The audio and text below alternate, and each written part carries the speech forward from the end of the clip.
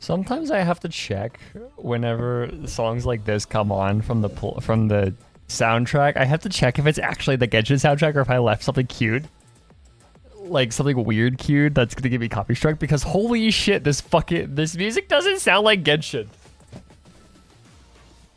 Anyways, howdy everybody. How's everybody doing today? Hello Hez, hello Nix, hello Luke, hello Quinn. How's everybody doing today?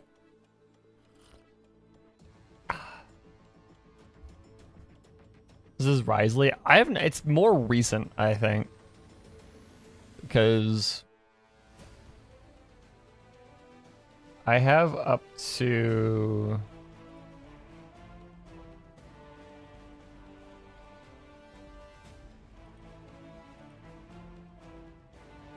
Footprints Volume 4. This is the Rainbow Destined to Burn. Howdy Phantom, welcome in.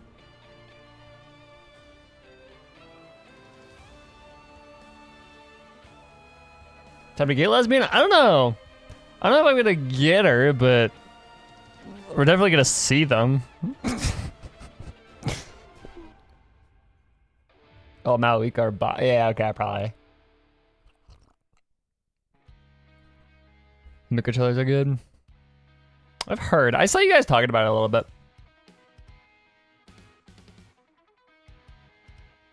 Now it's like fucking math rock. Like, this game's soundtrack is wild. I've been meaning, so what I'm doing is like there is a playlist on Apple Music that is a good chunk of the soundtrack, but it's not everything. So now what I need to do, I need to sit down and just make a playlist with everything. I've been meaning to do this for a while, of making a playlist with literally all of the Genshin soundtrack, and then also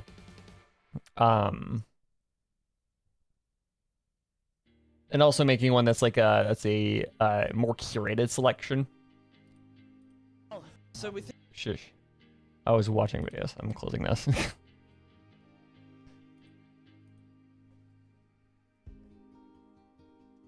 I have one. Yeah, that's the issue, is because of Apple Music. Because I refuse to fund AI.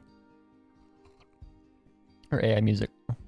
Although I don't know if Apple has been getting into the AI music thing, but I do know that it's like pretty sure it was proven that Spotify has been actually like generating AI music and flooding onto their platform. You played out of loop since the new HSR world started. A lot of shit has been happening. It's wild. Yeah, HSR is kind of it's insane. Keeping this until I manage to transfer my entire library elsewhere. There is an app for, I know for Apple Music, I have an app for it. Although if you're not an Apple user, then it's meh. I think there are other things for, like, if you want to shift over to if you want to shift over to like Tidal or something, I think there are also tools for that.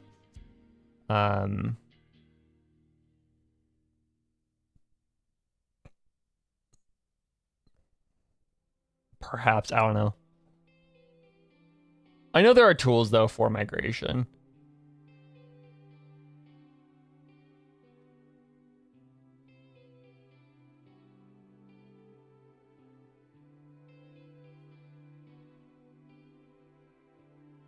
I heard of Lyra mostly. Yeah, I don't know.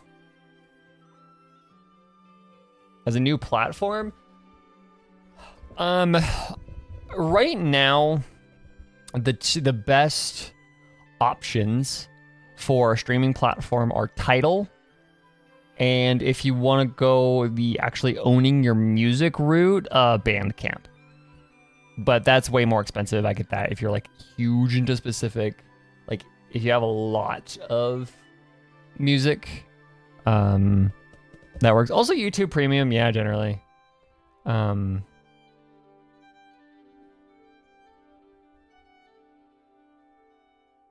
yeah, that's fair. But Tidal did come out and say that they are expressly against AI music.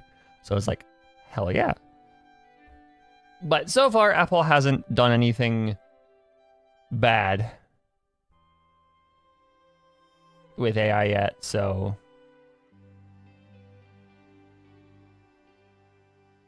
I'm good with Apple right now. Kanye doing something good for what? Yeah, I know. It's crazy.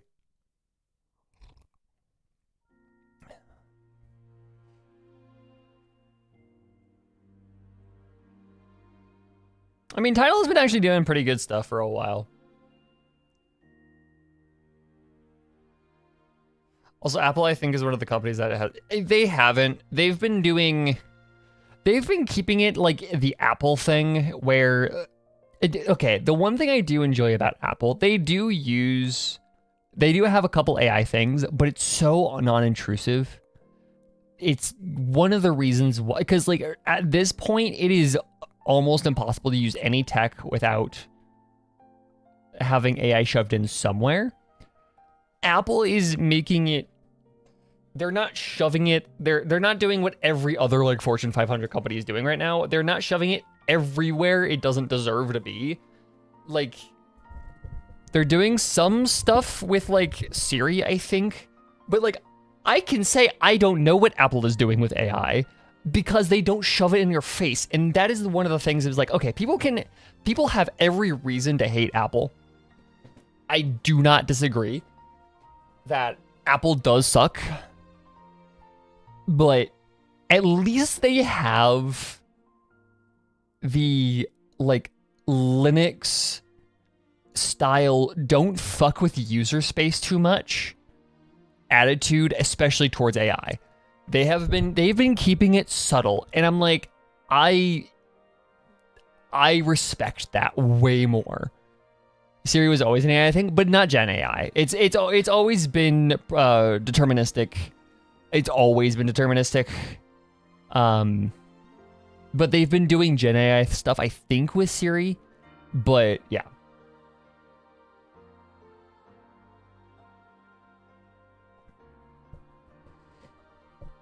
For quick buttoning. Yeah, no, I fucking hate it.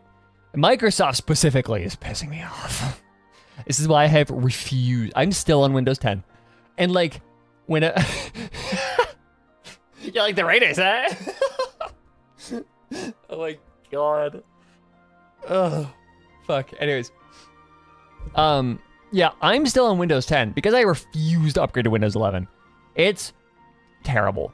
MD series. Yeah, no, I haven't either. Like, it's funny because I think the only thing the only thing people I know use Siri for still, so my parents all use it to ask for what a song is that's like playing over the radio or whatever.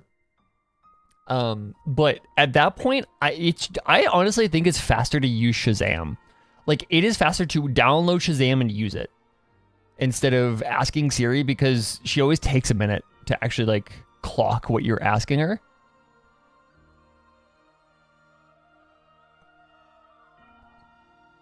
My PC just came with Windows 11, yeah.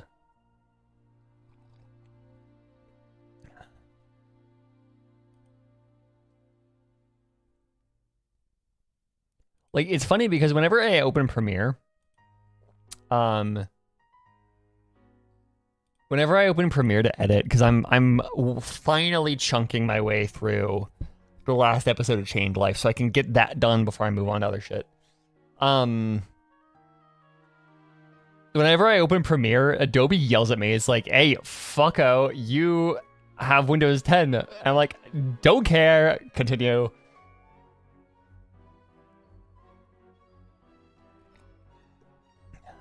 With the slop bugs? Oh, you're still gonna have to deal with the slop bugs.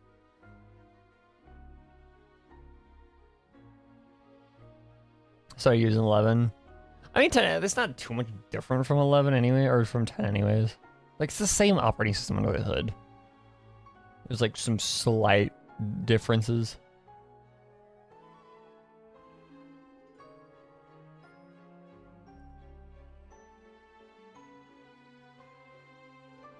But yeah.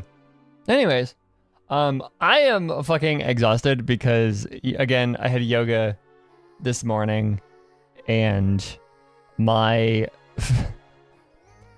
good lord, our session today was ridiculous. It was so hard. So I'm keeping it together though. Barely. Team caught. Shush, Virgil. Because like I woke up this morning, and I was so tempted to go back to sleep that I had to physically, like, I had to go on my phone. I was like, what's something that I can watch that will wake me up? Because there are so many things that I watch that I just go right back to sleep to. And so I was like, I need something to keep me, that will keep me awake, that I can listen to. And the first thing that came to my head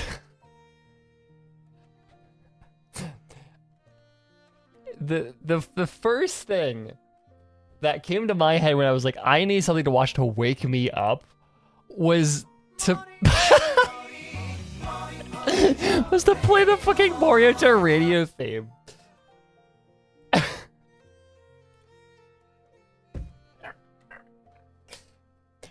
Is enjoying your? Oh yeah, no, I am. It's really good for my it's really good for my hip, and that's the main reason why I do it. Is it's really good for my hip, and for like strengthening the muscles around it.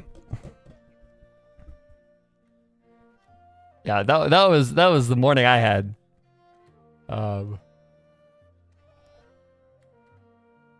so sorry, chat. Yeah, no, it's Quinn's fault. Blame her for doing this to me. So yeah. Other stuff. Concerts that I had Friday night was fucking incredible. The openers were the Mountain Goats, and they had a song in the it's called Possum by Night. It is in the perspective of a possum. It was there's a line in the song where it's like, don't get stuck in the intake vent or whatever. Like, it's the most ridiculous song. This was just the opener. Yeah, Possum by Night by the Mountain Goats. When the house lights all go dark, shuffle on down to the park. Spend stars in the winter sky, days of refuge in short supply. All you parasites climb aboard, all you vagabonds praise the Lord. When the compost pile grows high, I climb to the top if I try. Long haul truckers still wide awake, guard their pathways for Jesus' sake. All your garbage trucks to the curb, true sons of the living word. Try not to get stuck in the intake vent. Grow fat and grow old and go blind and be content. It's the most ridiculous song. All of these lines, you just caught us off guard when we're sitting there. Like, it was the weirdest opener I've ever seen. And then the fucking Avid Brothers started playing, and then I was standing in between my mom and my brother, right? Brother's on my right, my mom is on my left. And they're playing their set, and we're having a great time. And then the Avid Brothers, being like, how they have a lot of ballads, very emotional ballads. And so I'm sitting there. Let me pull up the actual set list. I'm sitting there, and all of a sudden, they start playing Living a Love. I think it was Living a Love. It might have been the Ballad of Love and Hate, one of the two. No, it was Living a Love. Because, they start playing Living a Love, and then, which is a very slow ballad, and it gets my brother crying to my right. And then all of a sudden, they whiplash transition into Satan Pulls the Strings, which is an incredibly, like, upbeat song and, like, crazy dancey, like, almost like line dancing party folk music. I'm describing it terribly. It's just a really upbeat folk song. So there's that, and they have a couple songs, and like 2 more songs later, they whip out fucking No Hard Feelings, which gets my mom crying. So I'm like, I am not nearly as emotionally invested in this band as I probably should be, because we were in like row 24. We were like right there.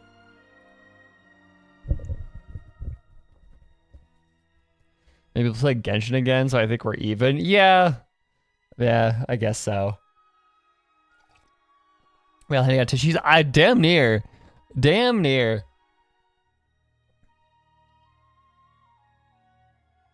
It was a fun fucking concert, though. It was a really, really fun concert.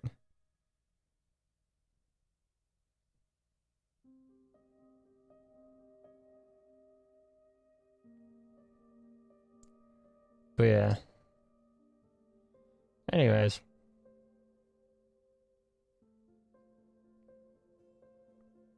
Monica Magica Fic is at 9.5k, though? Hell yes.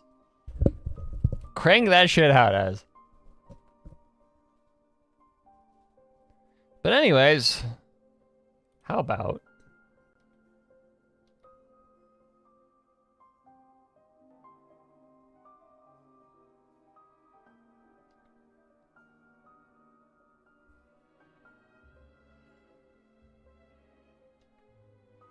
making my way through Art Fight? Hell yeah, how's that going?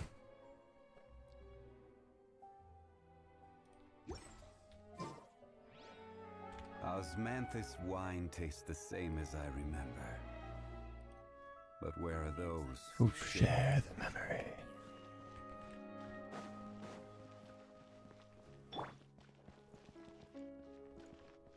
You finished the Moon Quest? I did. I haven't done the like super bonus stuff. But I did finish like the bulk of. I did finish most of it.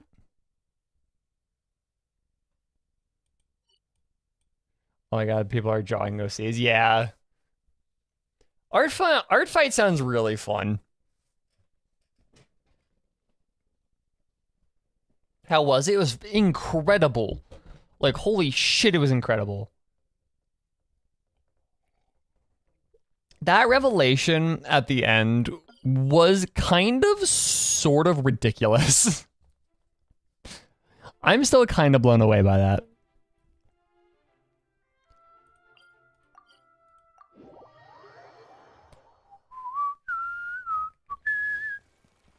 I was so shocked. I know. Oh my god, it was ridiculous. I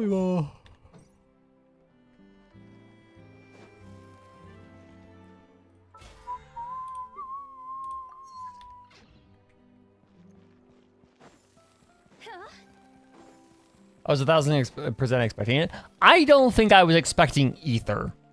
Like, I don't think I was expecting Ether to start talking there at the end. I was expecting something at the end. I was not expecting fucking Ether there. Yeah.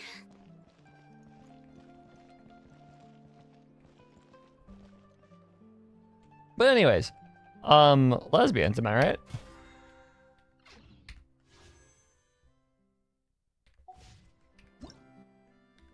That's co-op. What the fuck is the event one? F5? That's it. Go to quest. Navigate. Wanna come over for tea? Should we meet again? We should. I was expecting, yeah, exactly. I like that was kind of what I was expecting, was like some, like I was more expecting Ether to go, yo, I've heard this before. Instead of us getting like the message back. Like, that was ridiculous, actually. Like, I was expecting just a verbal confirmation, like a conversation afterwards between, between him, like, I was expecting like a conversation between him and Columbina where he would be like, oh yeah, no, like, her words sounded familiar. And it was like I heard like Solenum's like words sounded familiar. That's what I was expecting the conversation to be. Not fucking the camera to linger and for us to get like Ether's words back. Like that was so cool. It was so cool. Anyways, lesbians. Time for actually I'm gonna turn up the game audio for you goobers. Time for what I will only predict shall be fanfiction fodder. Yeah, time to kill Narcissistic Rights fans. See? Told you they'd be here. Xavier! Oh, and Shiori and Farina too! When was the last time I heard Shiori talk? Hydro Archon above! If it isn't my darling camera operator and clapper loader! A very happy Fontanalia festival to you as well! I'm guessing you came back to celebrate with us? Farina! And how about two? Even though the last festival had some unexpected hiccups. On my way to have it was 23 still mental super breakdowns fun. again. I'm sorry. It's worth it for the gay. Since you're all here together like this, you must be planning on entering the competition, right? Of course! A celebration of the entertainment industry. No one who's anyone would choose to Real sit meets this is one Oshie. out. It No. only happens once a year, No. after all. No, that's Hu Tao. Fontaine Fashion Week. If might anybody be in this game is my Oshie, it The would be film Hu festival Tao. brings in a We whole should lot know this by more now, than Hez. brand recognition, so I wasn't going to miss out either. A few new awards have been added this year, too. Best Director, Best Costume Design, oh, and Best Camera Operation. I know Hu Tao doesn't create anything, but like...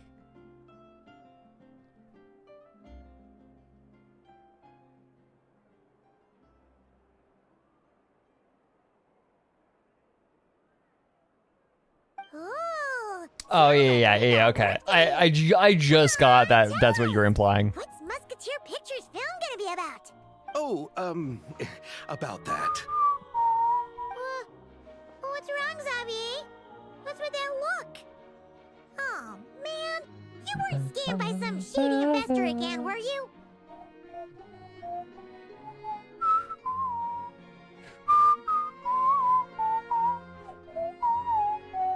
God, this piece still fucks me up how many years later?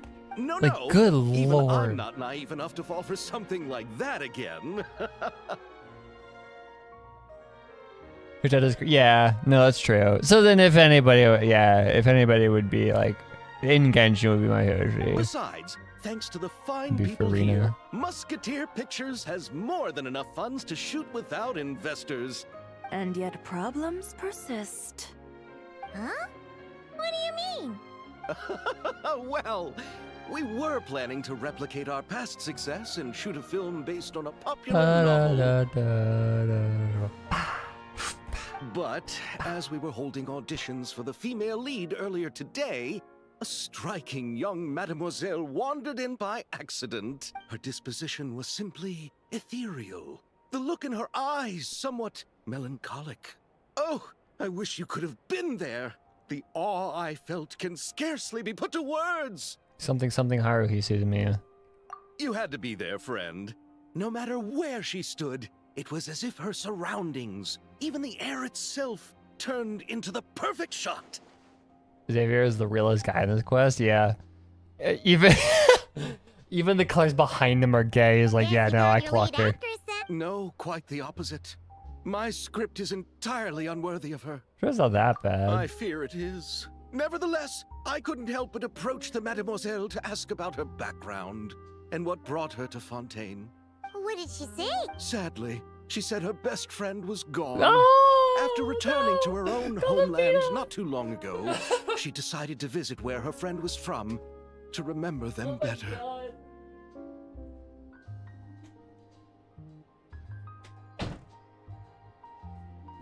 The aftermath of doomed Yuri. Oh, poor baby. Best friends, yeah, they were roommates. Oh, no wonder she looked sad.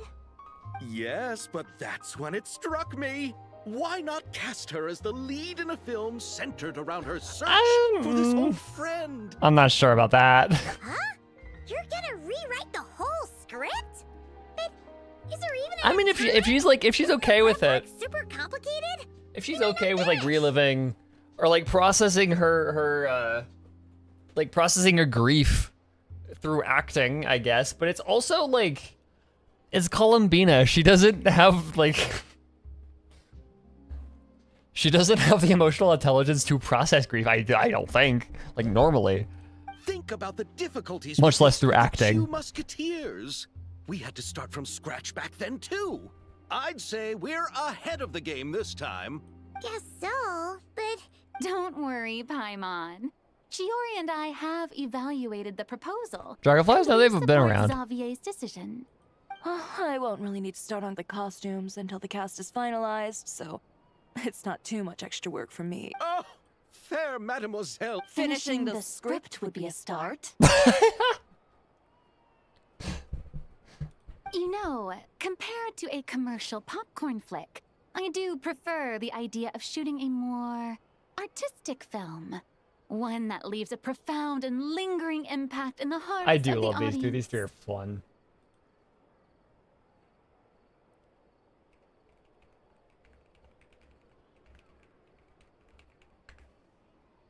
What was it?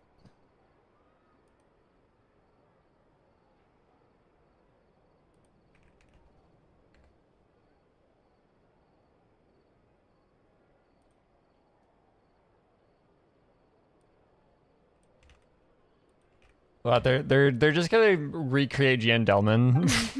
I agree. True trendsetters are the people who dare to go against the grain. well, leave it to Director Farina to have a vision. Honestly, though, the artistic passion of everyone at Musketeer Pictures is inspiring. They hit the bestie vibes a few times. They kind of hit the besties through work vibe, yeah. Anyway, now that we've heard so much about this lead actress, Paimon's gotta know who it is! Ah! Columbina! What are you doing Vito! here? Work wife? Yeah, no, exactly. Hello. I was just walking past when I heard you talking about me, so I came over. Huh? You know Miss Columbina? Of course! Yeah, long story. Wait a second. Does this mean Columbina is the actress who inspired the whole rewrite? My punchy little gremlin. Punchable gremlin. You just want to chew her. Yeah. Hmm? Wait, so did you make the trip by yourself, Columbina? Girl walks on air. Yeah, exactly. Like, she's the only one that can sneak up on Arlecchino. Because she doesn't walk. Yes. I mentioned how I wanted to visit other nations once things settled down in Notcry, remember? So I went to the curatorium to ask Never for advice. She told me about the film festival in Fontaine and said it might be fun to visit. I spoke to Lauma before I left too, and she thought it was a great idea to get out for a bit. It's just... I would also received rewrite my quite entire different travel script for advice from the Columbina and two of them. Doomsday. Yeah, fair. Oh? Well, Lauma told me to go out and experience new things and make new friends. What a wonderful suggestion. That's how a trip should be. Columbina consulting the lesbian moms. What about Nefer? She said, don't trust anyone and don't talk to strangers. Yep, that sounds like her. I can understand that. Her too. job is It talking to shows this strangers. Like, what the network cares fuck? about you a great deal, Miss Columbina. Is she like speaking from experience? Like, yeah, don't talk to strangers because they'll fuck you up or whatever.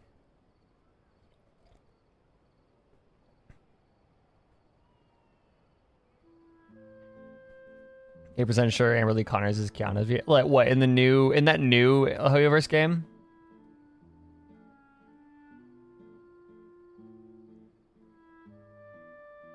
The cute lesbian buzz are worried. Yeah, the next is anima, yeah.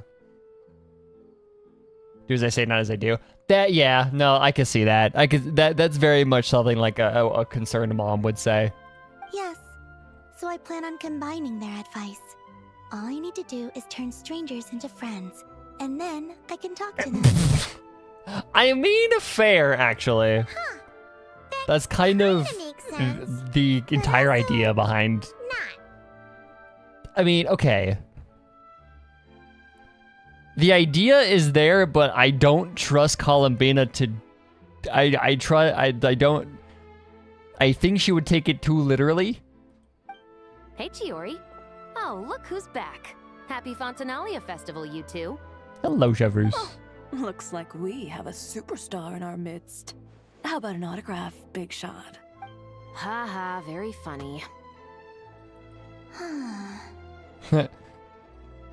All settled then? She's examining. She's like,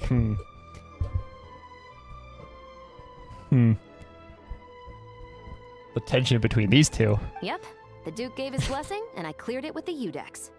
During the festival, inmates with Do it good for the Duke. behavior will get a chance to spend some time on the outside. Love how they talk it. Hard talking if Scalabit isn't God. Yeah, nobody needs to know. Under the stringent supervision of the Where the fuck did you come from? Risley! I guess we need more testosterone in here. Happy Fontanalia Festival! Does that mean Veronique and her brother will be at the festival? Risley, the diversity hire. During a specific window of time, sure. Doesn't hurt to give the inmates something to look forward to. A little sun will do them some good, I think. Investigator Yuri Chiori Chevreuse. Yeah, exactly. But like the little punch from Chevreuse against Chiori was like, and then Columbina going, is like, she's like, she is detecting her gaydar. It might be weak, but it's going. It's dinging very loudly. This is a friend from your travels, I'm guessing. Thought I heard something along those lines. Yeah, I can say that. Right! We should make some introductions, huh? Chevreuse, Risley, this is Columbina. A friend we met in Notcry. You know, that's a good way of Welcome saying to it. Fontaine, Miss Columbina.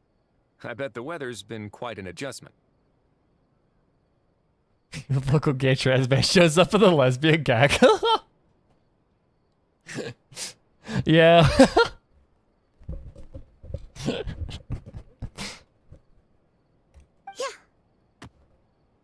Yeah. I love her so much. She's so stupid. And not the good kind, I take it. Just shake her. No, I quite like it. It's a lot warmer than Notcry. But gee. Then what was the punch for? Oh, should I not have done that? The flowers that bloom here are so vibrant, and the people are so kind. She do I not just wanted to become understand. friends as fast as possible. Human people are hard. Hard to understand. Ah, so that was meant as a gesture of friendship. Is that right, Miss Columbina? Mm-hmm. Isn't that what friends do? That's what you mean by punchy, Bina. I thought you were saying like punchable as in like cuteness aggression. No, she literally just becomes punchy. Get her in the ring. She'll be the next little Mac. Punch out game. A punch out game starring Columbina. Except she's not allowed to use any of her like powers.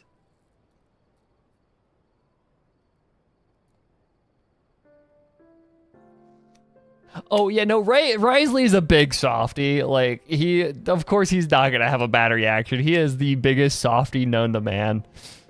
Like, we love Risley. Right. Might have been a bit premature in this instance, though. God, I love everybody's been coaching her. Your friend Yeah. here is quite the character. She doesn't get out much. She doesn't get out much is wild. Good thing we said something. You weren't seriously gonna go around punching every single person in Fontaine, were you? Rocky Balboa being 5 minutes after learning what a punch is. No, just the ones I wanted to be friends with. That's not... what Paimon's trying to say is, maybe keep the punches to a minimum until after you're friends with someone. Yeah. If you say so. You're quite the character, Miss Columbina. Yeah. So, are we friends? Sign the contract, please. He works with Siegewing. True. One of his like, closest one of his better friends is a fucking Melusine. So yeah, he's used to it.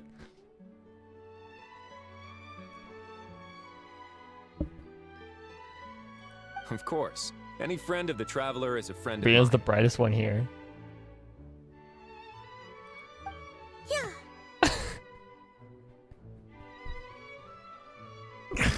Oh my god, I love her.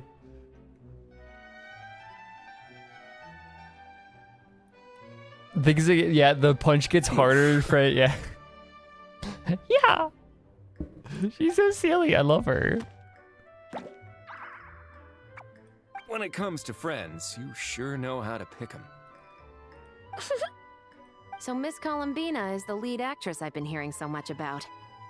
The whole thing about her aura is starting to make more sense. Her aura. She has aura of useless. You gonna be part of the film this time too, Shivers? That was the plan. But now that Mr. Xavier has changed the direction, I don't think I'm in quite as many scenes. It's all for the best, though. Yeah, is that A autistic different Grizz? crew asked me to help consult on some of their musket work. That's the aura, is the autistic Grizz. Oh, sounds like our trusty musketeer is as popular as ever. I'm just going where I'm needed. I'm more I than forgot willing how to much I help with whatever love this Shiori's production voice. needs as I'm gonna be well. so straight up. I completely forgot how good her voice was. Ah, well, speaking of, would you When was the happen last to time I ever know said if you there have are aura? scenic locations around the court of Fontaine that other crews haven't booked? Shiori's jealous, yeah. That other people are getting time with her. The festival's pretty popular this year, so there's not a lot left. You might just have to talk it over with the other productions and see if they'll let you squeeze in here and there. When was the last time you said, okay. I see. Having trouble finding a filming location? Yes, we made a last-minute decision to go down a different route, so the indoor locations we reserved are no longer. Howdy, hello, a good thank you for fit. popping in. And it looks like all of the best outdoor spots have been taken. You know, I might know a place. Good views, good atmosphere, and no production team has snatched it up. That sounds perfect! You want me to reveal it just like that? As much as that sounds riveting, I think we should divide and conquer. God, I love her sass. You go do that, and Director Farina and I will take Miss Columbina around the city to discuss lighting and styling. Is that all right with you, Miss Columbina? Traveler? Don't describe yourself as a concubine.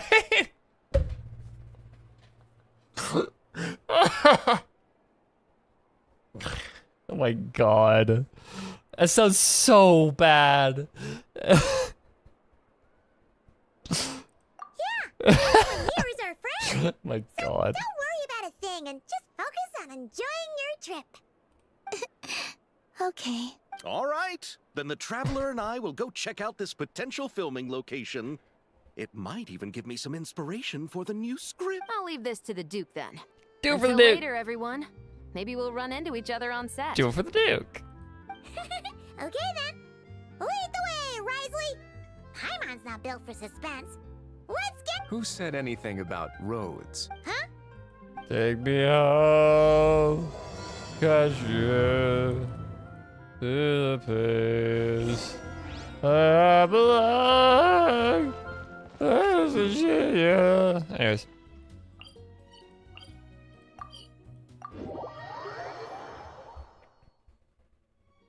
No way! You brought the wing of I'm still pissed at the idea of this being an aquarium. It'd make quite the grand backdrop for a film. Like, how much buoyancy do you need to have tons of water on a boat and have it float? Paimon's more focused on the fact that this thing is supposed to be underwater. True. And keeping up with the maintenance on a vessel this big is a lot of work. It takes a crazy amount of manpower just to keep it up and running. Oh, Paimon kind of thought it just sat there until you needed. I wish it were that simple. The truth is the maintenance costs on this thing are substantial. So we decided to rent it out during the festival to earn some extra mora. Besides, the inmates are the ones who keep it in good shape. Seeing the fruits of their labor put to use is a good form of social rehabilitation for them. Huh. You've really thought this through. Less water than on the Titanic? I mean, yeah, but like the issue is trying to make an aquarium that floats is just asking for another Titanic situation. What you think, Xavier? Is this a good place to shoot? Ah, I've got it! Good messieurs and mesdemoiselles, I've got it! The beginning is the hardest part, and the opening of this film has been eluding me, but now I know just how it should start. Glad to hear it. Thanks for bringing us here, Risley. Don't thank me just yet. This isn't quite a done deal. Huh? Not a done deal as in someone already rented it out? This person isn't affiliated with a production team. The rental fee was high enough to scare off plenty of other film crews, but she didn't blink. Made quite the generous offer, and didn't even attempt to haggle. Do you know what she plans to use it for? I'd like to at least have a rough idea before going in to negotiate. I didn't ask for the details, but I did see what looked like a fishing permit and a business license on her desk.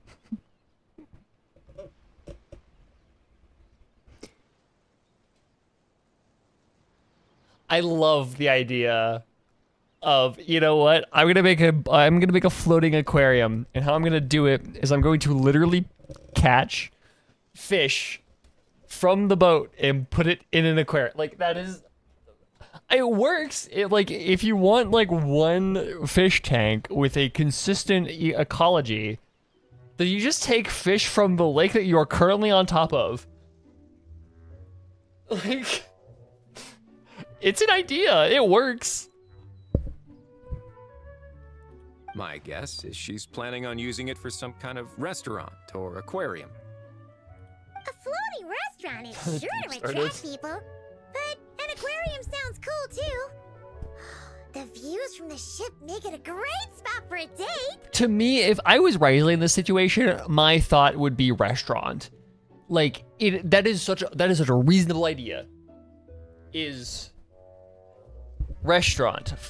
Fish that you catch literally that morning is what you use for the rest of the day or whatever. Like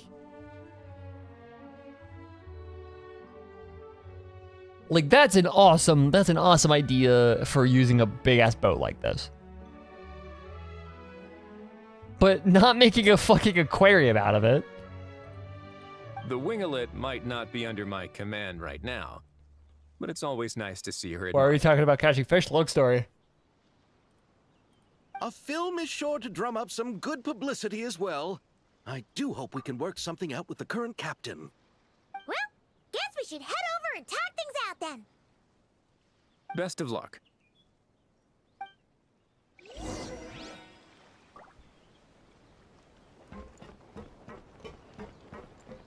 Negotiate with Le Captain. I'll take a salmon. Waiter pulls out a rock. Gotta go catch one. See, that would be fucking funny. That would be really funny. That's why I said Wonder who rented it out. the stuff you catch in the morning. Hello? And then you serve people until you're out for the day. Perhaps the captain had business to attend to elsewhere. But why rent such a massive boat just to have it sit here? Without even leaving so much as a note. Anyone there? Hello? Hello. Seriously? Right now? What is it gonna take to get some decent sleep around here? Is a mouth too Sirene? much to ask for? What are you do? Oh my god, Rosalia, Sorry, how the are aquarium's you? Closed for the... Huh? Hi, Sea Lolly. See, Lolly? Traveler! Paimon! Hold on. Those animations are so good. What the fuck? Geo wife, I love her. It's been really fun watching Quinn's like obsession with St. Lolly like bloom in real time. It is really funny. It's been so fun. Do you get why I'm upset? Maybe a little bit.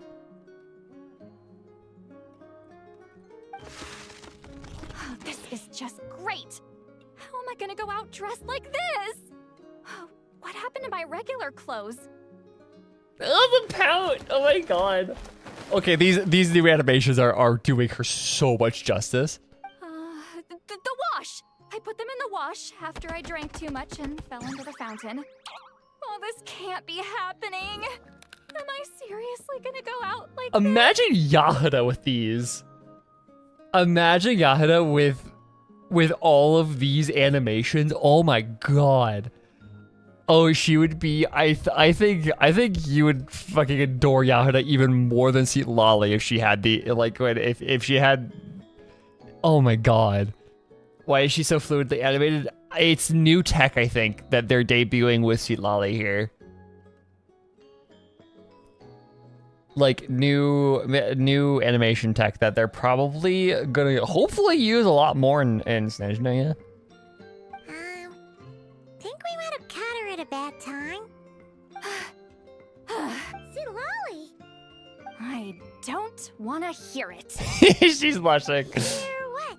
A single word about what I'm wearing. No comments, none. Is that clear?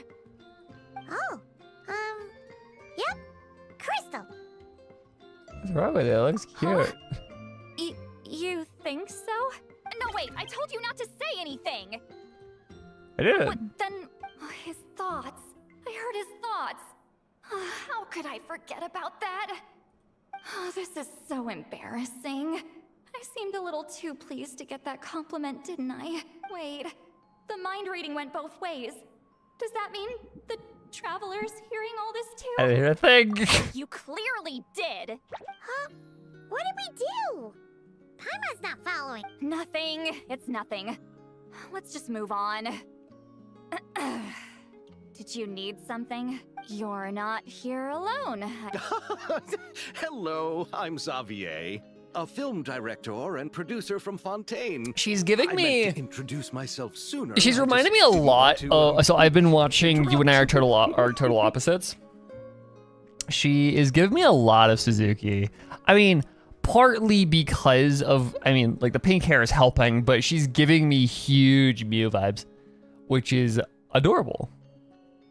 Also, if you haven't watched that show, watch it and watch the English dub. It is fucking fantastic. No wonder we ran into each other in Fontaine of all places. You must also be in town for the festival then. That's right. We're helping Xavier with his film.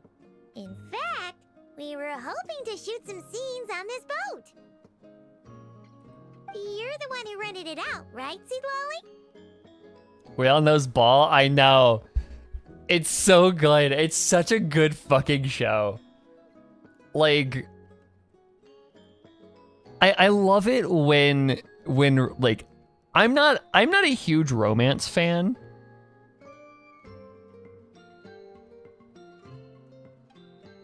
Like, I'm not a massive romance fan, but there's every now and then there's a romance show that snipes me. First it was Horimiya, and now it's this one, and this one is just like, it's because the English dub is so like, it sounds like they're actual high schoolers. It's fucking hilarious. Me? Rent a boat? I wish I had that kind of spare cash floating around. Not to mention the spare time. Don't get the wrong idea, though. I'm not here to sail off into the sunset and live out some cushy retirement life, okay? Which romance? I'm not that old. You and I are total opposites. I didn't realize there was a season 2. Hold on. Crunchyroll coming up right now. Nope, that's my AO3. I didn't get a comment.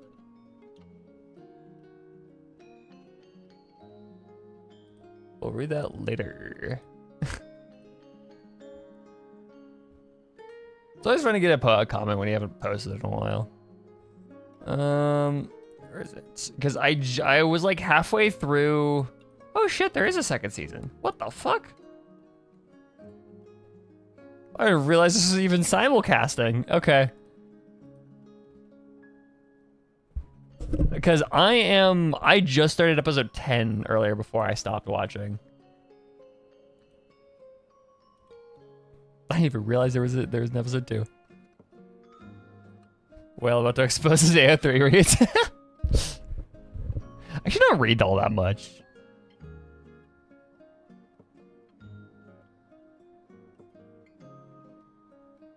Then why you dress like... The gaze. How'd you end up staying aboard the Winglet?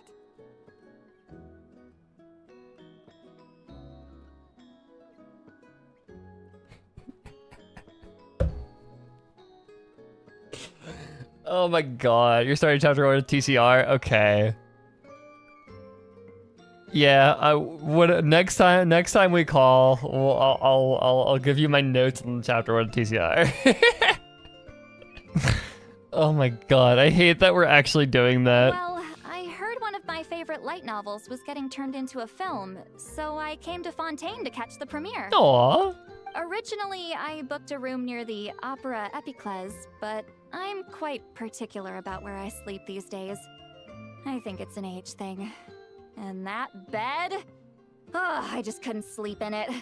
I tried to find a different hotel, but with the festival, everything was completely booked. I wish to go to the festival. Just as I was worried I'd have to sleep under a bridge or something, I happened to spot a help wanted sign on the side of the road. She gives troll vibes. Enough. Oh, so... No, I was hired to that doesn't look like a goddamn that didn't look like a help wanted sign. It looked like a grave. Covered, and it includes room and board during the festival. Plus, the job is simple, so I thought I'd give it a shot. Wow. What? You don't think I'm cut out for it? All I have to do is tell people the aquarium isn't open yet. Other than that, I'm free to do whatever I want. It's a pretty sweet gig. It's like a Walmart greeter, except the other way around. That's all? You're like a Walmart greeter, but instead of greeting people, you turn them away at the door. Is actually that's such a sick gig. Yeah, I was also kind of shocked, but it's not a lie. You can hear March Head now, yeah. downstairs and see for yourselves. There's nothing but empty tanks. Not a marine animal in sight. Did your boss mention anything about being open to film crews using this space? Our production was hoping to film on the deck for a few scenes. No. That never came up. You could just ask her. Oh, she's around? What kind of person is she? We should know where we're heading. She's nice enough, I suppose. Pretty reasonable, too. Even offered for me to move to a bigger cabin if I was too cramped. She's the age of a Walmart greeter. She's older than, which is impressive. It's hard to be older than a Walmart greeter. Because those people are fucking ancient, but... Back at the Masters she is of the older. Nightwind, I'm used to being the one giving orders. But working under her doesn't feel like being bossed around. She seems to respect what I think. And really does have a respect for her elders. Wow, For as bitchy as she is, she does have respect for other people. She did tell me she'd rather not be disturbed, though. She's been working on an important project. Yes, this is a new skin in the so game. I'd keep it brief. Got it. Thanks for the heads up. All right, the captain's quarters are this way. I can take... Wait. But I'm wearing... Ugh, whatever. I doubt she'll care. Just follow me. I think the median age for Walmart greeter is like 130 or something. So like she's not that much older in the grand scheme of things. Like those fuckers are literally decaying on that stool. Like, Miss Guillotin? These visitors were hoping to ask you about something. Calling her Miss Guillotin is actually kind of tragic.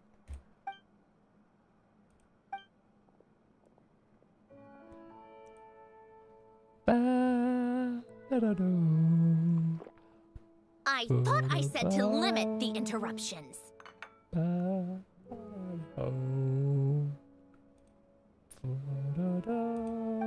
Just tell them the aquarium is still...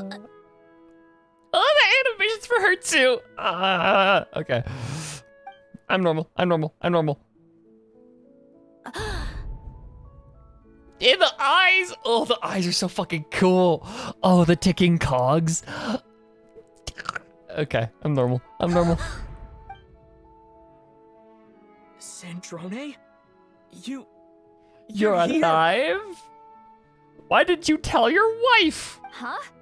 You know each other? Yes, we watched her die. Are you okay, Sandrone? You still remember us? Everyone was so upset after... But... Miss Lolly, why don't you escort this gentleman to the reception area for a cup of tea? I have something to discuss with these two in private. Ah, I see. Right this way, Mr. Xavier. But I need to ask her about my film. Sandrone? I really can't go anywhere without running into you two. Something can fate I? is gravity, and fucking ether is the center of fate in this universe. Are you okay? During the battle, your core... It was... Destroyed by that bastard Dettori. Holy shit, okay. That's right. But as you can see, I'm fine now. No major issues. Or at least, there shouldn't be. Girl just whipping out the fucking... the bastard and E-rated Genshin Impact, or like T, or... Yes, let's Sandrone say fuck. Oh, what a relief! Why didn't you tell us sooner? Or come back... Now that I have the chance, I just want to say... Thank you for saving me. Huh? Don't get the wrong idea. I only saved you so we could complete that formula and defeat Dettori once and for all. Even if he did crawl back from the grave to make us all miserable again. That doesn't matter. You're still a hero. You're a hero, yep. All right. But it wasn't just me. All I did was lend my brilliant mind to the cause and take care of one part of the plan. Although, I'm not denying it would have fallen apart without me. You got that right. You're amazing. But how did you go from A pile of scrap. from a lifeless pile of scrap I called to it. looking like this? Well, I'm getting so I know I good, tried so to put it a bit stupidly more good at gently, but predicting this fucking game. where do I even start? Well, Sandra, and I'm just so locked in. Her back isn't ticking. Ah.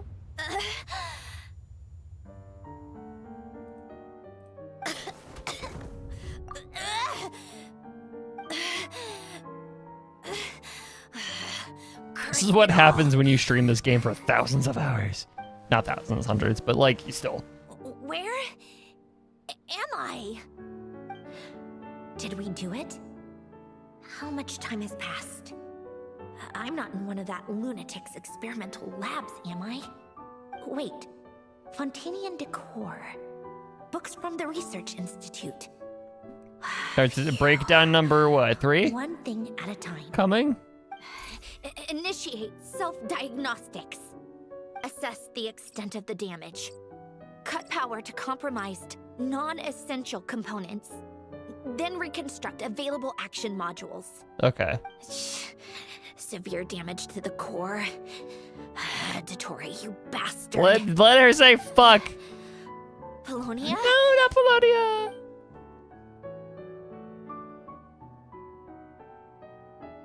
Oh, we're stumbling. Oh my Wake god. up. Activate. Holy shit. Mm, No, not you're in Polonia. even worse shape than me. Internal gears and energy circuits are barely intact.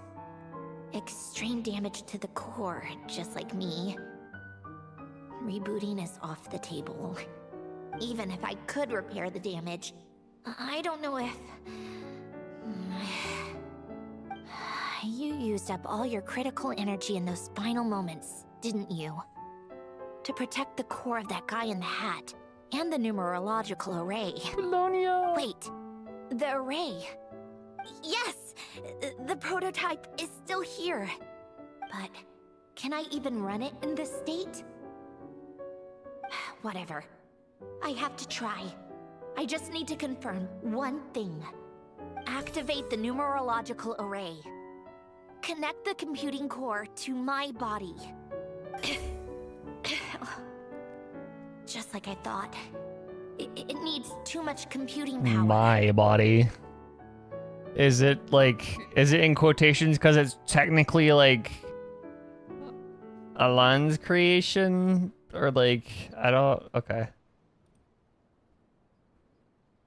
Pong in it. Okay.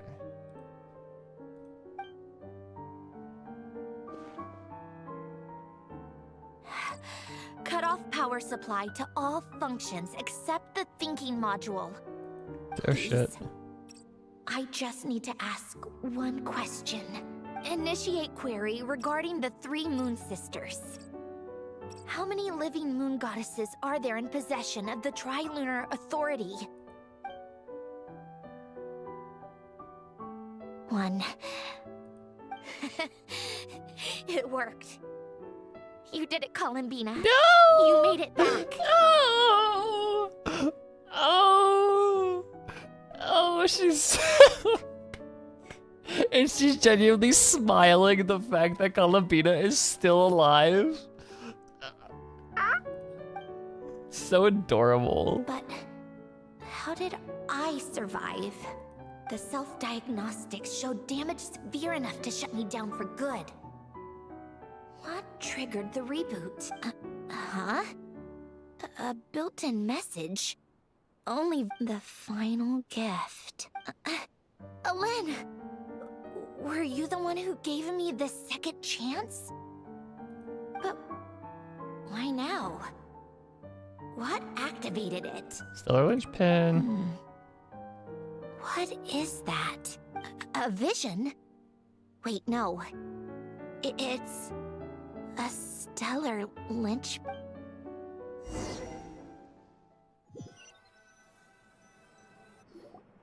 A stellar linchpin? What's that? You can think of it as a rare kind of vision. As for what causes one to manifest, well, that's still unknown. But in Snezhnaya, or in Afatui's research at least, it's believed to have some connection to the third descender.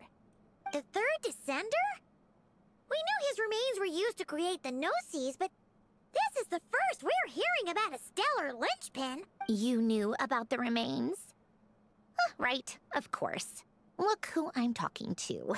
Yeah, we're goated. Yes. The heavenly principles used the remains of the third descender to create the 7 Gnosis as a means to consolidate the Archon system. Visions result from that same system, so extrapolating from there, it's clear that the manifestation of a vision is also, to some extent, related to the third descender. Still following? Yeah. For those that wield them, visions serve as a means to channel elemental power. The same is true of stellar linchpins. The difference is that, when wielding elemental energy, stellar linchpin users often exhibit a unique kind of power that seems to come from beyond to that. It's believed that, when a stellar linchpin manifests, impurities from the remains of the third descender get fixed in place. hence the name. That's also believed to be the source of the strange power I just mentioned. So, it's pretty much a vision, but like a more primordial and like raw. And, like it's more of like it like because I've always imagined visions as they're like arcane focuses, right? Where like an arcane focus in like D&D or most magical, like a lot of like fantasy settings, is this object that lets you take arcane energy and control it and focus it and allow you to do whatever you want with it. In my head, a vision is like you have all this like magic energy stuff that's floating around and it's chaotic and turbulent and all that stuff. And then that energy is, if you're a vision user, that energy is being filtered through the gnosis and then channeled via visions. But for like a stellar linchpin, you don't have that initial filtering step. It's just literally you are channeling like the more directly that chaotic, like all that energy. That's me just spitballing an idea, but like in my head, that's kind of how I'm wrapping my head around the idea of a stellar linchpin. We've heard that visions can appear when someone has a really strong wish or desire. Stellar linchpins sound kind of similar, so does that mean...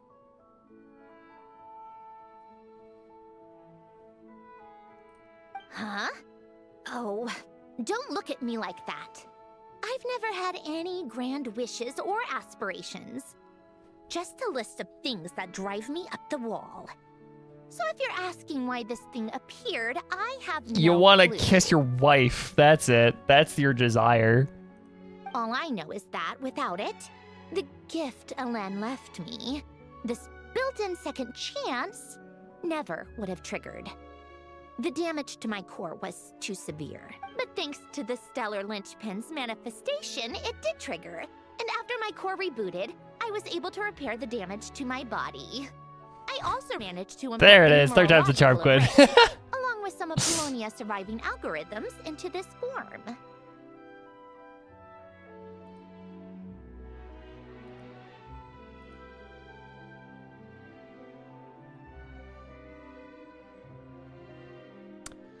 Okay, so it is just... So a weird thing that happens with my stream, I don't know why my stream dips out like that every now and then. It's really weird. Because like when I go back and I look at the viewer graph...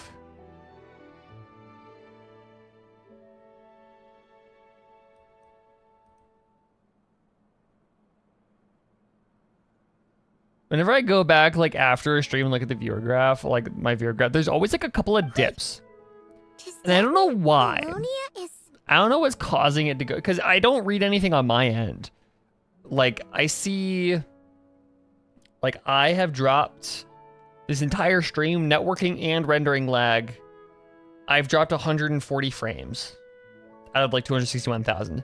So it's like, I don't know where I'm losing, where those dips are happening.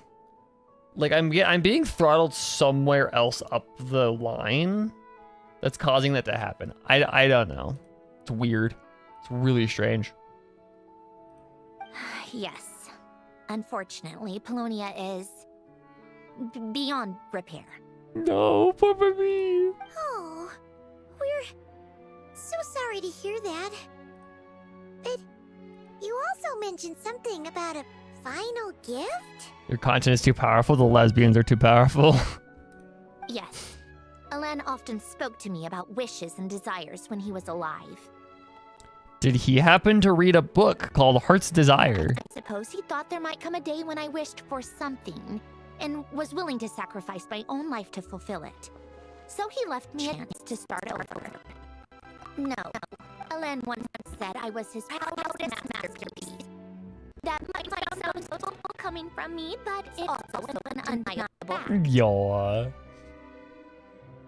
After Elen died, I started studying how Polonia and I worked. Polonia is essentially a computational machine, so it wasn't difficult to figure out the mechanical principles there. But when it came to my own structure, that's when Elen, the Lord Artificer's true greatness, struck me once again. I attempted to imitate it when I created Catherine, but in the end, Oh, okay. she turned out to be nothing more than a superficial replica. Error. No, okay. So it is kind of interesting because it's like studying your own inner workings. That's what we do. That's what psychology is. Like, that's what like neurobiology and psychology are. It's just like trying to understand our own inner workings, and it doesn't work.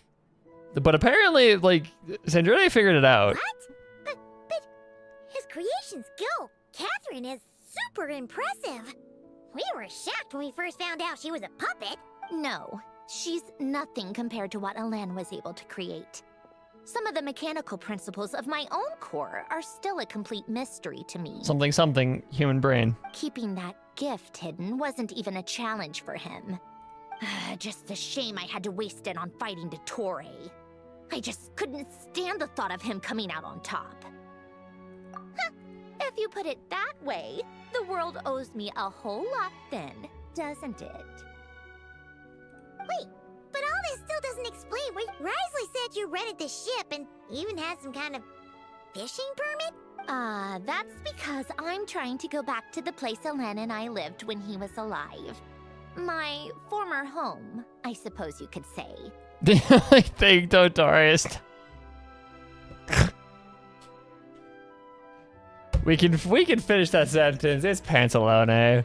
The second chance wasn't the only part of the gift. According to the message, Elen left me a few other things that are stored in the house we shared together. I'm hoping that whatever he left me can help fix certain anomalies in my rebooted core. Anomalies. And help me understand why I received a stellar linchpin in the first place. I'm glad we all agree. Yeah. I mean, it's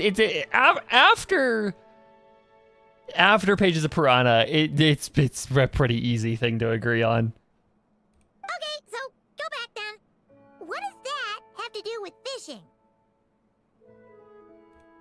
And to think I'm talking to the saviors of Fontaine. Did you forget that the water levels have been rising for centuries?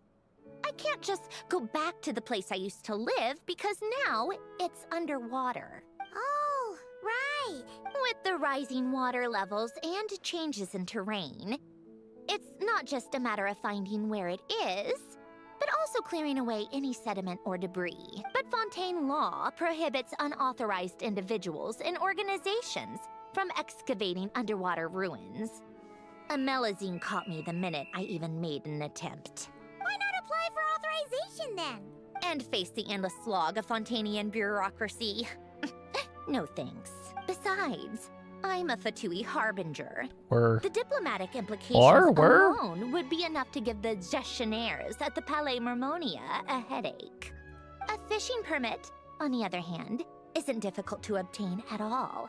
Minimal paperwork required, and under the name Guillotin, the application was a cinch.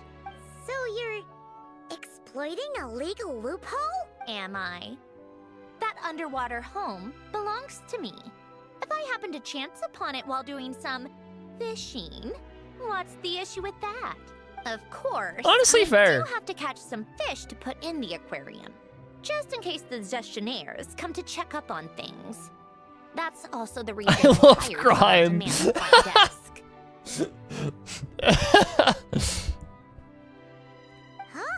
But isn't that kind of a waste? He went to all the trouble of getting a business license and rented out this giant ship. Just for show? If you want to run an aquarium that bad, be my guest. Use the facilities however you want. I'm certainly not going to stop you. All I want is to go back home and see what other gifts Elen wanted me to inherit. Hold on. Enough about me. What are you two even doing here? Your wife is a lead actress in a movie that we want to shoot here. Xavier, come back, please. Seriously? They've been in there forever. God, oh, so many new animations with her. The Holy reaction shit. when they saw each other was strange, to say the least. You're lucky I was nice enough to leave the room and give them some space.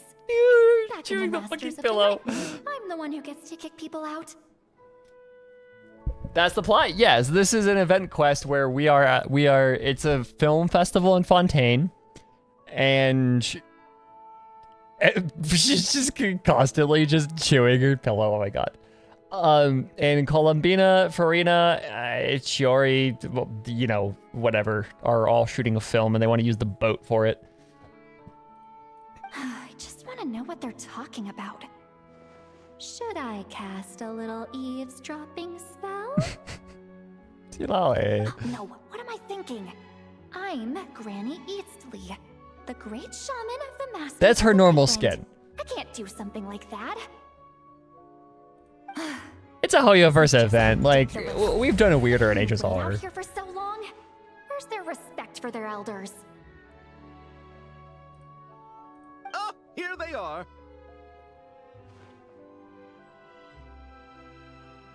Were you back there arguing or something? What took you so long? Oh, it's The complicated. two of you are already acquainted with Miss Guillotin, then? Yeah. Oh, yep. But don't worry, we got everything sorted. Sandrone agreed to let us shoot on the ship, but it has to be when she's not here. When she's not here? That's right.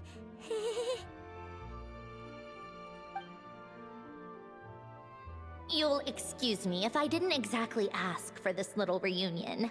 I wasn't planning on seeing anyone. Funny thing is, they are all old as Silale, so she has to respect. Yeah, exactly. I mean, Columbina, Sandrone, maybe. Ether, definitely.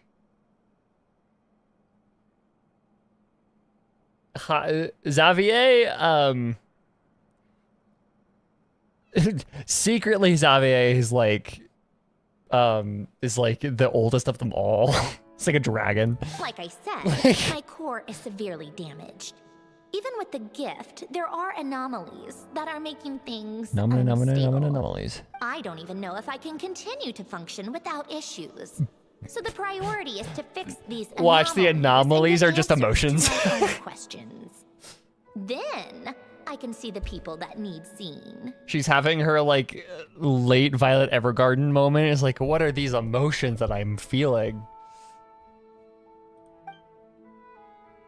Anyway, just let Sandrone know when you plan to film Xavier, and she'll, steer clear. I do hope I'm not causing Miss Guillotin too much trouble. No! She just wants to keep a low profile for her own, complicated reasons. She doesn't want anyone else to know she's here. I want to see Columbina so bad. I am yearning for Columbina so fucking bad. This is not normal. Going through her gay awakening. She's already had her gay awakening. She's just still in denial. Understood. I'll be sure to keep that in mind. Oh, and St. Lale? Huh? She wants to talk to you. You mean Miss Guillotin? What does she Ah! Oh, Fuck. please don't let it be about the pajamas. What? The 7th of the Fatui Harbinger?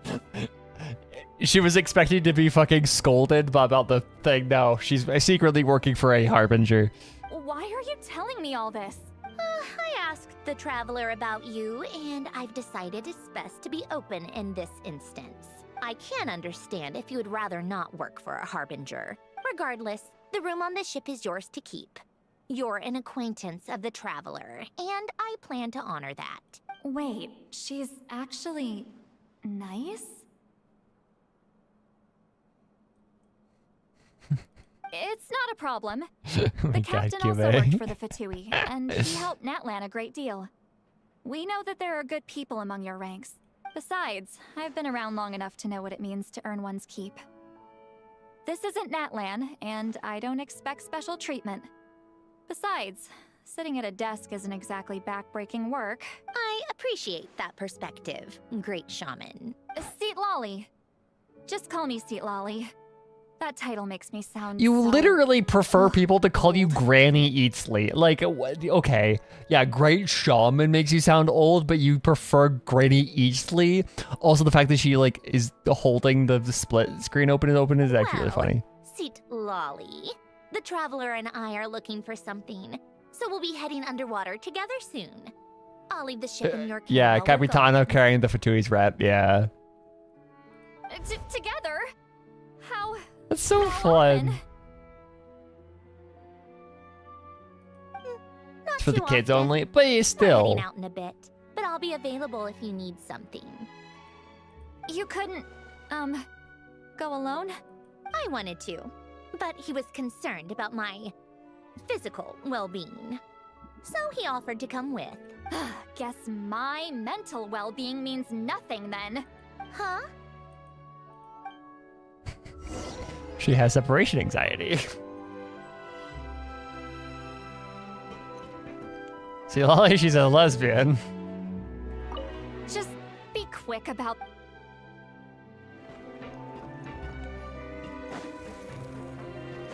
We don't care about the men's perspective in this whole thing. Okay, where are we going? Over here. Higher? Wait. Huh? Yeah, no, that ain't it, Chief. Okay, anyways. That much water on a fucking boat. How is it not, like, tipping over?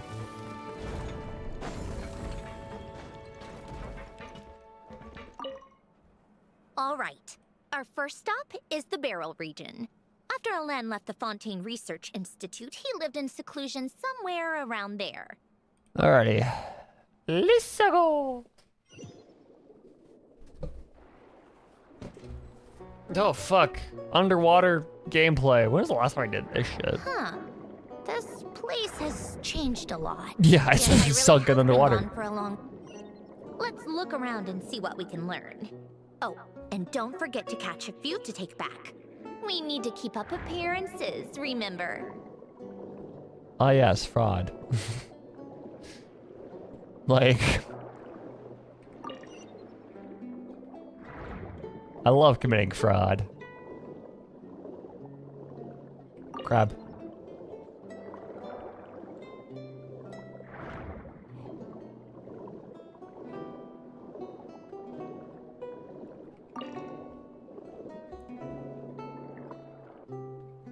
Poisson isn't too far from here, right? It's all a bit nostalgic, I guess. Back when I lived here, all this was still above water. All right, I have a general understanding of the terrain changes and sediment accumulation. We can stop here for now. Can already imagine we'll see Fatui propaganda with Capitano to Snezhnia. That went smoother than expected. True, that's I actually fair. appreciate the help. Are we gonna get fair propaganda, or are they just gonna like? Seeing your home look nothing like Part you of me remember. wonders if it's not even gonna be propaganda. It's literally just gonna be they're doing shit and they don't care what other. Oh wait, no, I guess we got the that sequence of like. I guess there is tension.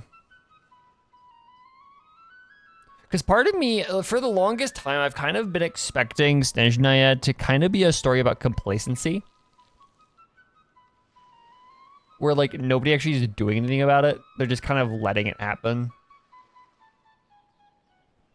But I guess we did have that trailer scene where, like, of the courtroom scene or whatever. Soggy socks. Yeah, no, that's the biggest gripe I have with this nation is the soggy socks. I'm fine. Nobody considers it. Times change. People change. That's the one thing you can actually count on.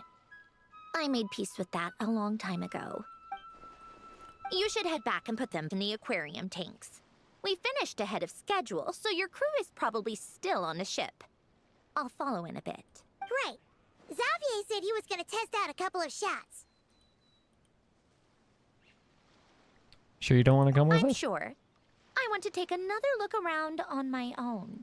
Okay then. Want us to let you know when the filming is done? No need. Columbina relies on Kuvaki to perceive her surroundings. In Nodcry, her senses are heightened because Kuvaki is everywhere. But here, as long as she doesn't activate her abilities, her range of perception should be equivalent to an average person's line of sight. I figured that out back in Snezhnaya. It's literally just because of Columbina. That's oddly specific. Even Paimon is like, girl, you got issues. I have hiding from her down to a science. So, what? Things might be a bit different now that she's merged with the Moon Sisters. But I doubt there's been a drastic change. And Columbina jump scared now, or in next couple of things. The point is, you two can head back. No, okay, damn it. If you say so. She says so proudly. If you need anything. I'm really good at hiding from her. Which implies that Columbina goes and looks for her all the time. I wonder why. Part of me hopes society goes full stalling. Yeah, kind of. I don't know, I'm very curious to see where any of it goes.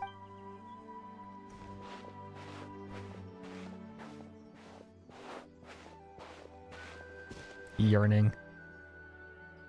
What did you leave for me, Alen? Did you know I would come back? Or did you make it so I would have to?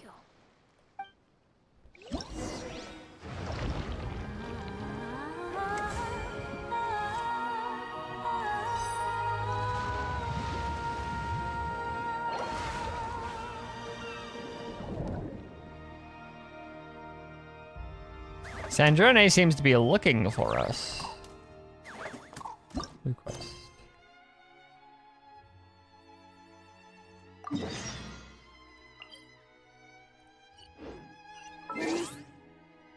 Out to bathe in sunlight. Fontanalia film. Okay. Anyways. Okay, I'm actually gonna take a quick break right now. Let's do. Hey, let's Cheryl, what are you doing here? Oh, I forgot about this. I forgot that this happened. No, I don't want to do that. No. Okay, yeah, I'm gonna take a quick break, and then we will be right back. I will see y'all in a bit.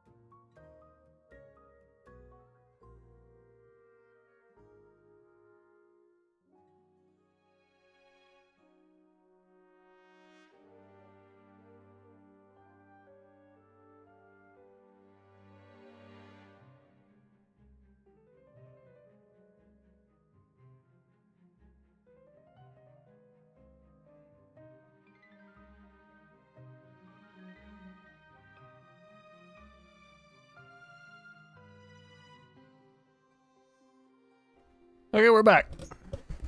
I've got chips. I've got snacks. Chips are included in the snacks. I don't know why I said it like that. We are good to go.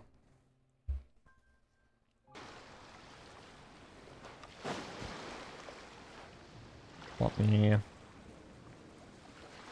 There's the music. Okay. Let me go. So we were... Well, going back here.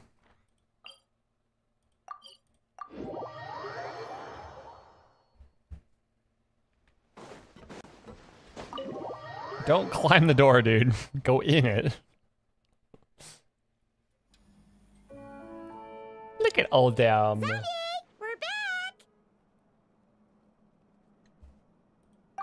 Shh! Quiet on set! They're filming over there. Oops, sorry. Take is ruined. I don't know, like, how do I say that so loudly? What's your take, Detective? Hi, Charlotte. Bullet wound to the chest. Gunpowder residue on the clothes. The victim must have been shot at close range. You think it was someone they knew? Yes. It's possible the suspect arranged for them to meet at this very spot. A reasonable deduction. But you're overlooking a crucial clue. What? They got some good audio texture. The victim's pocket watch is missing. And cut. Don't look at the camera. I think we got it. Good work, everyone. Phew, finally. Acting was They'll have nerve-wracking to dub for me over when I it. first tried it too. Just loosen up, and you'll get used to it in no time. Severus! Charlotte!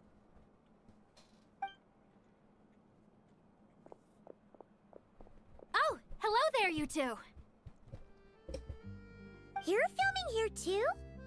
Oh, so Charlotte's crew must have been the one that asked you to help out, huh, Severus? Yep. They heard about a potential filming location and wanted to come check it out. But when we got here, your crew had already beaten us to it. Luckily, Xavier and our director, Lapine Pauline, go way back. In the end, we agreed to just share each other's filming locations. Oh, okay. Considering all the last I was about to changes, say, I was like, that's just okay, what how makes does the pictures needed. Columbina fit into a Sherlock story? Like, I don't. But no, okay. Sure. Based off the scene just now, you must be the star of the film, Charlotte. You bet. This detective costume really suits me, don't you think? Oh, for sure. You're already right at home lurking in the shadows taking pictures of this and that. And Sure, a you're notepad and your throwing housekeeping shade, okay. method. Thanks, Miss Chiori. I appreciate the compliment. That didn't sound much like a compliment to Paimon. So this is a film set? It looks like a very happy place. No. This must all be quite new to you, Miss Columbina. Yes. I watched a few films with a friend once, but she thought there was no point if I wouldn't open my eyes. So she stopped inviting me. Sandrona, you dipshit. Looks like I missed out on a lot. Now you get to make up for it. True. But being an actor seems like a tough job. Huh? Most people would swap lives with an actor in a heartbeat. The lifestyle is so glamorous, and the pay is more than generous. But they have to act out lives that aren't their own, with the whole world watching on in judgment. If they don't do it justice, it must feel like they're letting people down. That's exactly how it feels. Oh! This young lady has quite the Young, unique okay. perspective. We get it that you are also old, Farina, but you gotta, like... How do the old people not clock each other? Like... Yeah, they're kind of the same age. Exactly. That's the thing, is like, they're roughly the same age. They're like... Farina's like... I don't know. It's just funny. Well, that's true. But these actors are here because they want to be and they think it's fun. God, these shits are good, but Most fuck, of them, they at could least. kill me sometimes. Not to mention, the film we're shooting is based entirely on you, Miss Columbina. You just need to be true to yourself. I don't have to pretend to be someone I'm not? Not at all. You just need to be Authenticity gay. is What's what that? we're after. For example, this first scene Lesbian yearning. opens with you on the boat, sailing to your friend's homeland. You just need to think about that moment in the story and picture how you would feel. Oh, okay. We're all No. here? Wonderful! Let's head to the deck and get shooting. Such a good learner. Quick learner.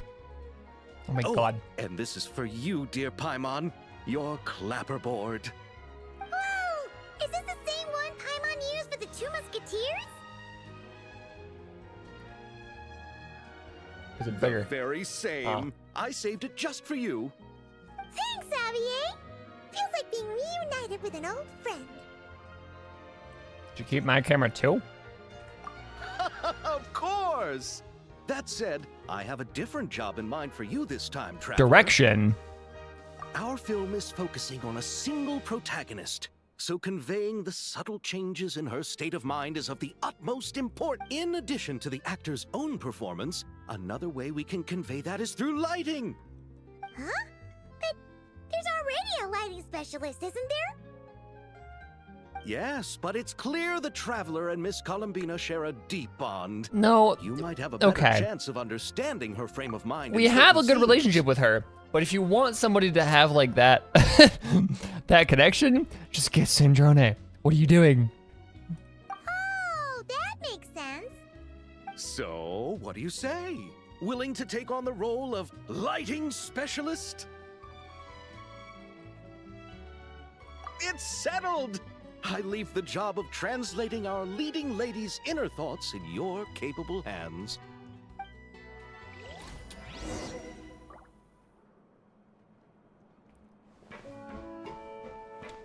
Watch, Ether is like so good at it. He's like James and Candenza levels of like makes the most addicting film ever just purely through lighting. All right, without any further ado, it's time for production on our film. Something Infinite Jest reference. Homecoming to officially begin. Turning it over to you once again, Director Farina. All right. Positions, everyone. Camera operator, clapper loader, get set up. Let me know when lighting is good to go.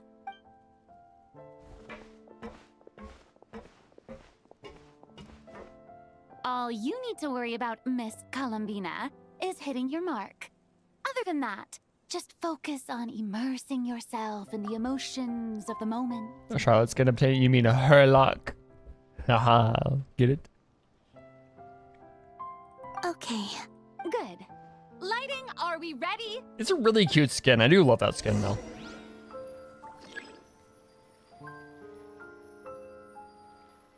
Okay. Place light.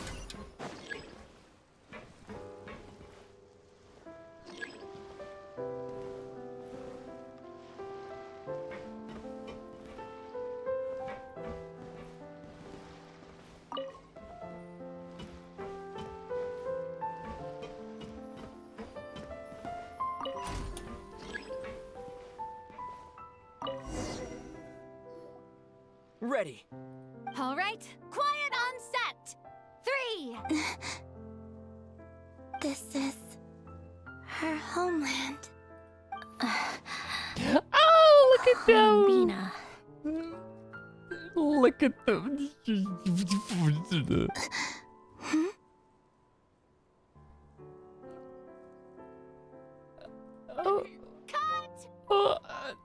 The emotions I'm looking for were definitely there. Let's just try to keep it a bit more natural. Oh, but definitely keep that gesture at the end. I loved how real it felt. You looked genuinely moved. All right, if you're ready, let's go for another take.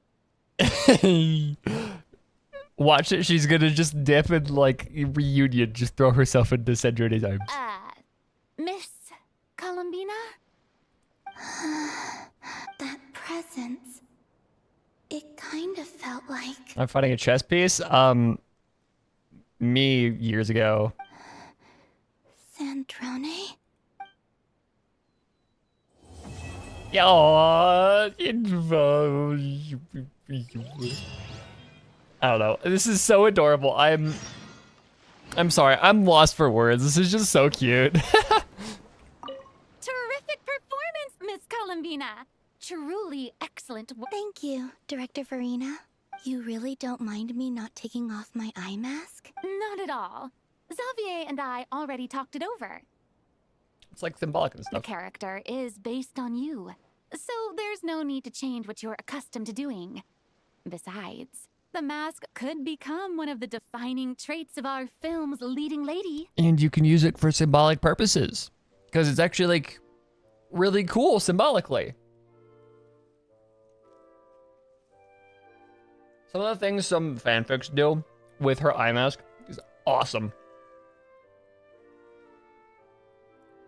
I love, like, again, I don't read a whole lot of fanfic. The stuff that I do read, I've seen some authors do some cool shit with, like, the symbolism of the eye mask. It's so fun. Just like you suggested, we'll leave the reveal to the more important moments. Chesapeake's got hands? Yeah. They didn't care who I was until I put on the mask. Until she took it off, I guess. I don't know.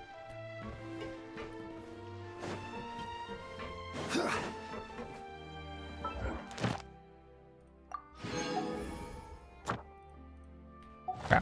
Let's go talk with Catherine real quick. So we don't have that yelling at us the entire stream. And we'll go back to it. Ad Astra Abyss. So Thank you cute. for completing- It's so cute.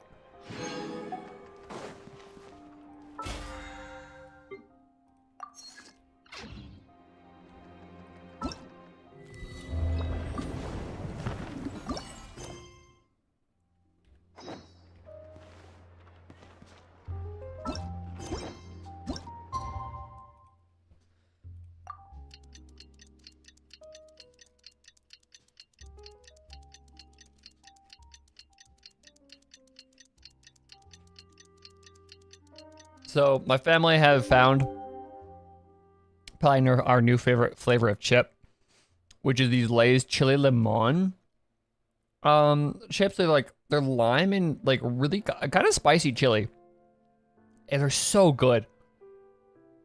But like they're seasoned pretty heavily, so like if you inhale while you're eating these, it will make you die. Like it's kind of crazy. But God, they're good. Osman.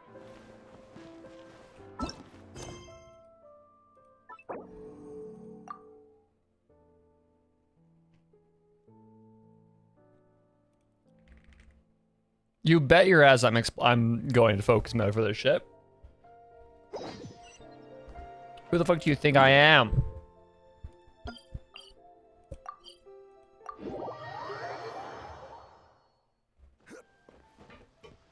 God, that focus mode has got to be my favorite thing that they have added. That is the most, like, it pissed me off so bad, especially with event quests, because those always were lower priority than world quests. Like, you had to do world quests if, like, that's ridiculous. Ah, you're here. We should get going then. It pissed me off Xavier so much. and the others should be filming soon. How's it going?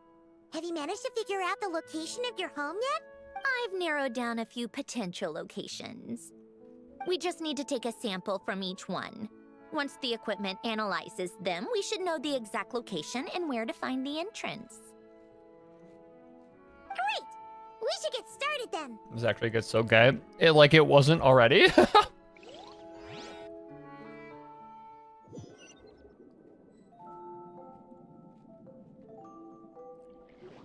Although, to be fair, I do remember you heard me literally cry over it yesterday. Yeah, no, because this is the one that you started playing yesterday. Let's get a move on.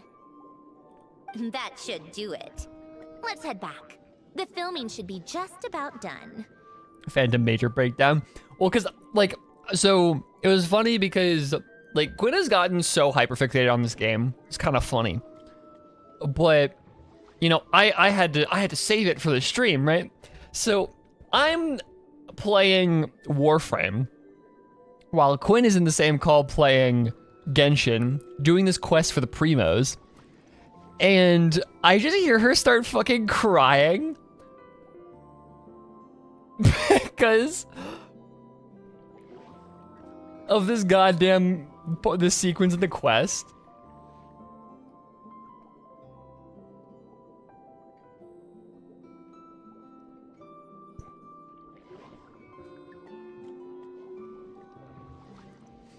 So yeah. We made good time.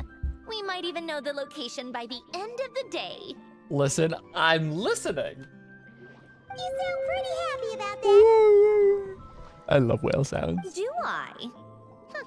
I suppose I've just had enough of these anomalies I've been I'm dealing no with. Jotaro Kujo, but I do enjoy very enjoy me the sound of whales. Like, my name might be Whale Milk, but I'm no Jotaro Kujo, but also I do enjoy the sounds that whales make. Anyway, enough chit-chat. We have work to do. Oh, but let's head in through the side door. I don't want to run into the crew on the deck.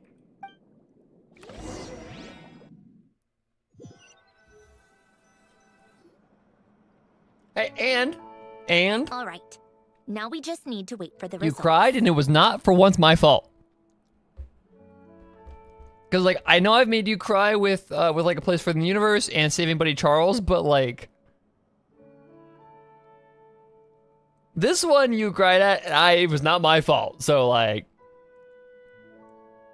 Since we have some time to kill, I suppose I might as well see how this aquarium of yours is coming along. You seemed quite enthusiastic about it, after all. It's really coming together. fuck you mean I made you play the game again?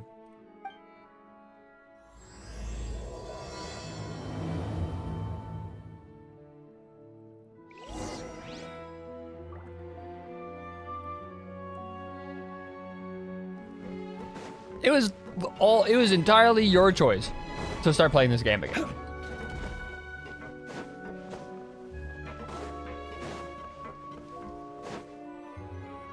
Those we have lost, yeah, no, totally normal vibe.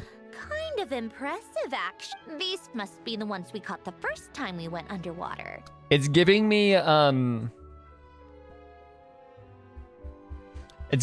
Critical Role Campaign 2 vibes of the 2 episode titles of Lost and Found, and then a couple episodes later, Found and Lost. That's what it's giving me. Like it?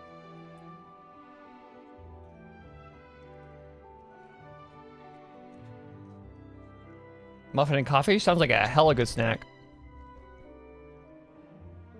Oh yeah.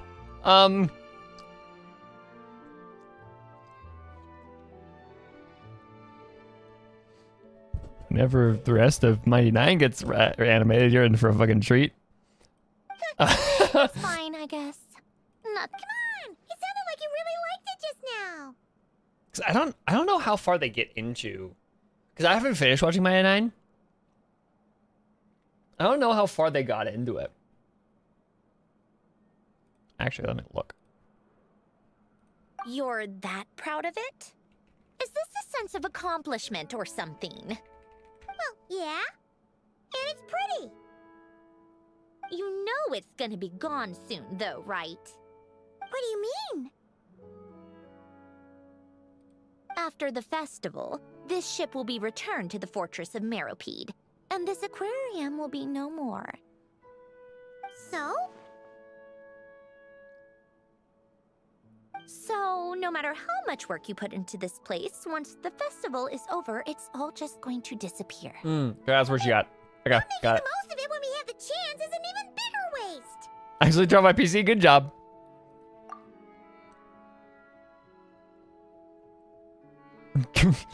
Good shit.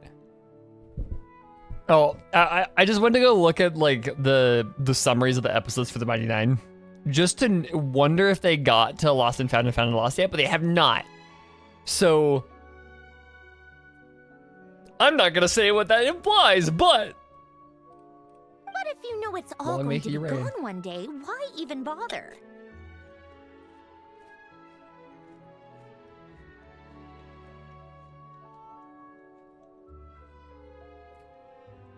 And put it off continuing because it's like, should I listen to the campaign?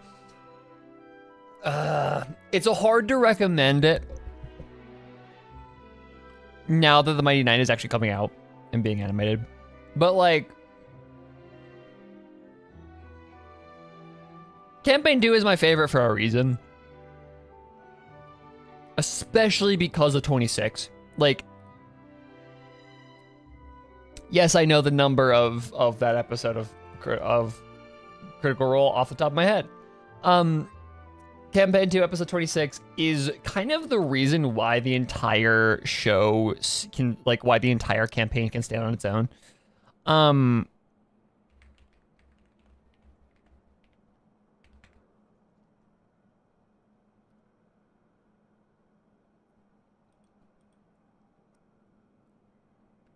But I don't know. It's hard to recommend because watching long play like live plays of D&D is hard. It's hard. It gets boring. But like, god damn, if you can make it to 26 in campaign 2, then everything actually like kind of clicks together. Well, But yeah. Because you still get to keep the things you gain along the way. And those are things that can never be replaced. Doesn't that make losing them even harder? well, if you put it like that. But the happy memories we make along the way last forever. You just have to take a more glass half full perspective. But like, also I want to talk about why campaign 2 to episode 26 hits as hard as it does, but I can't because so many spoilers.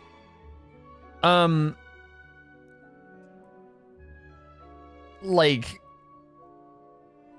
because it also has impact in context with campaign 1 as well, and so it's like, yeah, it's weird. Not to mention, everything we do here is gonna be on film, so it'll still live on in some shape or form. Perhaps finishing the animation would be yeah, no, I think that's a good spot because it gives you a really good like jumping off point too, so you don't have to slog through the beginning of campaign 2. Because campaign 2 was the first time that they actually played with new characters. You have to keep in mind. So like people were figuring them, like all the players were figuring each other, like figuring their new characters out. And when you look back on it, only happy memories will come to mind. It is not. Whales do actually produce their own milk.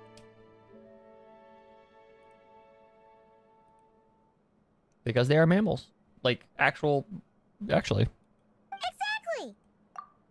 So it's about finding joy in the process itself. Traveler, you're back already? Oh, she's out of her pajamas. God damn it. What's wrong with that? You say that like it's terrible news or something. How did you get here? I didn't see you on the deck. Oh, never mind. We need to help Miss Guillotin hide ASAP. The crew is heading over here to shoot any second. What? They should be done by now. There was a mishap earlier that cost them. It's a long story, ain't it as well, I Milk? was waiting on deck If so you I don't could stop warn you with the that, minute then you showed I up. will just mute you. Anyway, you should head back to the captain's Yeah, cabin no, right that's away. it. They're gonna be here any minute now. Finally! That's a wrap for the scenes on the deck. Wouldn't have taken half as long if the wind hadn't snapped our equipment in two. Oh, Navia's here. Hello, Navia. Change of plans then. You'll just have to hide. Hide? And where exactly am I supposed to do that? Oh, there's a box over there. You can get in. Navia appearance. Do I need my makeup done for the next scene too? Oh, and Amelie. For the love of... This character exists. Let me see. Maybe just a quick touch up. Traveler love her. and Paimon? What are you doing here? I thought you took the day off to take care of something. Fontanalia Guillotine. Yep. Oh, well, as long as we were expecting, so we came back early. What about you guys? You're still not done shooting for the day? No, we ran into an issue that, set us back. It meant Miss Charlotte's crew wasn't able to wrap either. We both still have scenes to shoot in this aquarium. Oh, that's for several reasons. Let us help then. The sooner we wrap, the sooner everyone can get some rest. All right. Thanks, you two. Miss Charlotte's crew can go first then. If I'm not mistaken, you still have a night shoot later. Thanks, Director Farina! Of course. Fellow artists should help each other out where we can. Agreed. Well then, camera, lights, get set up. Actors, give your lines a quick once-over. Let's try to get this in one take. Tom Scott mode. Okay, let's see what Navia's whole thing is. And 3, 2, 1, action. So, the story ends like this. But when Duke Saint Germanus departed, he clearly said that everything was beyond redemption. Huh? That sounds familiar. She's in a box. She's just hiding in a box. He's only a Duang genius moment. when it comes to mechanics, and everything else, he's just an ordinary person. Huh? What was that noise? Whatever, I'll just fix it in post. Miss Jacoba, please don't speak as if I were the accomplice. Not so hard. This box isn't sturdy enough for that. This is why I keep saying, don't put too much trust in Clockwork Mecha. It's a movie. Unlike humans, machines don't have a heart. It's a movie adaptation of a book, gender bending some of the nerds and grits into the cast. Oh, that's why. Okay. That's why Sandrone knows it. A heart? That's right. It's what's on the inside. It's also referred to as someone's soul, or likened to free will. No. Jacob. You can think of it as a person's core, what makes them unique. In general, though, people don't believe machines are capable of having a soul. I'm a FNAF fan. I know that's not true. You said my emotion module was faultless. It is, but that's not quite the same thing. Do you think I have one then? A heart? I don't think so. I know so. The question is, do you recognize it within yourself? Oh, it's so adorable. That's where you're wrong. I can't believe this. Forcing me to hide in a box and listen to this drivel. Me. I love the image of her actually doing this in the box, just silently throwing a fucking fit and having to like relive her trauma. Or like, she's being like, she's hiding in a box being forced to process her grief. Because of a movie about her, about her father is being shot right in front of her. In the end, clocks tick through tranquil years. Fish swim in crystalline springs. I know who that is. No matter how grand a dream is, it will fade away like this. Forlorn, wordless, silent. And cut. That was a long one. What did you think? One take.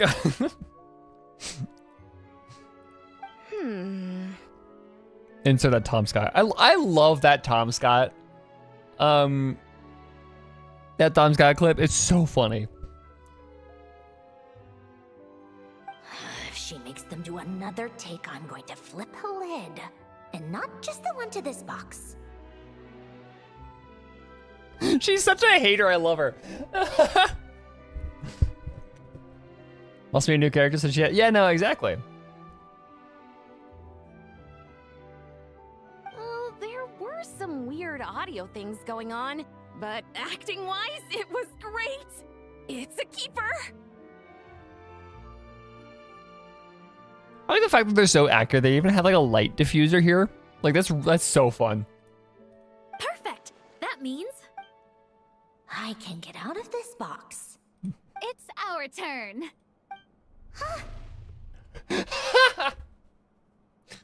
Look at that visual gag is really good. Camera operator, set up for the next scene.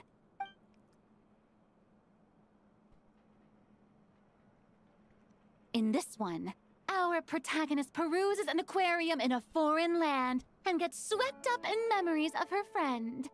So, in terms of lighting, that's the vibe we're going for. Got that? Shoot. Paimon thought there'd be a break and Zandroni could slip away. What are we gonna do now? Make a scene. Or make her face her feelings. Break a leg. Yep, we're headed off to shoot our next scene.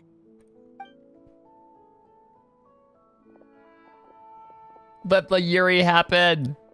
All right, quiet on set. We're about to start rolling. She can sense Zandroni. Miss Columbina. I think she would like this. Quick, we should roll on this. God, I still love Farina. The eyes on that. Just, come on. It doesn't forage with the others, or prey upon its smaller kin. Instead, it remains where it is, cradled in the coral's quiet beauty, as though the raging cyclones above are of no consequence. And yet, she still stood before the cyclone in the end. So I think that story has it wrong. She is no different than us. She has a heart. Oh, look at them. They're just reaching for each other. Columbina.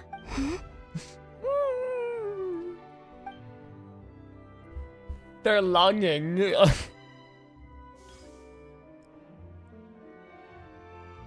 Uh-oh. Is she onto us? Cut.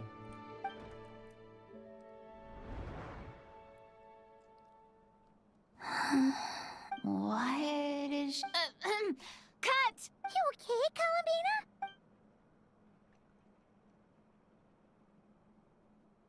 Magic trick.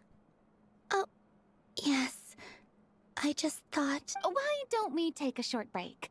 It's been a long day of shooting so far. That last take was beautifully organic, though. We can use it as is. No need to go again. Thanks, Director Farina. But I'm fine to continue. You're sure? In that case, let's shoot some quick B-roll. Then we can move to our next outdoor scene. Like how Zandroni seems to find a heart quicker than Wanderer did. Or that Zandroni has the power of homosexuality. I mean, some will argue that Wanderer did too, but like, yeah, in this case, she's much she's guided by the power of homosexuality much stronger, much more directly. Like there's a pretty fuzzy line between implication and coding, and just like the boundary between coding and just being gay is really thin and fuzzy, and they are like in that line right now. Like it's so good.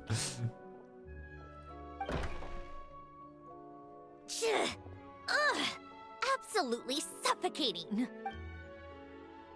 You okay, Zandroni? Right as rain. Come on, let's go check the test The results. home. It's time for me to go home. I'll go home.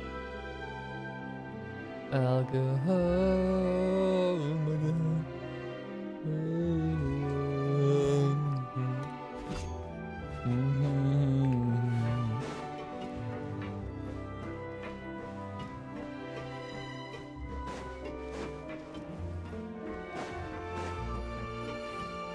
Scar had a car. Okay, yeah. I'm glad we have Scar and Moosh scholars in the chat because I don't. I'm not too big of a fan of his character. Hence his name being Greg on my account.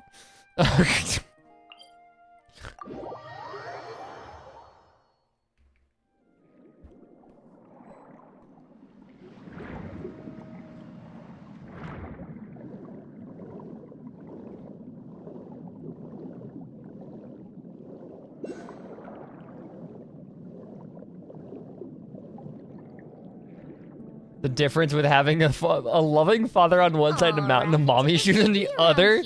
So true. Difference is Sandrone wasn't built for a purpose. She was built for, but Alan realized as soon as she woke up. Yeah. Okay, fair enough. Which, like Ozzy said,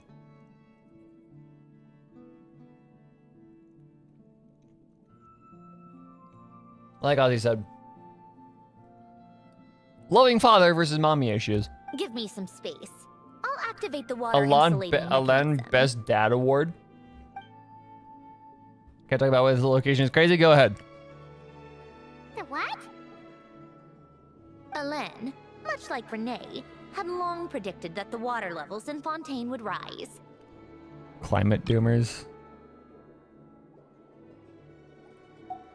Thanks to his expertise in mechanics, he was able to implement a few simple measures to protect our home from flooding. I told him there was no need, that I would just move when the water rose too high. But it would seem he knew a day like this would come. He's best dad. Alain best dad. All right, the silt has been cleared away. Go activate the mechanism for the first sluice gate. That will fill the empty middle chamber with water.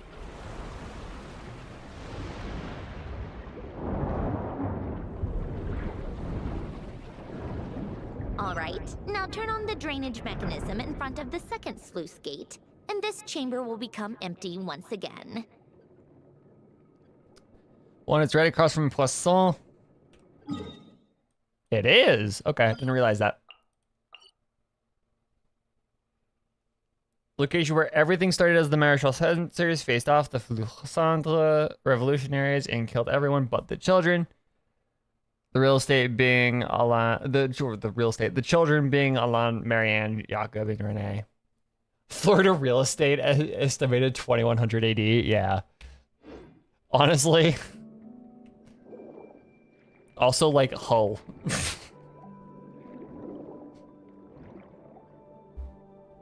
Circa 2100.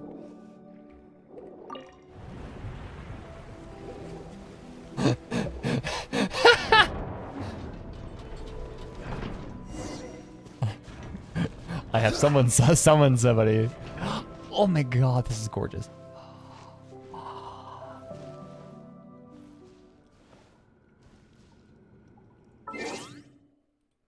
And you can take pictures of it.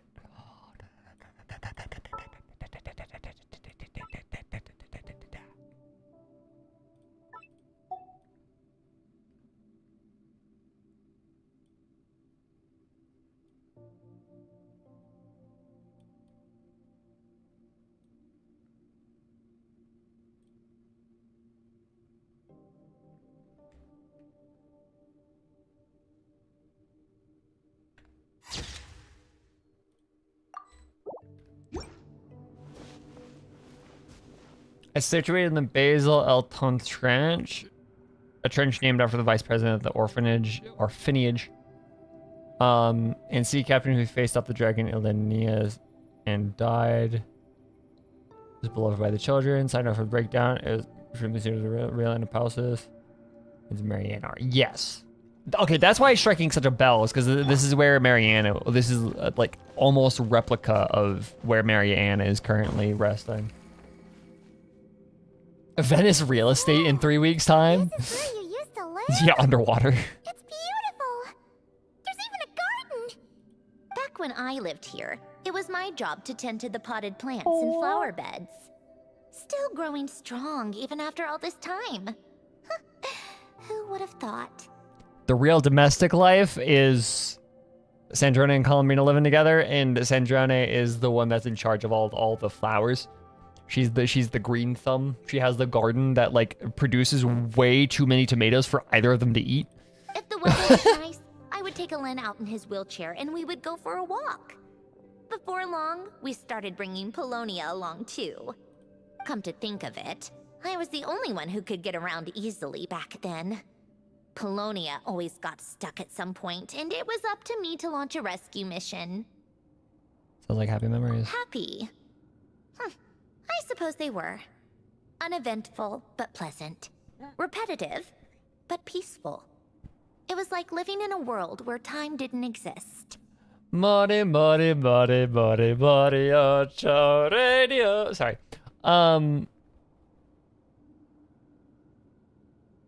It's right next to a couple of the corpse of Elenius, which is relevant for two reasons. During the Cataclysm, the kids lost the Lyris director, Basil, and the orphanage flooded, and they were adopted. Okay, yeah.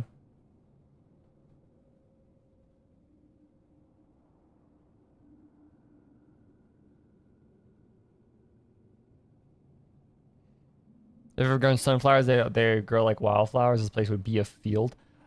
I mean, maybe it's a really well-behaved sunflower.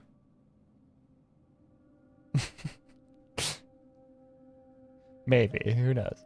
Of course, that was all just an illusion. Death still awaits all of us at the end. Final showdown took place post Renee forming his cult, where he ordered his cult to distract the Marshal's hunters. The battle where Jakob triggered the explosion killed Marianne. Damn, okay, so this is a very important area. So it's in like kind of the middle of the entire like Narcissus and Kreutz story. So Alon could not let go of the events of his childhood. Plants vs. Zombies asked Sunflower, yeah. No, I make where world where time doesn't exist. Araki has gone on record and said that like Morio in his head is a place where time doesn't exist, both in part 4 and part 8. That Morio is a city like outside of time almost. Oh. All right, enough standing around. Let's head inside. It's also giving me that scene in Freeren where they find the book Flamma left behind for Freeren. Shut up. It's a good show, okay?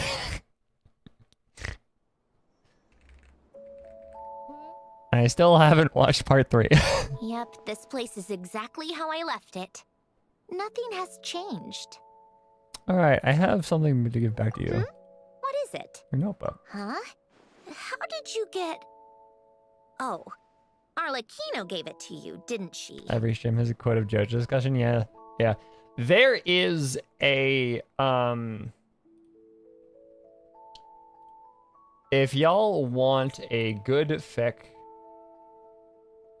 there is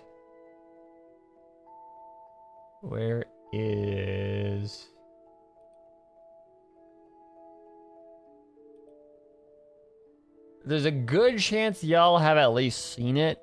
However, there's a really good fic called Marionette's Secret Notebook by Darling Mistaken, which is kind of just an extension of this readable.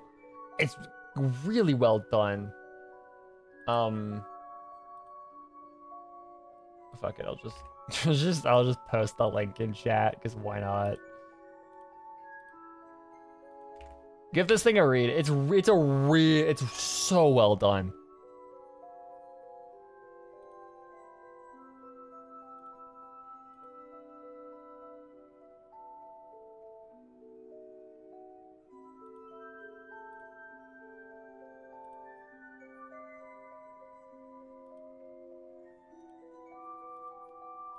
And you read the whole thing. Yeah, we read all about your yearning. Was written a long time ago. At that very desk, to be exact. Anyway, since you've already read it, You should just hold on to it. I can always start a new one. Well, feel free to look around. I'm going to start looking for the gift Elen mentioned. Oh, but be careful with the stuff around here. I'm not saying you can't touch anything. Just try not to choke on the dust. Polonia. Oh, Polonia.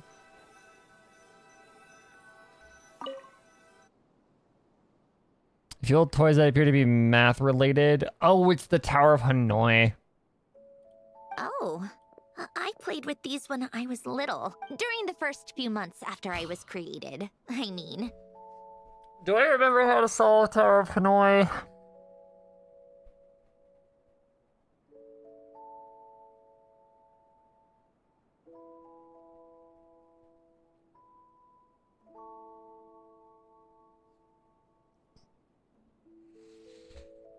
At first, Elen and I would play together, but it didn't take long for me to become unbeatable. Every So CS Polonia yeah, I and I know. played together instead. I got the 35 moves. Oh god, I don't want to look it up, but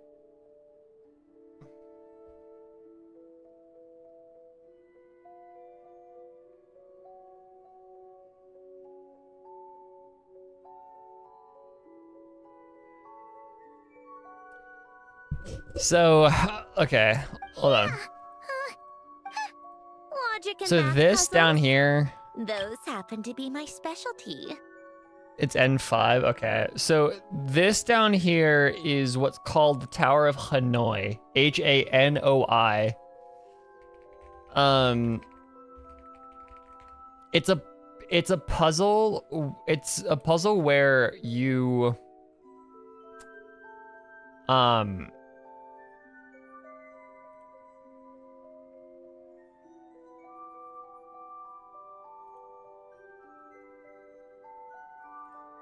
It's this puzzle where these discs you stack, but you cannot stack larger ones on top of smaller ones.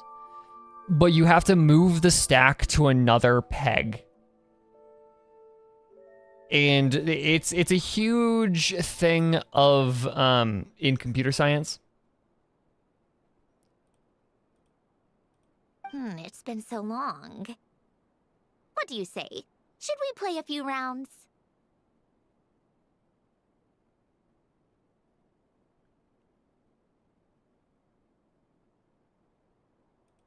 Let's go with this one. The gears on the left are stacked from large. Just remember, you can't stack.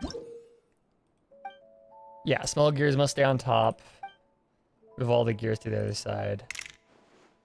1, 2, 3, 4, 5. Yeah, okay. So how does Hanoi work? Bup, bup, bup.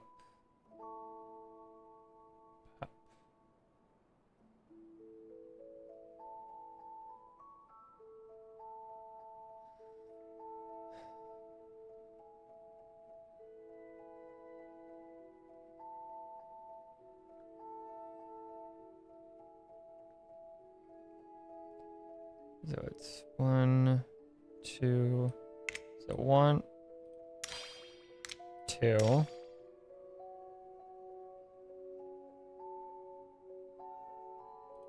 Be 3, 4.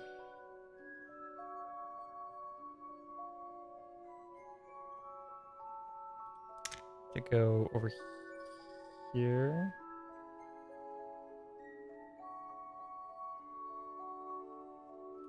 Put you there. Put you there. Put you there, put you there. And put you.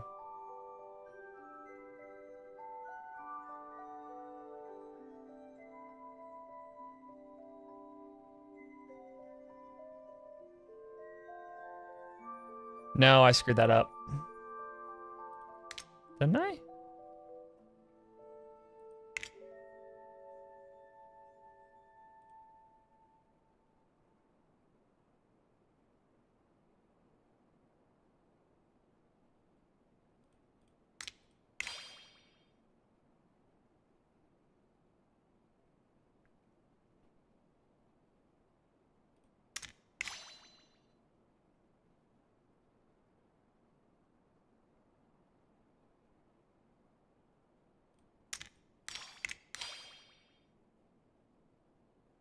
Damn it. Fuck. I should know this. I used to be able to do Tower of Hanoi so fucking well.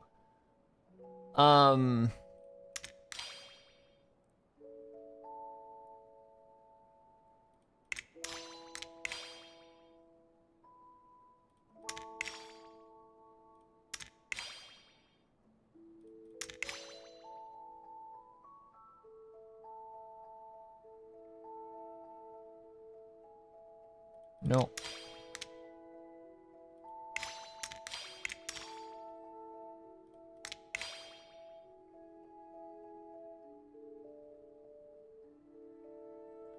Fuck.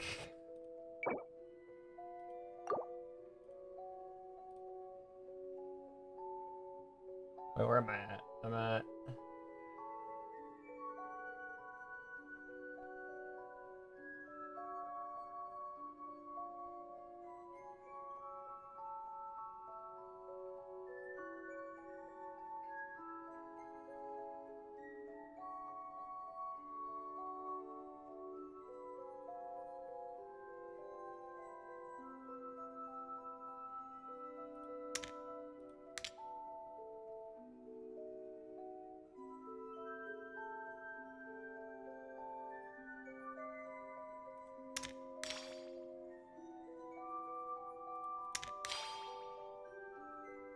Yeah, I'm lost now. Fuck.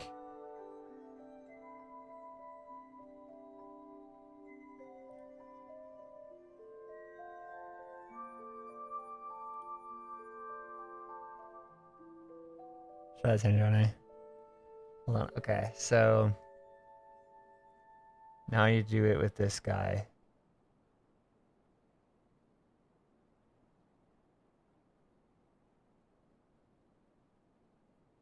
This there. There. There.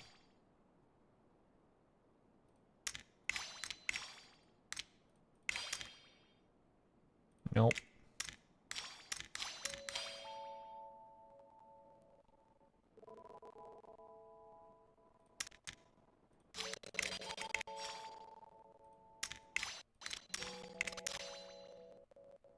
Okay.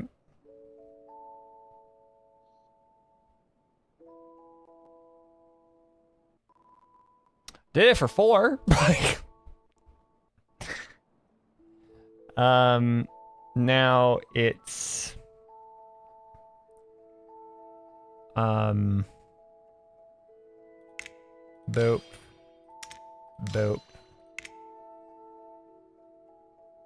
Boop. Boop. Boop. Boop. Boop. Nope.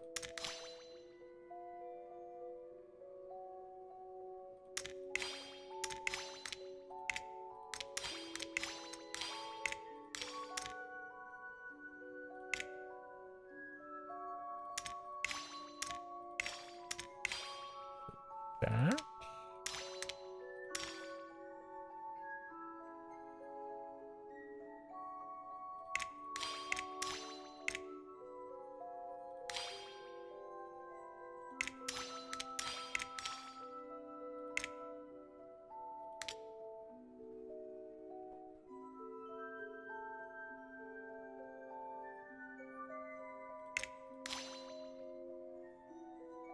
No, I need to be moving this over. Hold on. I don't know what I'm doing. Forgot the point of the game.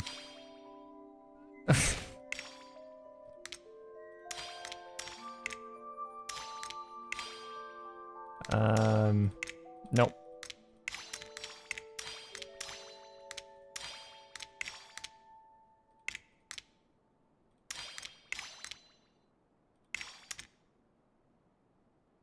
Nope.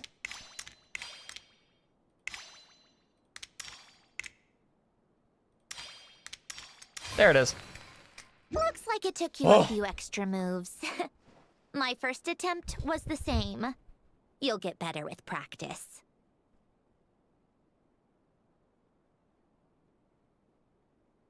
I forgot that I had to move the yellow base over. I got lost at the point of the game. Oh god, fuck. Because Tower of Hanoi is one of those games where like once you understand how to do it, it is so quick. Because it's so for those that don't know, it is the entire point of it is recursion. So when you actually let me go look at how many I actually did it in because I wasn't paying. I was locked in on that.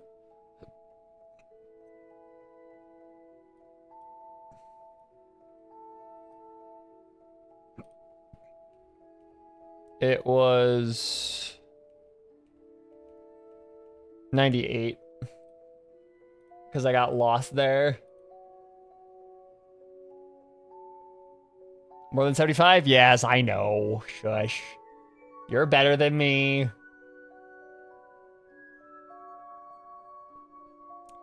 Right, middle, left, right. Then yeah. So the idea behind it is you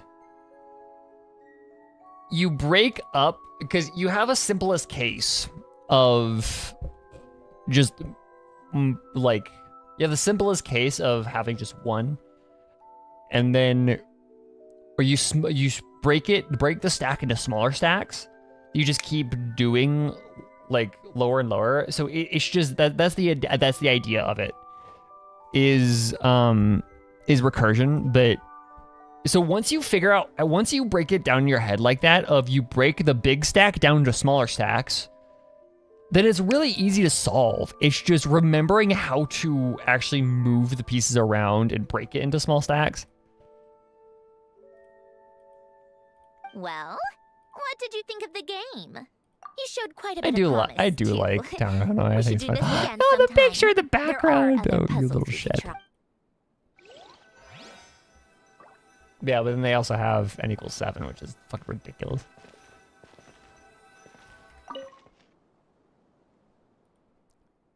Oh, these are some of Alen's drafts from his later years. Just casual doodles, really. And these are just some unimportant letters. I couldn't be bothered to sort through them before I left. Yeah, just some unimportant letters. Probably one of the most groundbreaking pieces of anything ever. Because it's fucking Alen. You picture. Yo, look at Yalma. Yo, you. Wait, the people in this picture look kind of familiar. Just overflow the stack. Hmm? Oh, this was taken when Alen and Renee were both still at the Fontaine Research Institute. Yo. Before their falling out. In his later years, Alen would often sit by the fireplace and stare at this picture, wearing an expression somewhere between guilt and longing. Oh, look at Yalma. Yeah, no, knowing what they look like in their baby photo in the Narcissus Kreuz, and then looking at them all grown up. And like, he looks like Sid from Final Fantasy. She is gorgeous. You're dapper as shit. You look like Durin. Like... He said he sometimes regretted not helping his friend when The he needed window it is most, calling. even if just to stop him.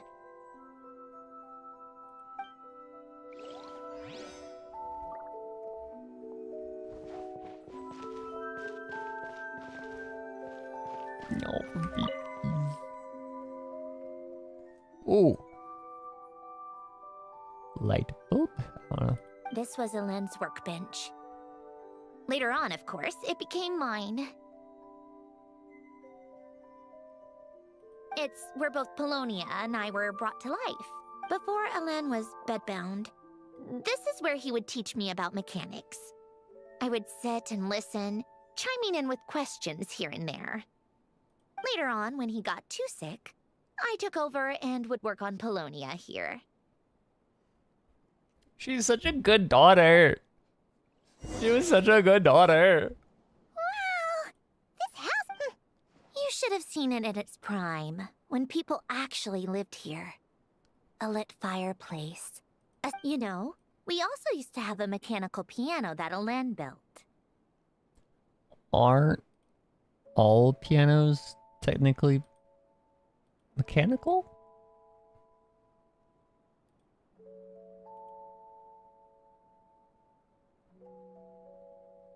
Like, Ooh, how chic! but also they're playing piano. And they're like, Alen never played it much. He probably wasn't able to at that point. no, that's Moonlight. That's not Engravings. I've been listening to that song quite a bit. I don't know why. That piano part at the beginning of Engravings is kind of addicting. But I managed to teach myself. Music theory is essentially math after all. It's math with very Once you learn ugly the fractions, but patterns, yes, it's math. not really that difficult. I loved perusing Alen's collection of classical music. The chords and harmonies felt like individual mathematical Play some Chopin puzzles. right now. It was fascinating. So I I did some composing as well. ooh. I've been also looking into a lot of soundtracks for video games because I'm just trying to soundtrack the fucking hour plus of episode that is the last episode of Chained Life. And fucking, I came across this game called Eternal Sonata, which I'm kind of wanting to play at some. It was like a PS2 game, I think, or something. I've never heard of it before, but it's about Chopin, and I'm like, it seems fascinating, and the soundtrack is really good, and I'm very curious about it now. But as Alen continued to deteriorate, even the sound of music began to grate on his nerves. So I got rid of the piano. She's such a good daughter. Back then, I assumed a piano was like an ordinary clothing rack, commonplace in every home and easily replaceable. It was only after I left that I realized how hard a good piano is to find. Enough about that. Alen's gift should be just in here. The only things undisturbed before I left were a few of his personal belongings. Allegedly, for a sec, what I missed. I mentioned the game I found that I want to play called Eternal Sonata. I don't know if anybody here has heard of it. The piano talking made me think of Chopin. Chopin made me think about Eternal Sonata because Eternal Sonata is apparently like a PS2 game about Chopin. It's like an RPG, like JRPG about Chopin. I'm like, I've never heard of it, but I'm very curious about it now.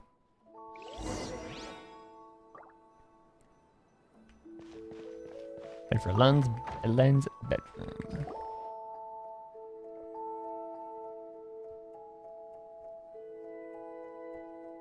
Wait, there's a hidden compartment at the back of this box. Looks like it's locked with some kind of gear mechanism. Knowing you, Alen, I'm guessing it goes like this. Then Insert like that one Apothecary Diaries episode about the dad with the three boys and their inheritance being this like fucking escape room puzzle. That was such a weird episode. Got it. Am I a genius or what? Yeah, yes, you are, Sandra. Let's Like, see here. A box? Well, what's in the box? So Lolly no, we're going with Sandra to visit her family home alone. It's heavier than I was expecting. But not because of Apothecary. I'm getting huge flashbacks to the Apothecary Diaries. It's lead, that's why. It's the heavy, it's because it's lead. And a bunch of junk underneath it. None of it seems that important. The 19th century wait a second. It's It's a multidimensional algorithmic core. I thought she was Alen going would to say use it's it to tungsten store cube. information. Only Polonia and I have access. I thought she was gonna. Yeah, no, it's made of tungsten. Like he just had a tungsten cube, just because for shits and giggles. All right, I'll start looking into the core and the letter. Feel free to go through the rest of the stuff. Okay. Hold on. There's another picture in here. A snapshot of you playing among the plants shortly after you were born. You seem to like these flowers a lot. May you grow and flourish.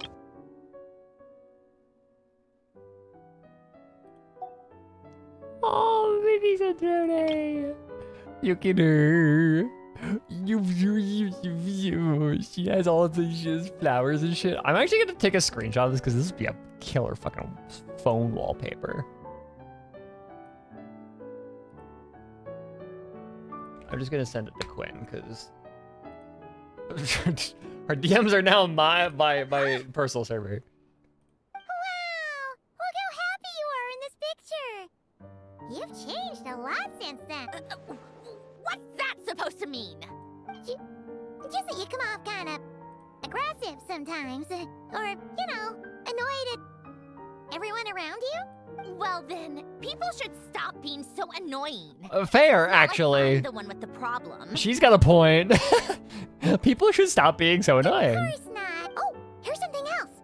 Looks like a piece of paper torn out from Is it somewhere. his box about his baby girl? Oh. Today, I solved another math puzzle and made a breakthrough on a construction problem the Institute has been stuck on for years. Am I a genius or what? Oh my god. Oh, this is so adorable. She picked up mannerisms from her dad. Okay, I'm fine. I'm normal. I'm okay. I'm fine. Wait, that's From now on, I should have people address me as Her Highness the Clockwork Princess, Unraveler. Oh no, that is from her. Okay, no, it's written from her. nope. No more of that. I thought I tore this page out. That's her own thing. But okay, her dad kept. Oh, okay. It's her dad kept stuff from her that she tried to throw out. When because I thought it was Elaine's writings, and I thought he got a, like, "Am I a genius or what?" from him. No, it's just her own thing. Oh, still, it's exactly what I thought it was. It's a box of her memories. You wrote this? Then how did it get? Wait, there's more writing at the bottom. You seem to have developed a distaste for this particular entry, considering I found it in the trash. I'm sorry, but I could not help but hold on to it. Forgive me. Lynn, don't be embarrassed. Everyone goes through a phase like that. Lynn. Nonsense. I wasn't even the one who wrote that. It must have been Polonia. It's okay. We get it, Your Highness. That's enough.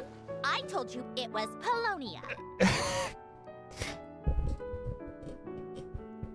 She gets so flustered because Columbina calls her that in bed. Anyway, what? You know what? We're done with this. No more rifling around in the box.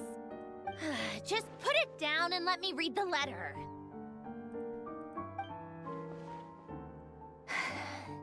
To my little clockwork princess. I guess it's for Polonia. Not another word. Got that? I know, you guys heard that. You're reading. No. You've most likely received the gift I left for you.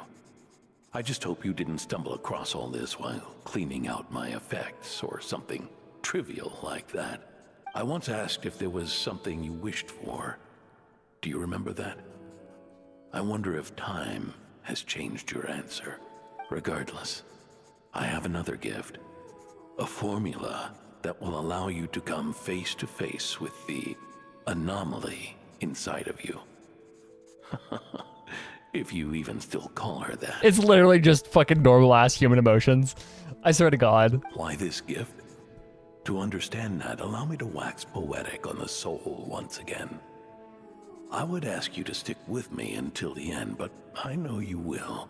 You always have. Because she's a good daughter. I believe a person should be born twice over in their lifetime. First, there's the birth that grants us life. Then, the birth of the soul. It's a matter of transforming the life bestowed upon us into the life we choose for ourselves. And to do that, we must look inward. We must make a conscious choice to define the meaning of our life. instead of allowing the happenstance of our existence to pass us by. This is the process of recognizing the soul that lives within us. You are my proudest masterpiece. I told you that long ago. But to me, you have never been a creation or a machine. You're my daughter. To me, you're just like the rest of us. You have a heart. In fact, some theories think of the human brain as nothing more than a machine, and thought the product of its computations. So you see, perhaps we're not so different after all. Your inner machinery is just far more advanced than most. No matter how one looks at it, the heart is a complex thing, a place where logic and reason collide with our emotions. Your computational capacity allowed you to become sentient and develop logical reasoning. But it also granted you something that, on the surface, might seem contradictory. Emotion. Inner machinery needs to tune up, but the brain is a computer. Same. Emotions and logic often clash with each other, and those instances of discord can accumulate over time. That is the source of what you refer to as the anomalies within you. As you told me once, you've always known what you don't want. Yet you've never wished for anything in particular, similar to how a blind person can feel when a part of their body is in pain without being able to fully visualize its form. Such is your relationship with your soul. So, what I leave you now is this: a formula that will allow you to see the shape of your soul. For if you want to protect your heart, you must first be able to recognize it within yourself. Oh. Of course. Whether you use it is entirely up to you. You are, and always have been, free to do as you wish. No! Regardless, whether by my formula or some other means, I trust you will know your heart one day. You always were a fast learner. And the smartest person I've ever known. Oh, her voice. Ellen. Oh. You alright? I'm fine. No, you're I've not. already figured out how this formula works. Let's get out of here and then we can use it. You made up your mind already? Why wouldn't I? Resolving the anomalies within my core is the reason I came here in the first place. Did you listen to what your dad just said?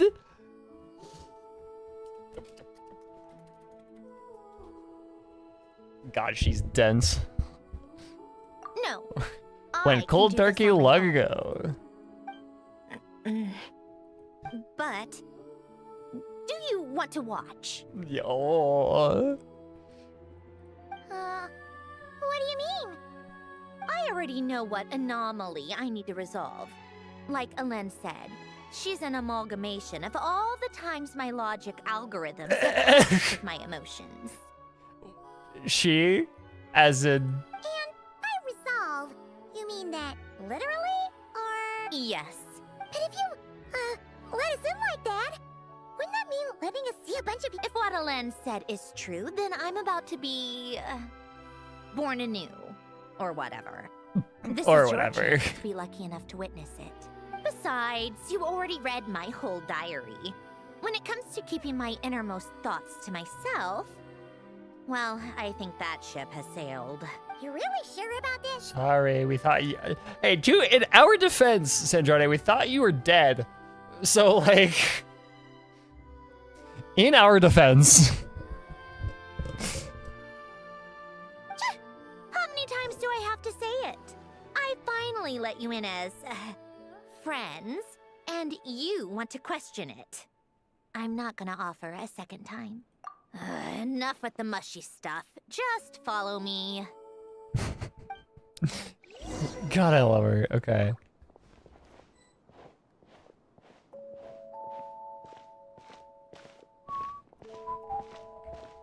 Resolve the anomaly. She just goes to kiss Columbina and that's it. Quest over.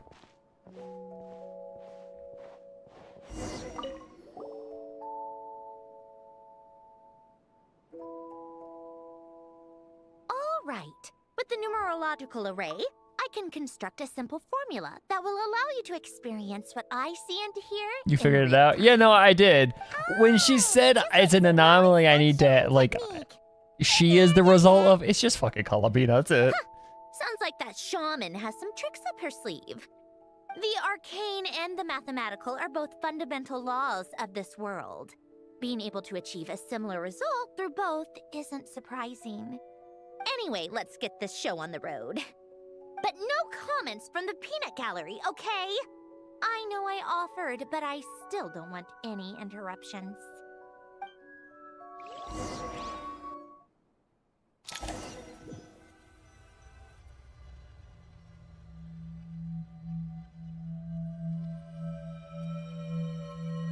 Is this... Oh, hey, Pippin. my heart? Give me a second. I need to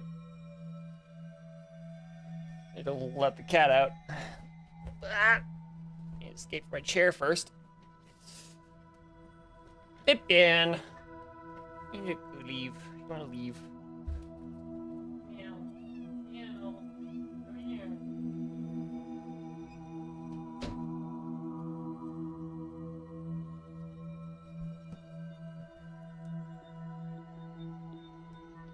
Pippin has been released. She was sleeping on my bed. I honestly forgot she was there. I'm gonna be so real.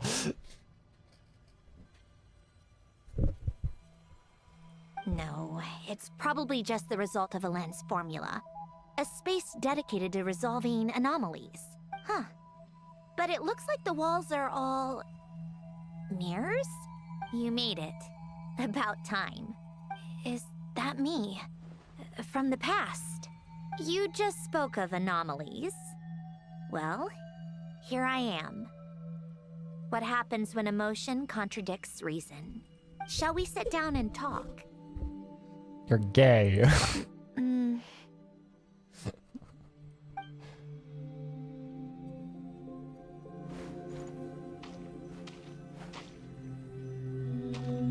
That's cool.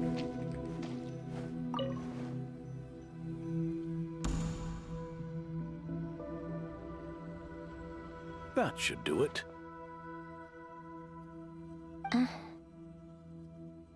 Hello?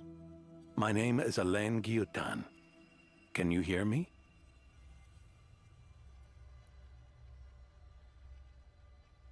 What was the joke I wanted to plagiarize? I forgot about that.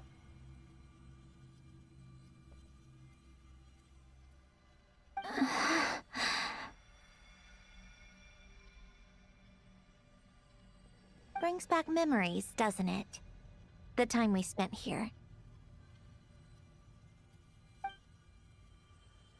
Here.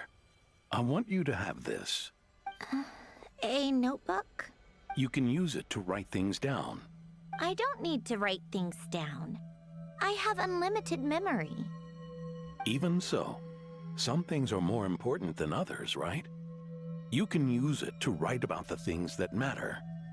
So you wish me to carry out a basic priority sorting operation? I suppose you can think of it like that for now. But journaling is also an act of finding oneself. Much like we use wooden stakes to guide a plant to grow in a certain manner, what we choose to write down gives the soul much needed direction. In the act of choosing what to forget and what to hold on to, we decide what kind of person we want to become. I don't understand. Like I said earlier, I don't need something like this. Sorry, I don't understand your directions. Just like an AI prompt or like an LLM completely like not understanding a prompt. This is where we were born. Where our life began. Mornings of tending to the garden. Afternoons spent cleaning, reading, or studying. Evenings of cozying up by the fire, listening to Alen share stories about his past. Oh, he's such a good dad. Teaching the things that he learned to Sandrone.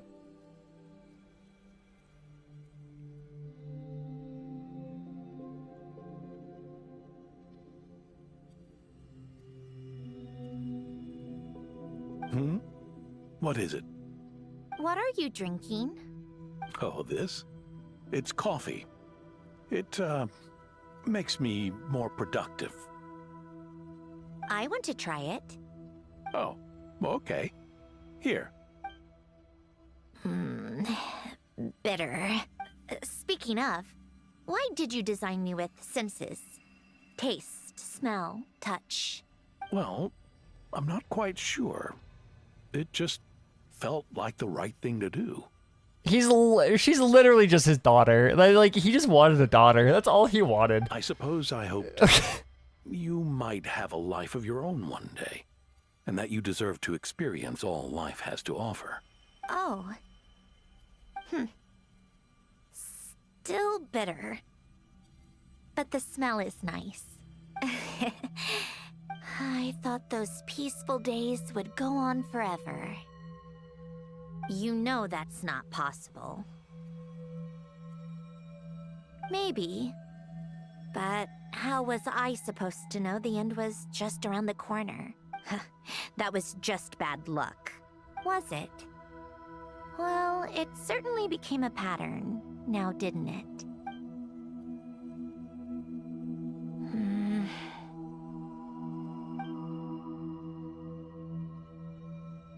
Over time, one of the habits we picked up from Alen was a love of coffee. We even took to hosting tea parties. A machine acting like a human. Kind of laughable, right? I suppose that's just what I'm used to. Yeah, that's just what we're used to.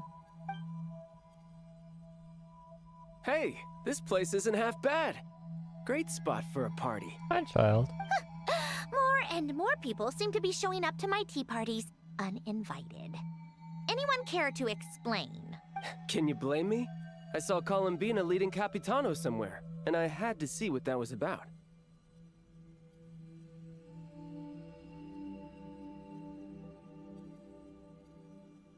I had simply asked Columbina where I might find Arlecchino. I have business to discuss with her, and Columbina suggested looking here. Capitano content! Woo! Anyways, yeah, also, all signs are pointing to Columbina. Columbina this, Columbina that. Aware that this was a private gathering. Apologies for the intrusion. It won't be for long. Whatever. Just add it to the list of annoying things that have happened today. What's one more? Since you're here, you might as well stay for a cup of tea. See? Told you she wouldn't mind. Much obliged, Sandrone. I love her. She actually does, like, care for people. Well, look who we have here. Good thing I brought extra desserts. This has turned into quite the occasion. Rosario! Capitano, I was just about to go find you. Oh my god, all good harbingers. All the fun harbingers. Pardon the intrusion. Rest assured, I won't sully your gathering with talk of work. We can have our discussion later. Spoken like a true gentleman. A certain unmannered 11th seat could learn a thing or two. You know, you really should start being nicer to me, Rosaline. Or I might just snatch that 8th seat right out from under you. I'd like to see you try. Still 2 empty seats. There are still 2 empty seats. If you're gonna fight, take it outside. The only mess I plan on cleaning up is tea-related.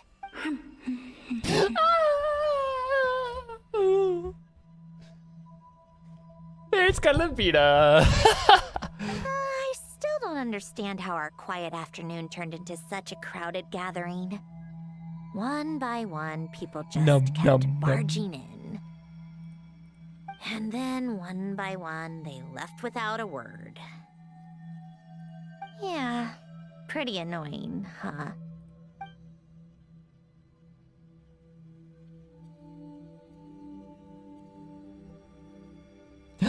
Oh, no way.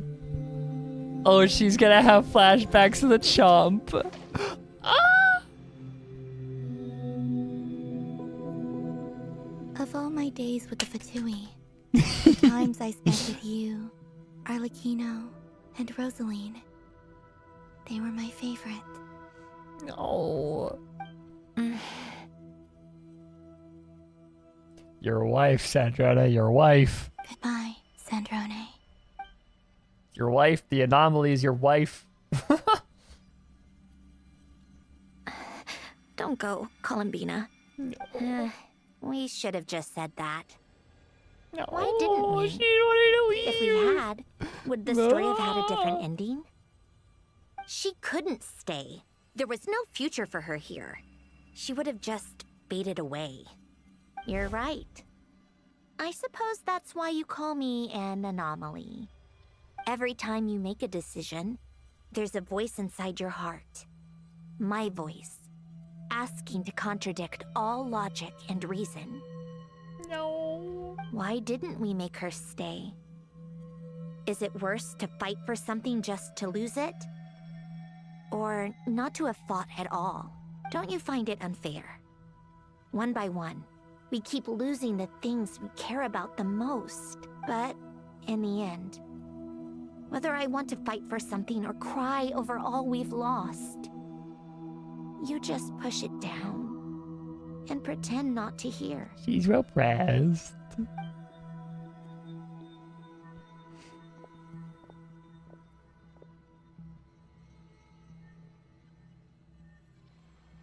No. Poor baby.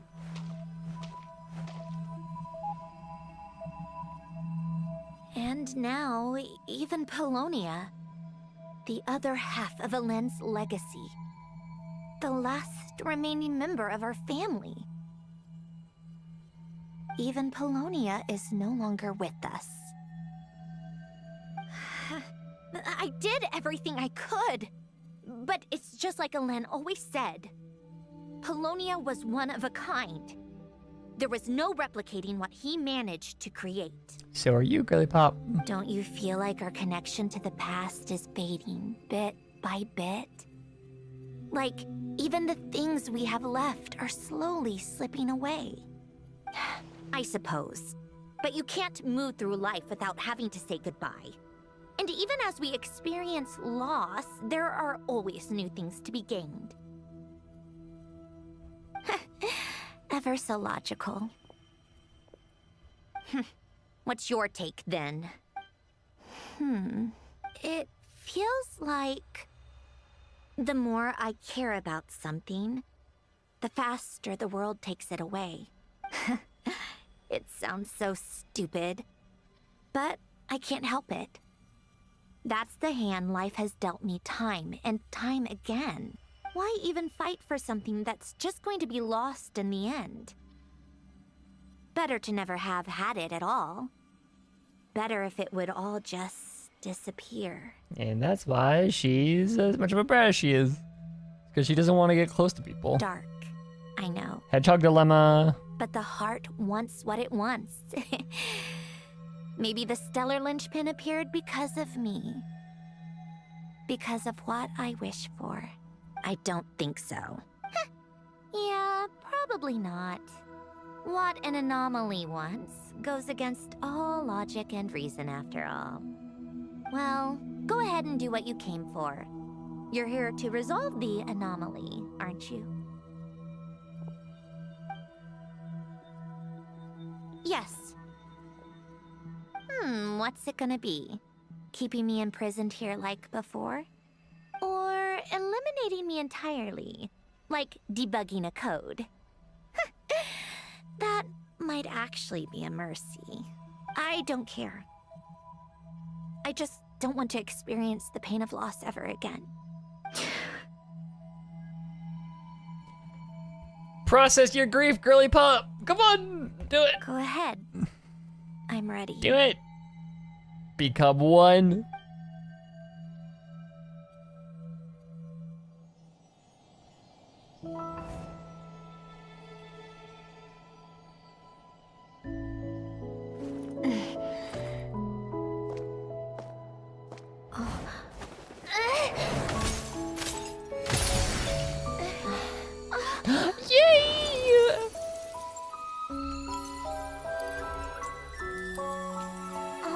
Give yourself a hug.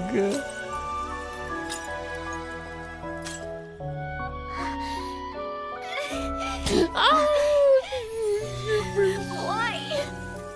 Why do we keep losing everything we care about?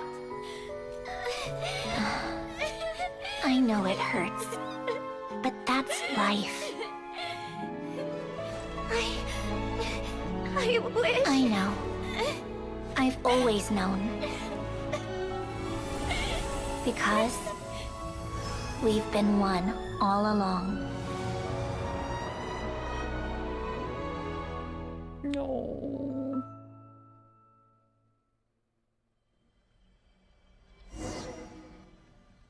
No.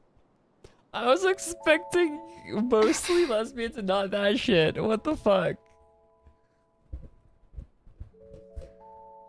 I know, yeah, I was looking for the sequence in which to make that joke, but I don't know where because I was so just like emotionally just taken by that. It's okay to cry. Cry? You've got to be kidding me. Save the comforting for someone who needs it, Paimon. The emotional side of my core algorithm. With the side of Yuri? I mean, to be fair, that's most Yuri. What? Insert I'll love you till your dying day or whatever it is. I still need to watch that show.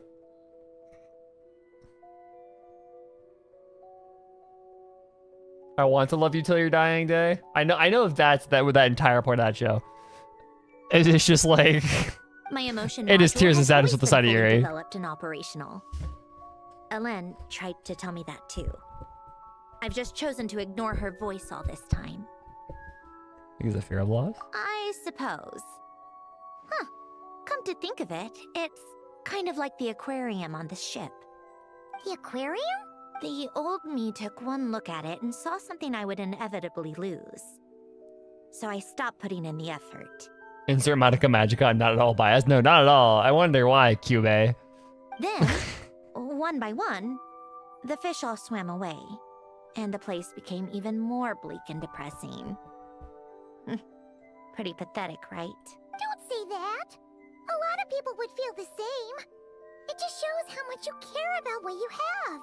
Now? After seeing what you've done with the aquarium, I have to admit, I think it's beautiful. It's like you said, we get to keep the things we gain along the way. And those are things that can never be replaced, because we choose to hold them in our hearts. Well said. Besides, I've already died once. I'd be stupid not to make the most of this second chance. Fair wish. Right. Earlier you... You think that's something you can just ask and I'll tell you? Think again. I may have accepted my emotional self, but I'm not about to go all soft and mushy on the inside and pour my heart out. Still the same old Sandrone. That said, taking a step in the right direction couldn't hurt. Starting with cleaning some old aquarium, huh? Metaphorically speaking, I mean. Come on, let's head back to the ship. I need to talk to that shaman. Not your wife first? Okay.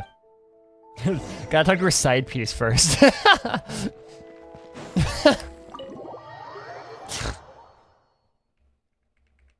really love artificial beings converting their other selves. True. I think it's a big point of this game is an interrogation of what humanity really means, like what being a human really means or really entails. And so it's like this. Artificial beings are a very good, a very good way of having that interrogation. And so one of the ways that they really capitalize on that is by making making these artificial beings kind of confront their other selves. Because it's very, as an artificial being, it's really easy to like for a storyteller to make those artificial beings just kind of duplicate them and make one bad and evil and negative, and the other one be the good one. Resentful lost souls? And so it's like it's just a really easy storytelling like thing, especially in a magical world. You couldn't get comfortable sleeping near the Opera Epicles, right? Well, I bet that's why. The Fountain of Lucine is where all the water in Fontaine gathers. So that's where the emotions within the water converge as well. Hold on. If it's souls we're dealing with, feeling uncomfortable should have been just the beginning. I should have been able to hear their voices or something. And under normal circumstances, I'm sure someone of your talents would have. The problem is, these souls are no longer complete. Remind me how they ended up like that again? You mentioned something about them being split apart? Yes, it's called soul severing. Renee of the Nartsitzenkreuz Ordo came up with it. Hi, Renee. After learning of Fontaine's impending doom, Renee thought if he could find a means for the soul to live on in perpetuity, it might ensure the world's salvation. Soul severing was the first step of his research. Unfortunately, his theory of the four orthants was imperfect at the time, and a failure along the way caused his physical form to dissipate. Jakob, another member of the Nartsitzenkreuz Ordo, sought to carry on Renee's legacy and restore his physical form. He even used some of the people who stood in his way as test subjects for his research. By severing their souls? Yes. After Renee successfully awakened, the two continued their research, and all the severed souls ended up merging into Renee's consciousness. After you saved Fontaine by turning Fontanians into true humans, these souls returned to the ley lines. But the souls severed before Renee awakened had nowhere to go, doomed to forever wander the waters of Fontaine as listless spirits. Thanks, Renee. Almost as if they exist outside the bounds of this world. Unrecognized by the ley lines or fate. No wonder I couldn't sense them. Yeah, you have been doomed to they're literally stuck in limbo. Breaking free from fate was also one of Renee's goals back then, yeah. Not only that, but over time, they began to fuse with other entities. Their inner resentment lured in all sorts of evil beings, which corrupted and defiled them into nothing more than accumulations of filth. But the full transformation must have been recent. Otherwise, the Udex surely would have noticed. Wait, no, he must know already. That would explain the underwater Melazine patrols. No wonder I kept running into officers from the Mara Chaussee Phantom earlier. In that case, let's go find Nervalette and we can sort it out together. No, not just yet. Why not? For one, the diplomatic castle alone would be a nightmare. Even though I haven't reported back to Snezhnaya yet, I'm not planning to leave the Fatui anytime soon. Besides, with me here, success is a done deal. Involving other people would just complicate things. All I need is for Miss Lolly to help pinpoint the location of this monstrosity. Think you can do it? With my eyes closed. This is what I do. I'm a lot better at it than manning a desk, at least. But, how exactly do you plan on resolving this soul stuff? Even to me, there's no obvious answer. Seems pretty complicated. Just trust me. I have the perfect solution. It's her dad's solution. Alright. If you're that confident. Why the sudden interest in helping Fontaine with this, Androne? You never knew? No, I didn't. And you're right. This problem has nothing to do with me. I wouldn't get within 10 feet of the Nartsitzenkreuz Ordo or its members. But in his later years, Alan told me he regretted not helping his best friend when he needed it the most. He also felt sorry towards Marianne for being too lost in his mechanical research to look after her properly. No. If he were still with us, I think he'd do the same. He might have a few choice words to say about it, but even after everything, he wouldn't leave his friend's mess for someone else to clean up. Friends shouldn't hold grudges or leave behind regrets. Fixing what happened between him and Renee was one of his greatest wishes. All I'm doing is fulfilling it in his stead. No. You know, you really... You mean everything that just happened wasn't for nothing? Why, thank you for pointing out the obvious, Paimon. Yes, see, Lolly's completely just like lost. Don't worry, we had character development while you were off screen. Turns out, a lot can build up after being ignored for so long. It's crazy. What's this about aquarium tanks all of a sudden? They go off on some grand adventure and what? Now they have their own private code? Stupid. Her gazing at Ether is like, I was left out. How dare you leave me out? All right then, Seat Lolly. Tracking this thing down is up to you. Huh? Oh, right. No problem. You get this, Granny Eatsley! You got this, Granny Eatsley. You. Come with me to Hotel de Boer for a drink. Right now. Why? Why? Because I said so. Miss Guillotin, I'll report back on the location tomorrow morning. Just need a drink or two first to bolster me up. Well, don't let me keep you. All right, you. Time to go. I've got scores that need settling. Sad Journey's so confused. She's like, what the fuck? When did these two start acting like this? Yeah, exactly. She's like, what? Oh. Those we have kept.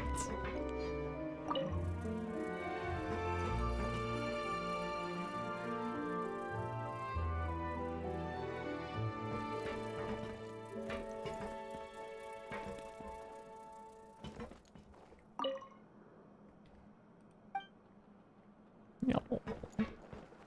It's so adorable. This isn't Croyd's picture. Look at how you happy and good they look. Aww.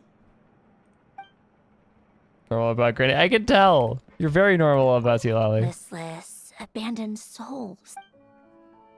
Okay, I should just say stuff we already know about.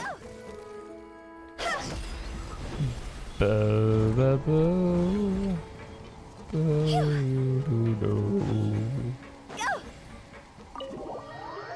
Your little guys. The little guys. Time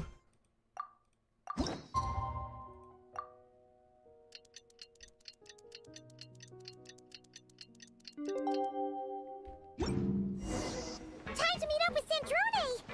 Wonder if Seat Lolly was able to pinpoint the... Seat Lolly sure Yeah, drank a lot last night, huh? See, Lolly had some choice words with Ether about leaving her out of things. Hi, Columbina. Columbina! Oh, you sure know how to make an entrance. What are you doing here? We just finished filming a last-minute scene, so I came up to get some fresh air. The others are still down below discussing what the final scene should be. You mean, how it should... Yes. They're torn between whether the heroine should reunite with her old friend or not. I wonder what's gonna happen. Because the whole point is that she came to her friend's home. Yes. Director Farina and Miss Chiori think a tragic ending where the two never meet would be more poignant. But Director Xavier thinks having the two reunite would make for a more touching and heartwarming ending.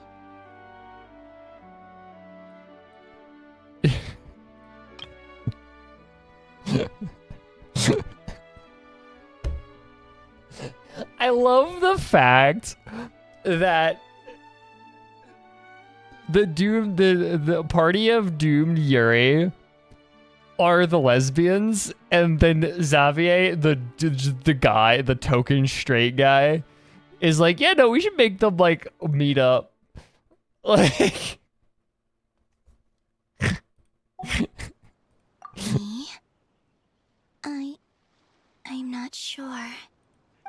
personal level, of course I want to see her again. Of course I want to experience that moment where we reunite. Even if it's just for the cameras.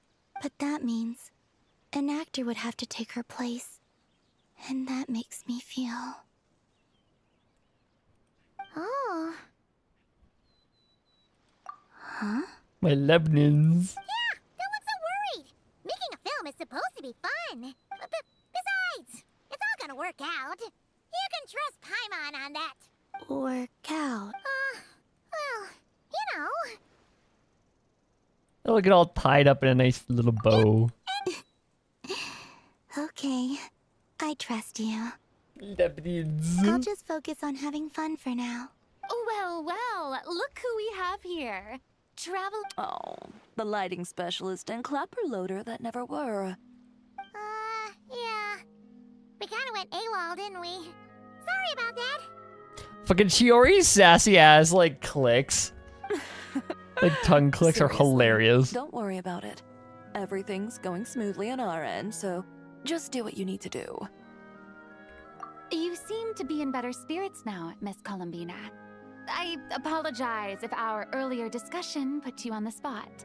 It's okay. I'm fine now. The Traveler and Paimon talked me through it. So, what are your thoughts on the ending then?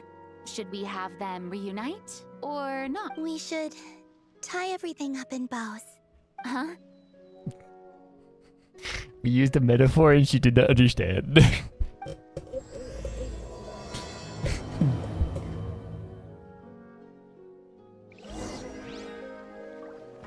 Or maybe she did, I don't know. Maybe she's just being cheeky. She is a rage baiter after all. Rage baiteress. Oh, right on time. Well, yeah. We weren't the ones who drank our weight in alcohol yesterday. What? Are you suggesting Granny can't handle her liquor? It takes a lot more than that to get me drunk. Goddamn, girly. Really? 'Cause, you stopped making sense after a while. Did I? Huh. News to me. I didn't say anything too crazy, I hope. Let's see. You spent half an hour bad-mouthing Auroron, half an hour complaining about work, an hour talking about light novels,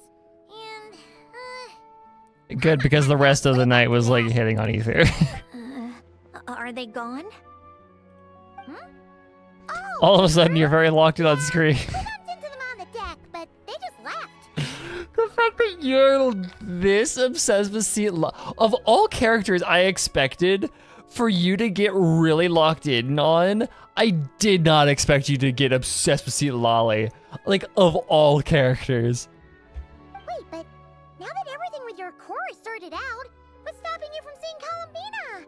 She misses you a lot. She's still nervous. I just want to deal with this mess first. Besides, this is a perfect chance to make her jump for once. I have to plan it out more. Who did you expect? I don't know. That's the thing. I didn't really expect you to get this hyper-focused on the game and like this obsessive with anybody. But if it was anybody, I did not expect Seat Lolly of all people. Because like in my head, Seat Lolly is just kind of this very whatever character. But enough about that. Were you able to pinpoint the location of our target? Of course. When Granny Eatsley promises something, she delivers. Great, let's see. The Morte region. Wait, this is the Tower of Gestalt. The place the souls were severed. Is that the source of the resentment? Or is it the Narzissen-Kreuz Ordo in general? Let me come with. This thing's movement isn't fixed. If it's not at this location when we get there, I can use a ritual to summon it. You've already gone to more than enough trouble. I don't mind. These old bones have nothing better to do anyway. Summoning a spirit isn't going to do me in. Besides, if I don't go, they'll just have more inside jokes I can't join in on. She's jealous. All right then. I appreciate it. There's no time to lose. Let's head out. She's jealous.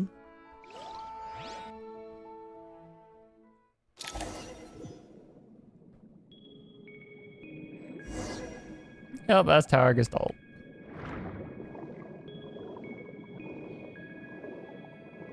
I don't think I've ever actually been in here.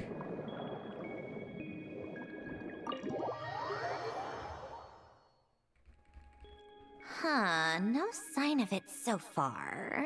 Should I start the summoning ritual? Let's drain the water from this floor of the tower first. Wait, we can do that? Of course.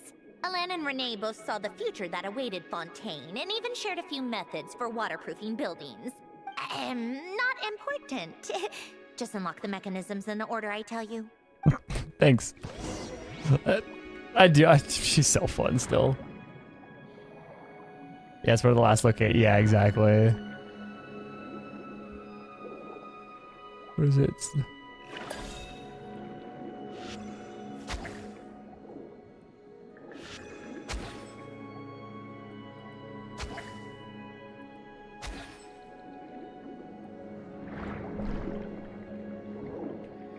Oh yeah, you do this or something. Right? Yeah. E. Markiplier E. Lord Farquaad. Mark Zuckerberg.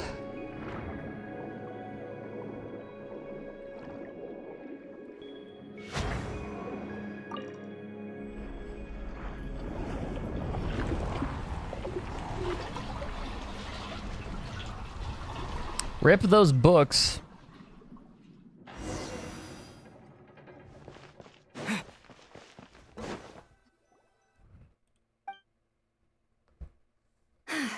Ready? Yeah, when this thing appears, I'll try talking to the souls inside.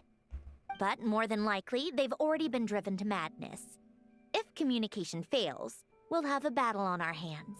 In that case, Paimon better find a hiding spot. If a fight does break out, I should be the one to deliver the final blow. Trust me on that. Understood. All right, I need quiet.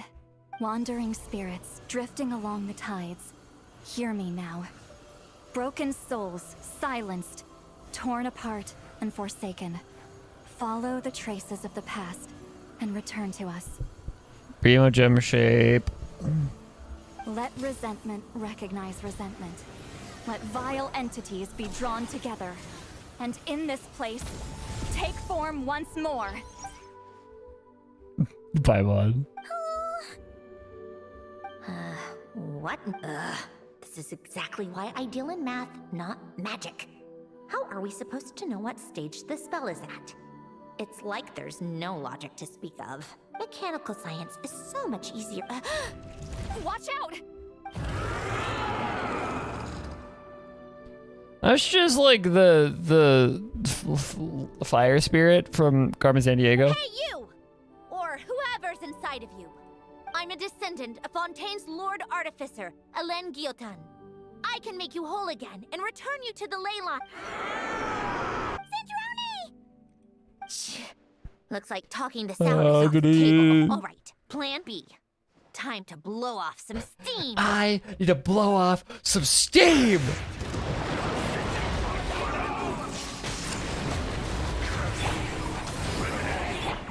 You know what? I really hate people.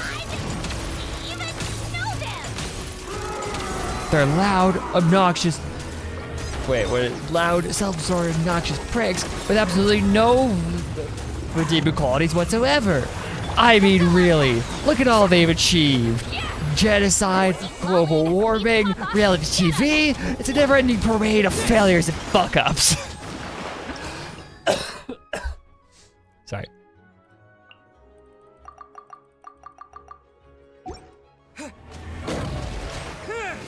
Oh my god, Electro Traveler? Okay.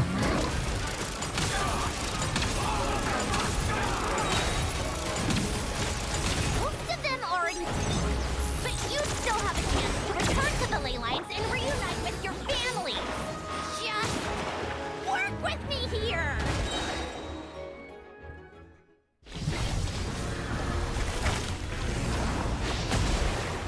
I like how you're telling me how to play the game now, Quinn. It's really cute.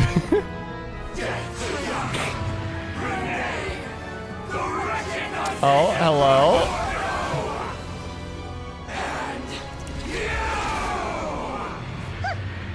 I told you I'm not like them. I'm not like other girls.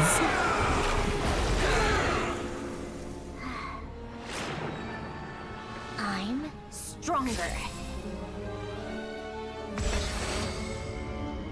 Inverted. World formula. Reversion.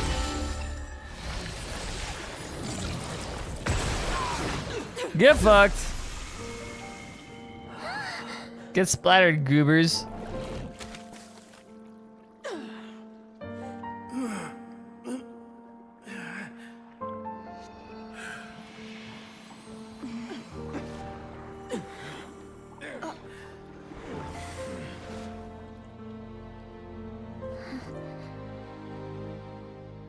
Be at peace among the tides. Lost souls. Oh. She really did the aura form there. I'm not like other girls. I'm stronger. Poke. And then they all just fucking explode. Like. Yep, told you it'd be a piece of cake. How did you do that back there? That creature was nothing special. Add a bunch of souls with nowhere to go, a touch of malicious energy, a few impurities, and a whole lot of resentment. And that's what you get. Agony. All I did was separate the original souls from the rest of the filth, allowing them to be accepted by the rules of the world. The principle behind the world formula is divergence. Starting from a point of origin, it deconstructs and reconstructs the possibilities of the world to find answers. So, it would follow that reverse calculating the world formula allows us to achieve convergence and restoration instead. Using a numerological array, I was able to do just that. Oh, okay.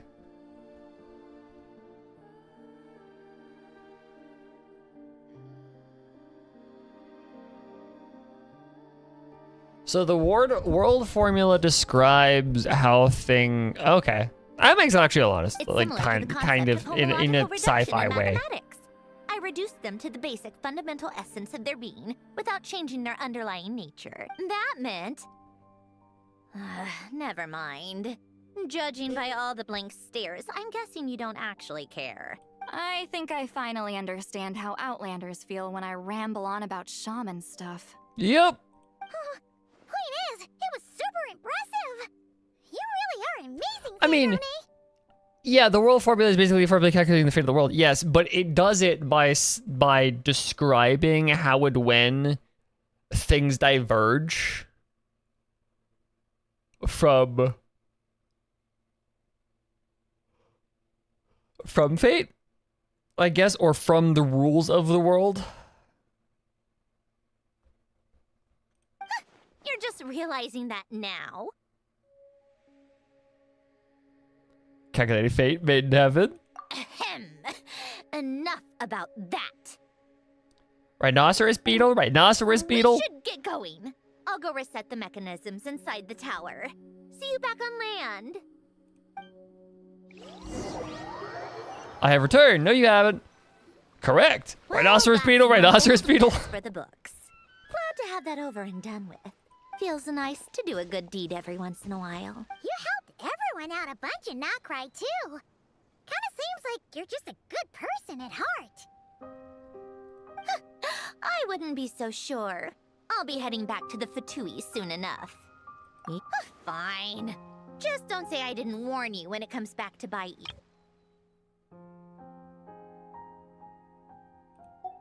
Well, where to next? Back to the ship? Yeah! Your personal business, the Narcitsan thing, it's all resolved. That means you can see the people that need seeing now. Right, Centroni? Oh, everyone's gonna be so happy you're back! You wouldn't catch me dead admitting to this before, but... yeah. I really have missed everyone. Oh, she's softened up. Bina's a special case, though. This time, I'm definitely getting her back for all her annoying antics over the years.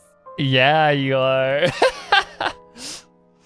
Look at that smug-ass smile on her face. She'll sense me coming from a mile off. How am I gonna...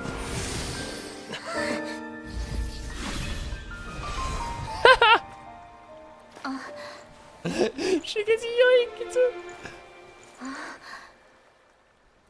Sandrone? Is it really you? You're back? You didn't tell me. You avoided me. Why?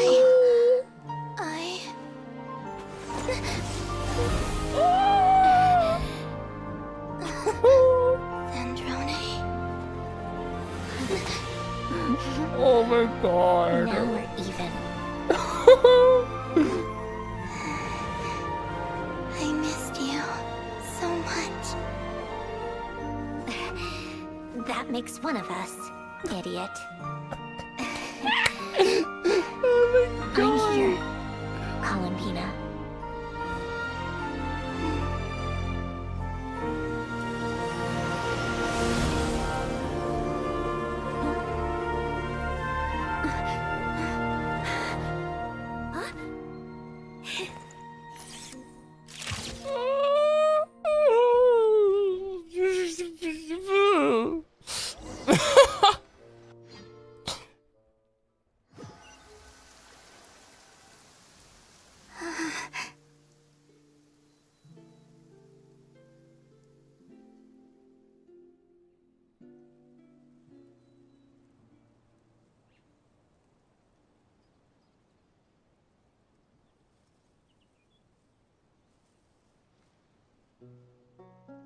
So adorable. Sandrone. Lebanonians. Don't ruin the moment. Or I'll start thinking about how you teleported me to a random location after I explicitly told you to stop doing that. Farina's like, yes, lesbians, yes. And scene! Bravo! Bravo! We got it! This is exactly the ending I was hoping for. Huh? The gaze of the gods. Where did you just go, Miss Columbina? You vanished, and then the next second you were back hugging this, new friend here. You could say that. That was all on camera? For joshing out.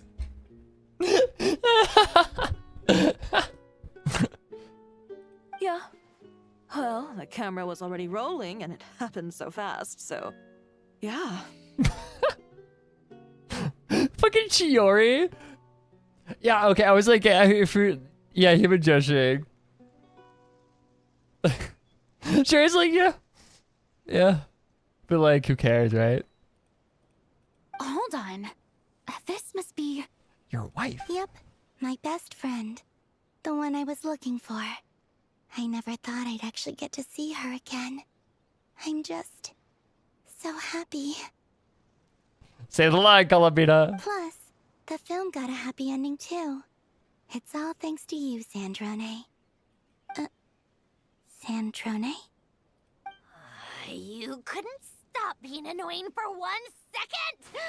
Columbina! She said the line.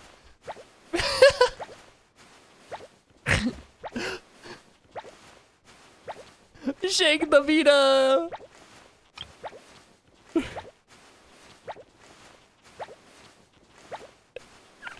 Oh my god. Oh god, I love this so fucking much. This is so funny. This is exactly where she wants to be. Yep. I love the sound effect too, the little bloop.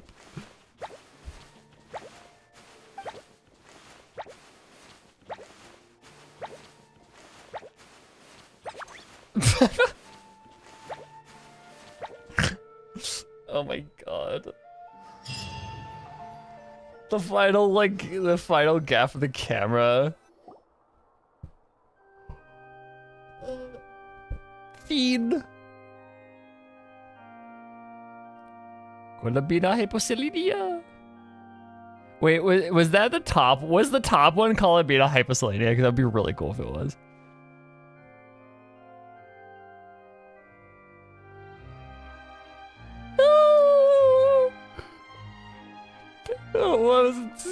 the little poke. The shoo away. As expected. Going to the opera house is the See, true that's what way I've been to saying. enjoy a film. Columbina, with the symbolism that exists that you could do with her eye mask, is ridiculously cool. Because yeah, she only opens her eyes when she finds Sandrone. Like, it's so cool. She's such a her design is so fucking sick. You get to see the audience's reaction in real time too. The ending seemed to be received quite well.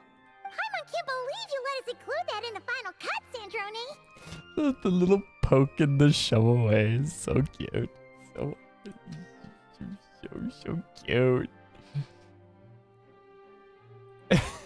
You even agreed to help us reshoot a couple of shots. Thanks a million. Aww. Most of it was caught on camera already, so it's not like I had much of a choice. Besides, the film I'm in is going to be anything less than perfect. What are you laughing at? Nothing. It was just interesting to see us on screen together. I'm glad this moment is going to be preserved forever.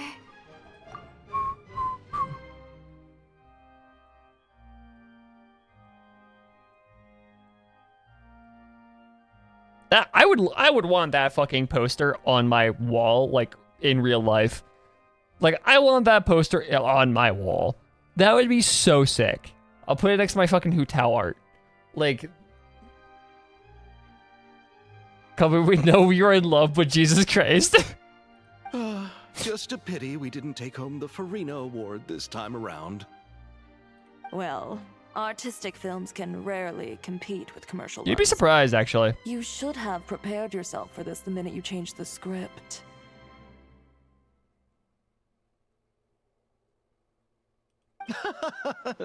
Oh, did I hear someone mention the Farina Award? Come on. It wasn't a flat enough shot of the poster, I don't think.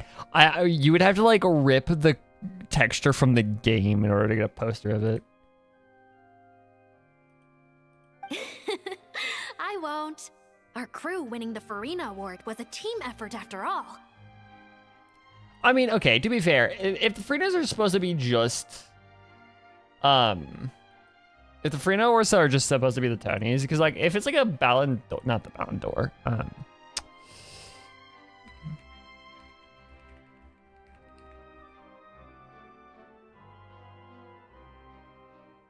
Palme d'Or, like Palme d'Or and Golden Lion. Like in that case, then artistic stuff would have been like, yeah, but. Costume design, script adaptation, ooh, and the practical Nessie has so 9 Farina Awards. flames Yeah. and explosions even made me jump while we were filming.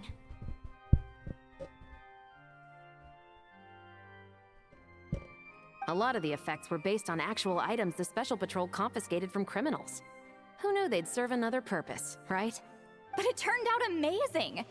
Really brought the thrilling scenes from the novel to life. Fontaine's film industry is seriously impressive. Which film did you vote for, Silali? Isn't it obvious? Great Detective Herlock, of course! That's the whole reason I'm here! I mean, to lesbians versus lesbians, because like this movie has table salt in it, but the other one has like Sambina in it, so like they have their own merits. You all should be proud, though. A lot of critics are saying really good things about your film, too. Longing and loss, searching for something even after it's gone. It's a film that makes you think about life and how important it is to explore those themes. Well, that is what the art of storytelling is for. Watching a film with friends is so much. Ooh, let's throw a celebration later then. We're all old friends. Oh, we could find a place and chat to our heart's content. You see how they're placed in the scene, and these two are the closest. How about the winglet? That's perfect. Friends and family are more than welcome too. So if you want to bring people, don't be shy. You all can head over first and make yourselves at home. I'll bring over some refreshments in a bit. I just have one more stop to make first. Can I come? Fine. No, they need to go on a date on their own. They need to go on a date on their own. Oh my god, I forgot how gorgeous this place was. Holy shit. Hold on. Maybe I can get a flat. No.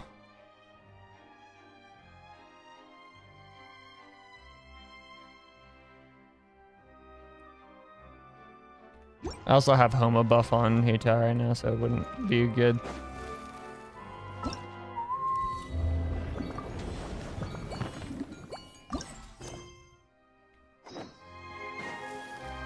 Any guesses for where they go?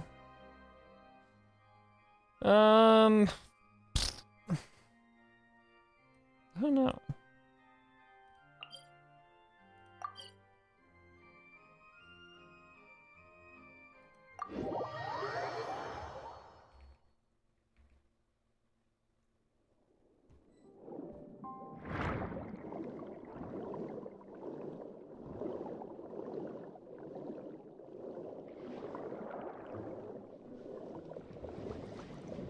Yeah, it is Marianne, isn't it?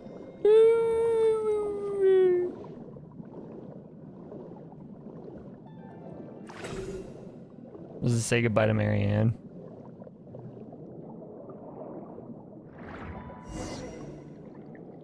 Or say sorry. Instead of like, maybe not say goodbye, but sorry to Marianne.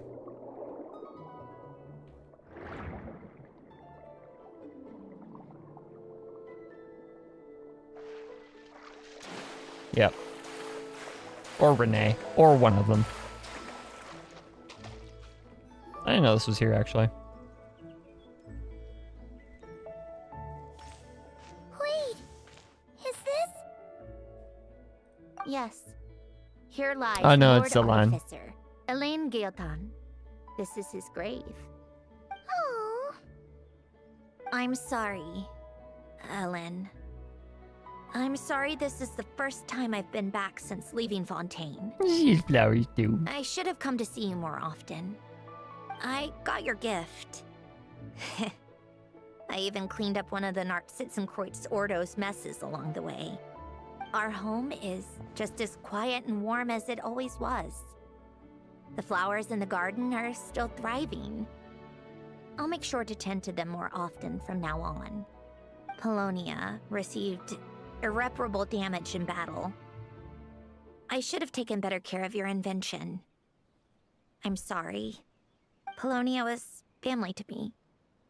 Just like you. You always said I was a fast learner. But I'm not so sure. It took me far too long to learn the things that truly matter. I never said this to you back then, but... Oh, she's crying! For giving me the chance to experience life. Being your family meant everything to me.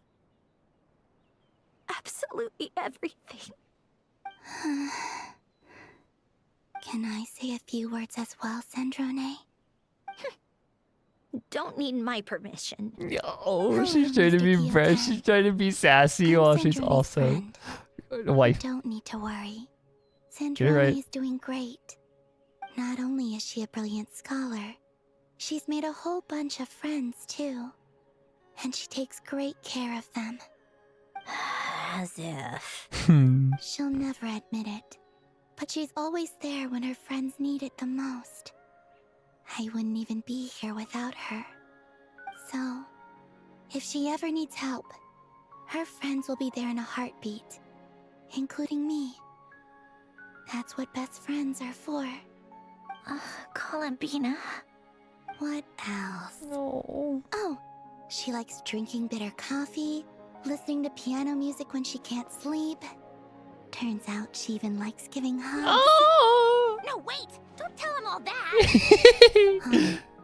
I don't understand. I didn't think you'd want to hide things from him. Well, yeah. but there are still things I don't want to say. Yo. Okay. I'll come by myself and tell him for you then. That's not what I meant. Yo. All right. Enough with the speeches. If no one has anything else to add, let's just leave it there. Should we say a few words too?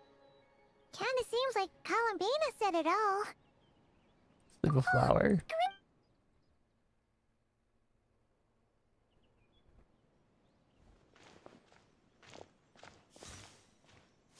Those are multiple flowers. Like a lot of flowers.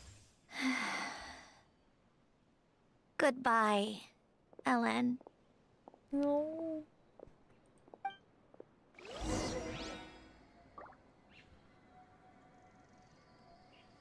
Dad of the century, as he deserves. Dad of the century. What is his epitaph? Eliza Langia, founding director of the Research Institute of Kinetic Energy Engineering, White Cavalier of Protection, Lord Artificer. May the waters protect his soul. May he be troubled by suffering no more. May the waters guide his soul safely across to the other shore. Regrettably, there's nothing more to say.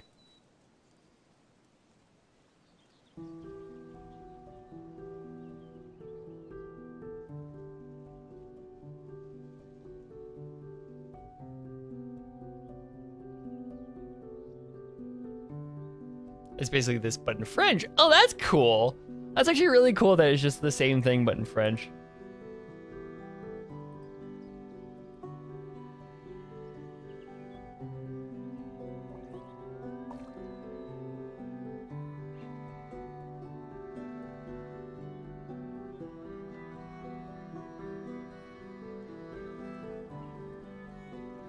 That's really adorable.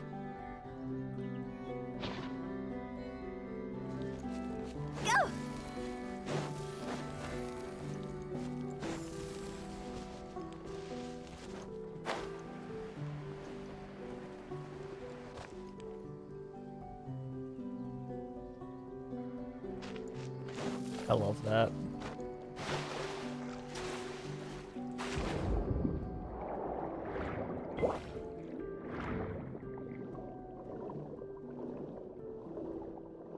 You want to hear my terrible attempt at French? At reading some French? I want to do a dolphin jump with Farina, and then I'll try it.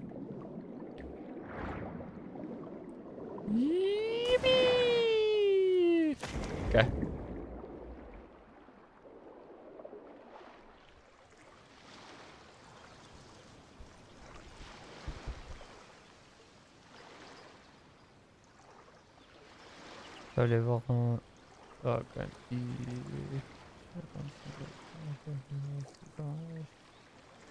Oh, so it's just, instead of it being like the poem there at the end, it's just like, it's just his titles.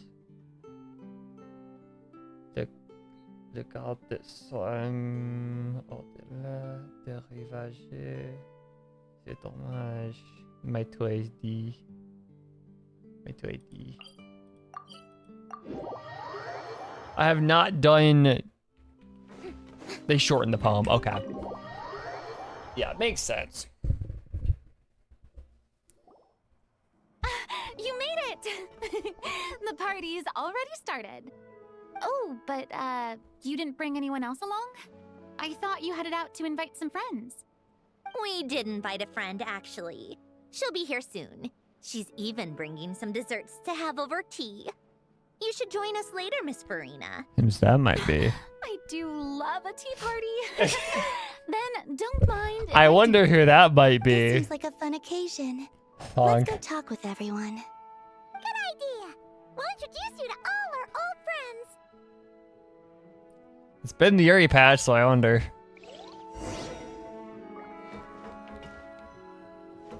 Oh, Scorpius, y'all. Okay, I'll start with, Wait a second. Mr. Baptiste and Veronique. You're hip Friends of yours? Veronique is the prop manager for Musketeer Pictures. And Mr. Baptiste is the author of The Two Musketeers. Yeah, former prop manager. Now we're just two criminals serving our time. Thanks to Duke Risley and Nurse Sijuin looking out for us. Not too bad, actually. Oh yeah, I forgot that happened. You make it sound like I'm giving you special treatment. I just think the method of justice you chose to pursue is one people can respect. You are far too modest, Your Grace. The only reason we were even able to come to the surface for the festival is because It's also just good for the physical and mental health of the prisoners in general. Anyway, I suppose I have you to thank for keeping the Wingalet in such good shape. I never knew she could look so striking. The I didn't do Pookies. anything special. It was mostly the Traveler and... Don't sell yourself short, Miss Guillaume. You are the current captain after all. The fact that everybody is calling her Miss Guillaume now is pushing this idea that she is Elaine's daughter, People back at the fortress which can is also enjoy the aquarium. Huh? It feels like it's kind of this like symbolic acceptance of who she is, or other people recognizing that she's accepted who she is. This like evolution of her character, of her accepting that she is pretty much Elaine's progeny, and that like she's it kind of bears his like legacy a little bit. Which is such a cool, it's so cool. It's so cool. I love that. Like I said before, I just think it would be good for the inmates who clean and maintain the Wingalet to see their work put to good use. He called her Marionette like earlier? Besides, maintaining an aquarium is sure to be a lot more interesting than scrubbing rust off the walls and deck. Of course I Oh, guess that's not. even cooler. I'm grateful you even want to keep it. Oh, Elaine. Oh, okay. I thought you were talking about Risley. I was like, oh, that would be sick. Elaine's name for Sandrone was Marionette. Yeah.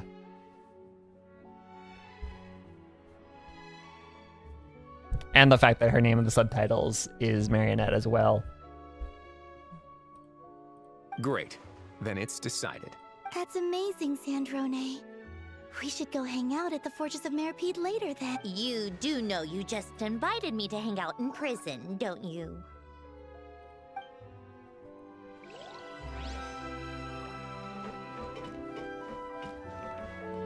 She was just invited to go Granny Eatsley, you're really not going to let us borrow these cute little stuffed toys for our magic show? First of all, Seat Laline and Eats Papa are Chi-Chi meal. They have inauspicious stars sealed within them, and they're my helpers, not toys. But the Grin Malkin Cat and Boggle Cat box are Linny and Lynette's helpers. And they still make good partners on stage. Agreed. We've never had a Chi-Chi meal pop out of our hats before. It would be quite the surprise. I think the audience would love it. If this was the Masters of the Night Wind, these kids wouldn't have even had the guts to say my name, let alone pester me like this. I'm terrible at dealing with requests like this. Oh, Traveler, quick, save me! Looks like Granny Easley made some new friends. You think you're so funny. Lady Sandrone. Lady Columbina. Hello. Don't Hello. look at me like that. I don't have any mechanisms for you She's to so break. shakeable.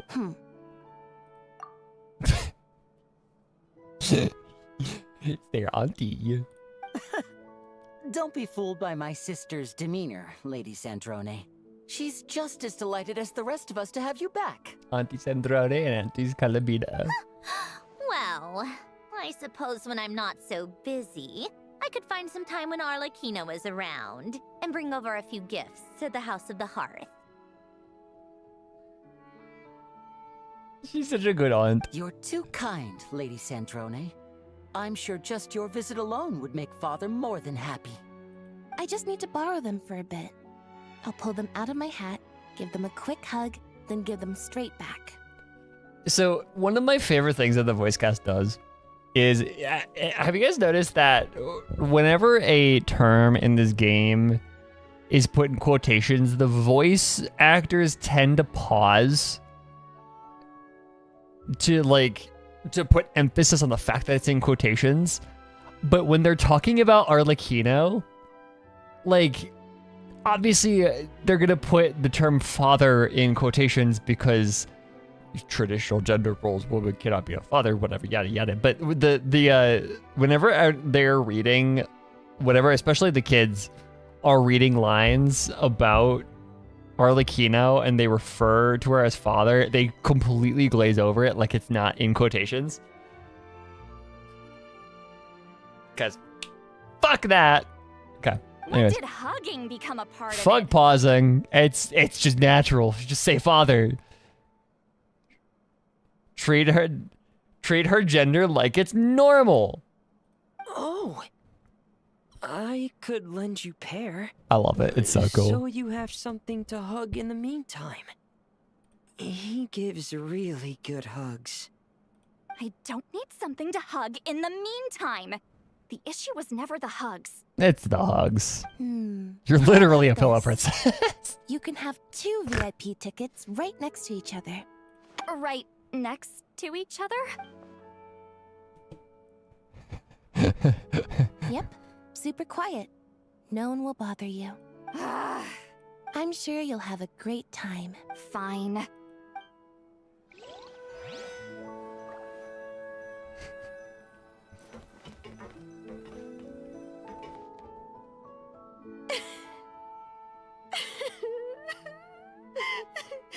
What a dream come true! It all worked out! I can die without regrets! They shift them so hard.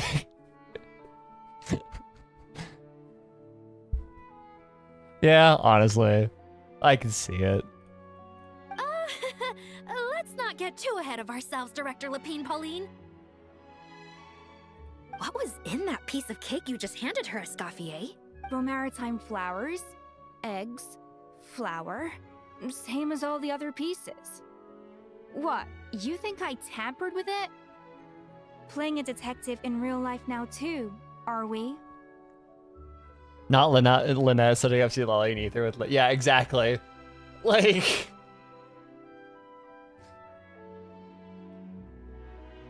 they finally found someone age appropriate for Seat Lolly. Why not get her, like, make her not lonely anymore?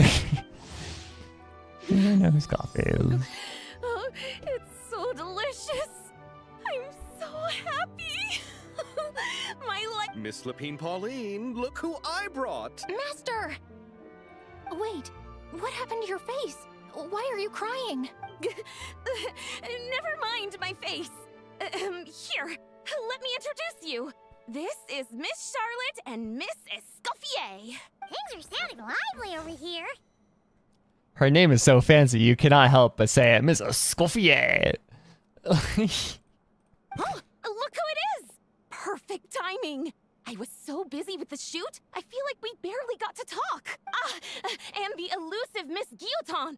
It's great to see you. Thank you so much for letting us use the boat free of charge. That was so... right.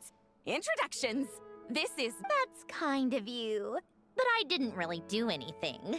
If you want to thank someone, it should be the Duke or the people who keep the boat in such good shape. Right. I'll head over in a bit and do... Miss Columbina? Yes? Could I... interview you sometime? I'll treat you to some gâteau de bord for the trouble. There's only a limited amount available each day. Oh, but it's an absolute must-try when you're in Fontaine. Oh, sure. Bold of you to use my own cake as a bribe right in front of me. It's like we're gonna pay for it. Like what? You know Why are you so offended? They're gonna pay. Going to be together It's not like they're gonna steal cake. Come on, everyone! Grab your drinks! Paimon with the little itty bitty one. Are we going to toast? The glass that's scaled to her size is fucking hilarious. Yep. Come on! Sante! Santé! And then last one, we got some table salt. You made it. Sorry for starting the celebrations without you. No worries at all. We're just glad everyone's having such a great time. Oh, right. You've probably seen them around already, but let us introduce you for real. Miss Columbina and Miss Guillotin, right? Oh, we saw the film you were in. It was so touching. Yep. This one started bawling her eyes out right next to me in the theater. Completely selling her out.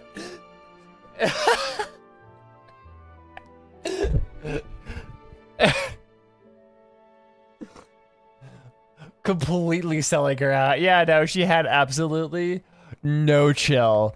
She completely broke down.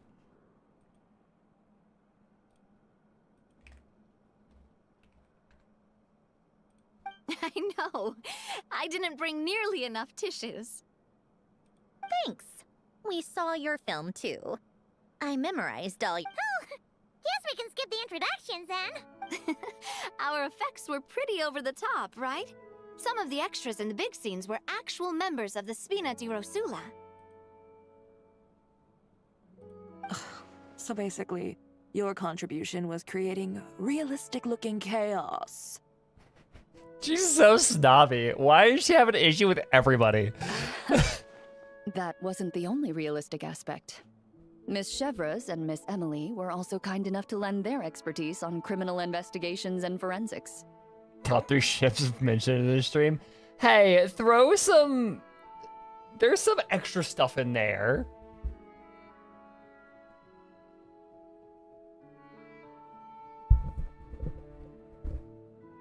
Also, yeah, putting you in seat Lolly above me and you, come on. Come on. Oh, it was nothing. I was just honored to take part and help out. Wow! No wonder your film turned out so good. You basically had an expert in every field. But don't discredit the other ships that are here. Some table salt. Come on. Oh. This was too long to collect the joke there. Hey. In on a round of tabletop troupe later, Miss Shush. Columbina and Miss Guillotin? I mean, what better place for a party? It's getting hot in my room. Here we go again. That sounds interesting. Yes! Persuasion successful! What about you, Miss Guillotin? I guess one round couldn't hurt. Critical success! Oh my god.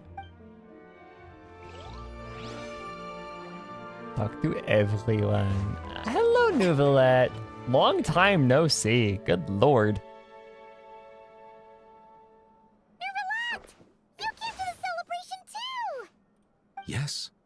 I can only hope my presence does not make anyone ill at ease. Who's this? All right! This is Nouvellette, the Eudex of Fontaine. And this is Columbina and Cendrone. Greetings.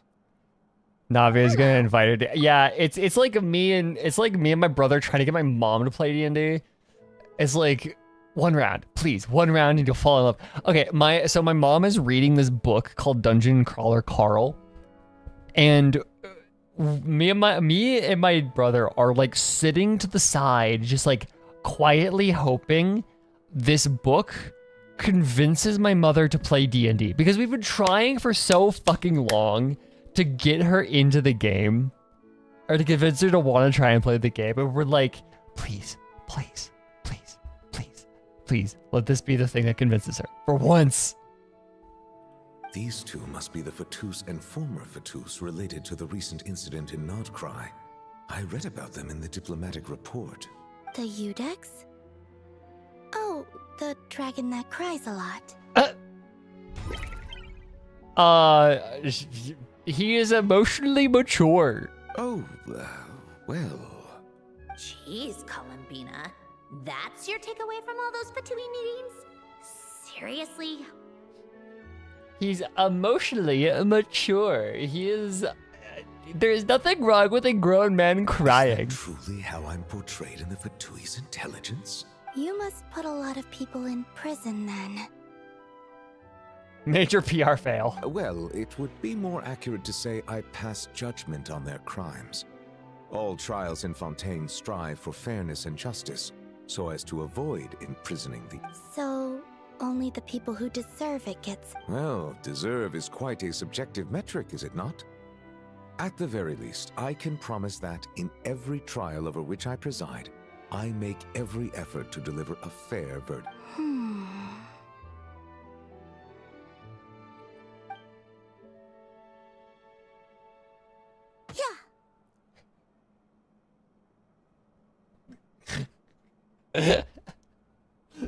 Oh my gosh, she's such a goofball.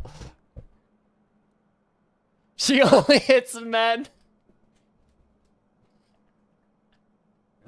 I was just about to say that. Oh my god. Also, yeah, that is true. It's like he does your country has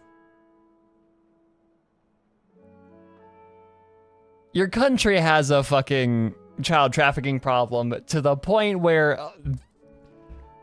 Arlecchino has to do her thing. Like, fix that shit, please. Thank you. Also, yeah. Oh, for the love of... what is she doing now? She only hits men because all the women are very pretty and she gets nervous. You seem like a good dragon. Not the kind that throws people in prison for no She's reason. so beautiful. Oh my god, she's so awkward. I love her. Well, then she punched me because... Sorry, Nervalette. She thinks that's a sign of friendship. Where does she even pick up weird habits like that? Don't worry about it. Ah, I see. I believe I have observed people No, on the streets don't of hit her back. No, Fontanalia don't hit her back. No, express don't hit her affection, back. and I suppose I now know what it feels like. Yes. Quite abrupt. You know, these two are surprisingly alike. True. They don't get out much. Looks like Arlecchino's here. Come on, Columbina. Let's go have our She is! Because her old friend, quote unquote, friend group. Well, I think she's been dapped up. No, I love the idea of she recognizes that her old, like, the men that she used to have in her life are incredibly abusive and shitty and, like, just terrible people and slimy. And now she's like, ooh, these are good men. But then they're also both gay. Tea time.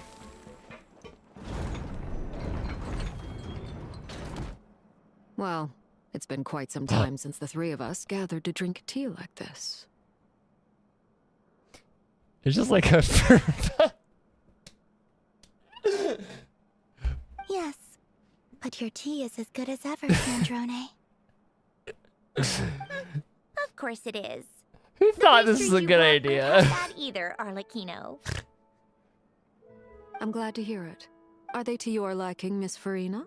If I remember correctly, this particular cake is your favorite.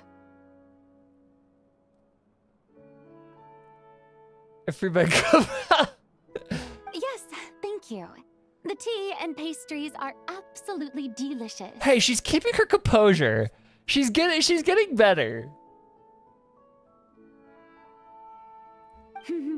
I can't believe I'm casually sipping tea with 3 harbingers. Or are some of them former harbingers? Okay, she's actually reasonably... The cat is back. The cat in your window is back.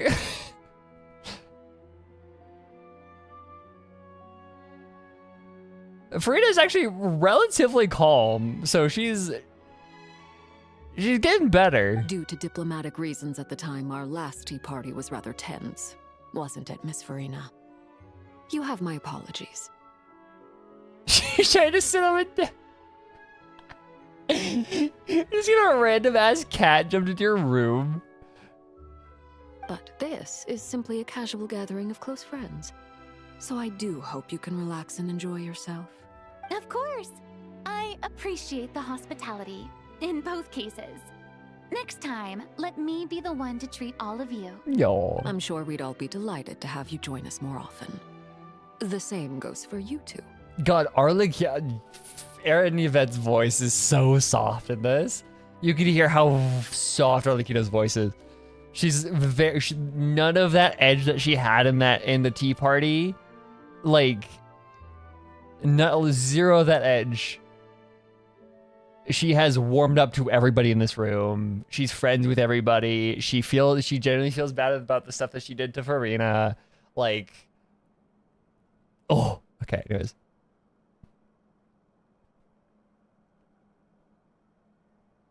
Of course we should do this again. We've all been... This is nice, Sandrone. It reminds me of the happy times back in Snezhnaya, when things were so lively. The COVID distance is funny, though. Yeah. To be honest, I never thought these gatherings would feel this lively ever again. Well, I think I speak for all of us when I say we're truly glad you're back, Sandrone. Me too. I've realized that holding on to what matters doesn't just mean protecting what you already have. By reaching out and striving for something new, you can gain much more than you think. No, that certainly doesn't sound like something the old you would say. Well, I'm only going to say it once, so don't get used to it. Who knows? Perhaps your tea parties will only get livelier from here on out. Once you return to the Fatui, we'll have more opportunities to keep in touch in any case. I want to spend more time together too. But I don't want to go back to the Fatui. Well, Notcry isn't too far from Snezhnograd. It shouldn't be hard to find a place where we can all get together. Oh, and then I can sing for you. Or put on some of your favorite music. Just like the old days. Speaking of music, I spotted a mechanical piano below deck. Is it yours, Miss Guillotin? Yes. Reclaimed, I suppose you could say. She built it from scratch, didn't she?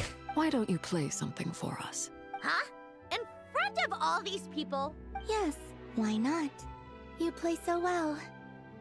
Yeah, come on! Just a little. For the love of... Yeah, and she whips out like fucking like Liszt or like Rachmaninoff or some shit. Fine! One piece, and that's it.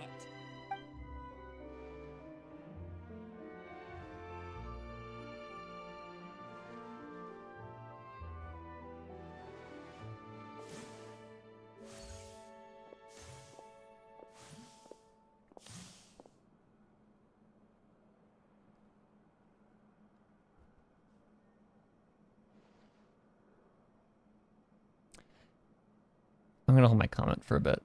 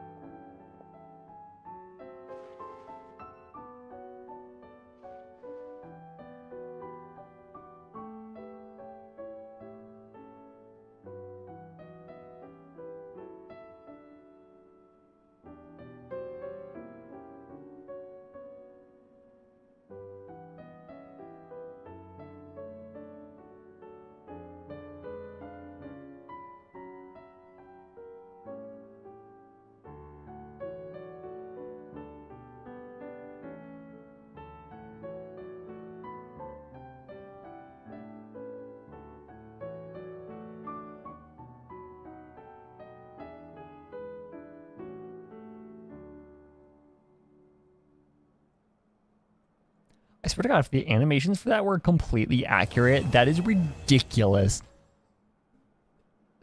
This company's dedication to their music is stupid.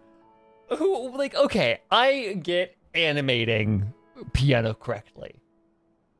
Or animating whatever correctly in, like, a show about music. But in a fantasy game, you animate a fucking a 3D character, 3D animation. A character playing the piano correctly is ridiculous. That's so cool. I'm not sure I should be in this one. Of course you should. You might have primarily helped out another crew this time, but you're still a member of Musketeer Pictures.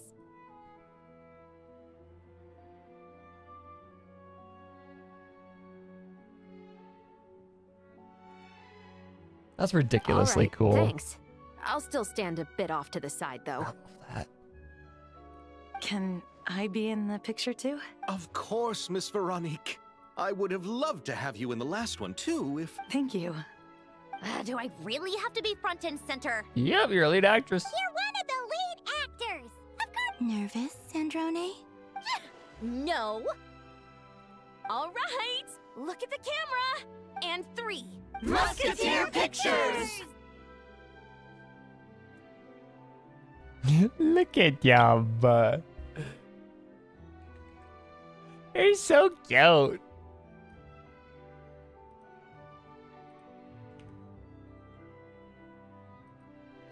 The fact that like Columbina, nobody tried to take her from you, but then like Sandrone is like, wait, why are you grabbing me like that?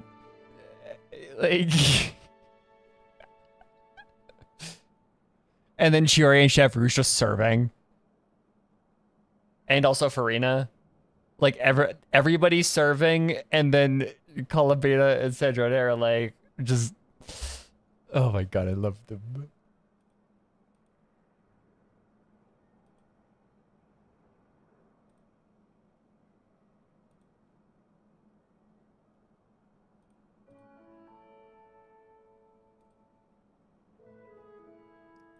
This just makes me happy. This just tickles my brain the right way. I mean, part of it is Farina, but like the rest of it is just, it just tickles my brain like the right way.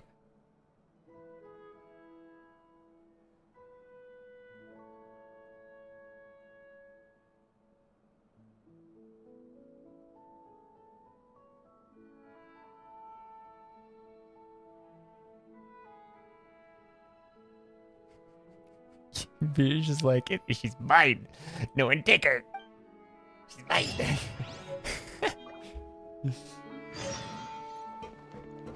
Huh?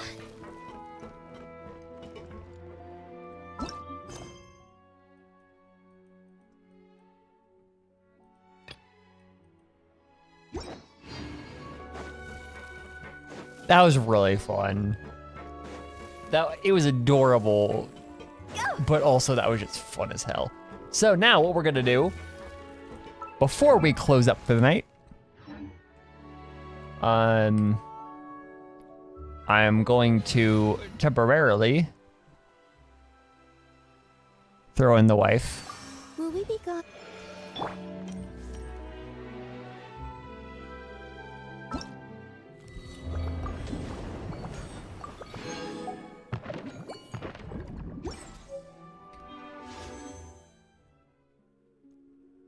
I've got 20 wishes. I don't know what I'm gonna do with her, but just in case.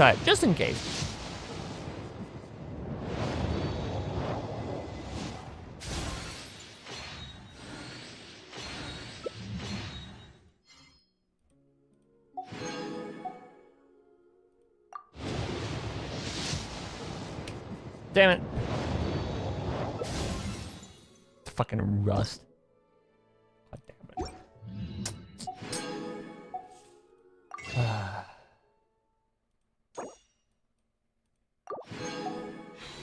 You know what? We're gonna do it even better.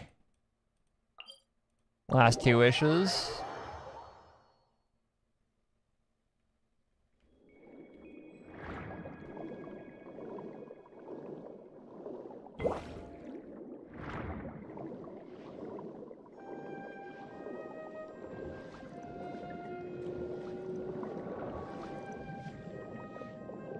Is there somewhere you can go, by the way? Wait, where is it? It's over here? It is.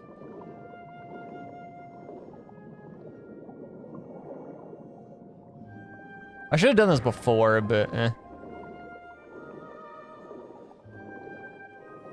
You want some codes? Are there any codes still active?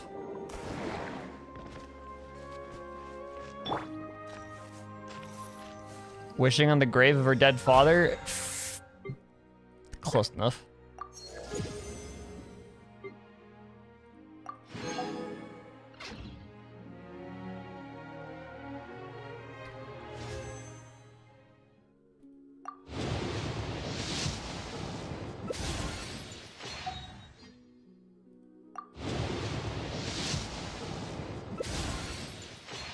Okay. I'm probably not even close to pity anyways. So but like, it's fair to try. What, because I lost my 50-50 to Dia last time? Was what, like, yeah. 20, almost 30 into pity.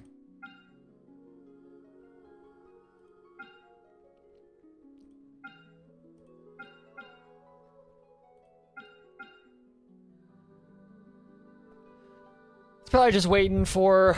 I'll probably just have to wait for the Tsaritsa and then get her next time. Get Sandrone next time she relaunches, or next time she's rerun.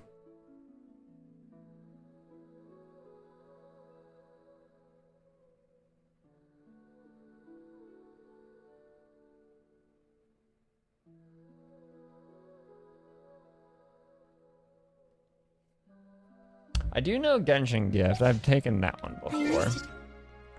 Long walk.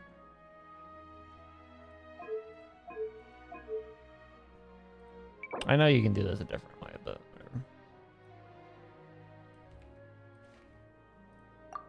whatever. Old school.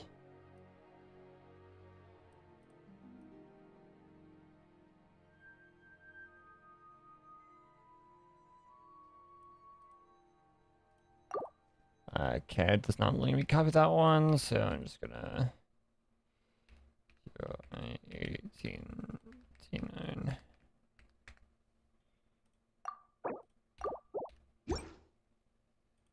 In silver.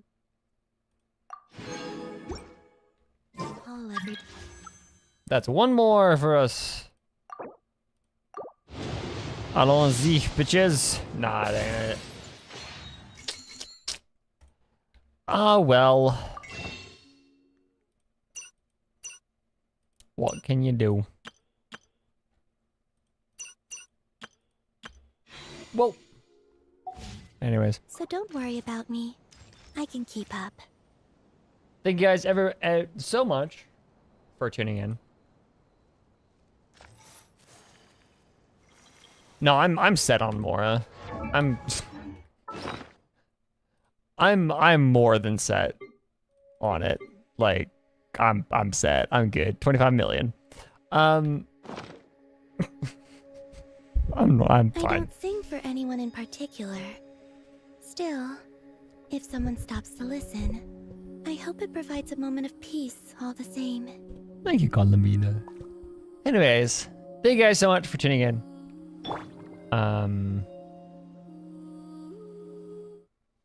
Yeah, that was fun. That was adorable. I was way more emotional than I was expecting it to be. But yeah, that was really, really good. I'm gonna go on your account and fix your characters. Fix your own characters first.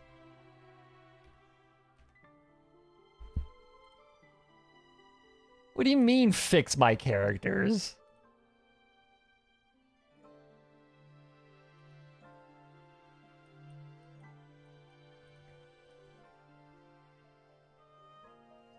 You have shit I could strongbox, fair.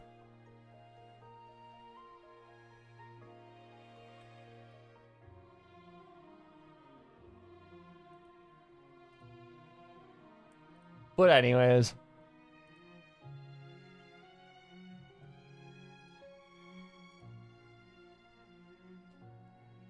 Thank you guys so much for tuning in. Next week will be HSR. So yeah. Anyways. Thank you guys for tuning in, and I will see you guys next week. So, bye-bye, y'all.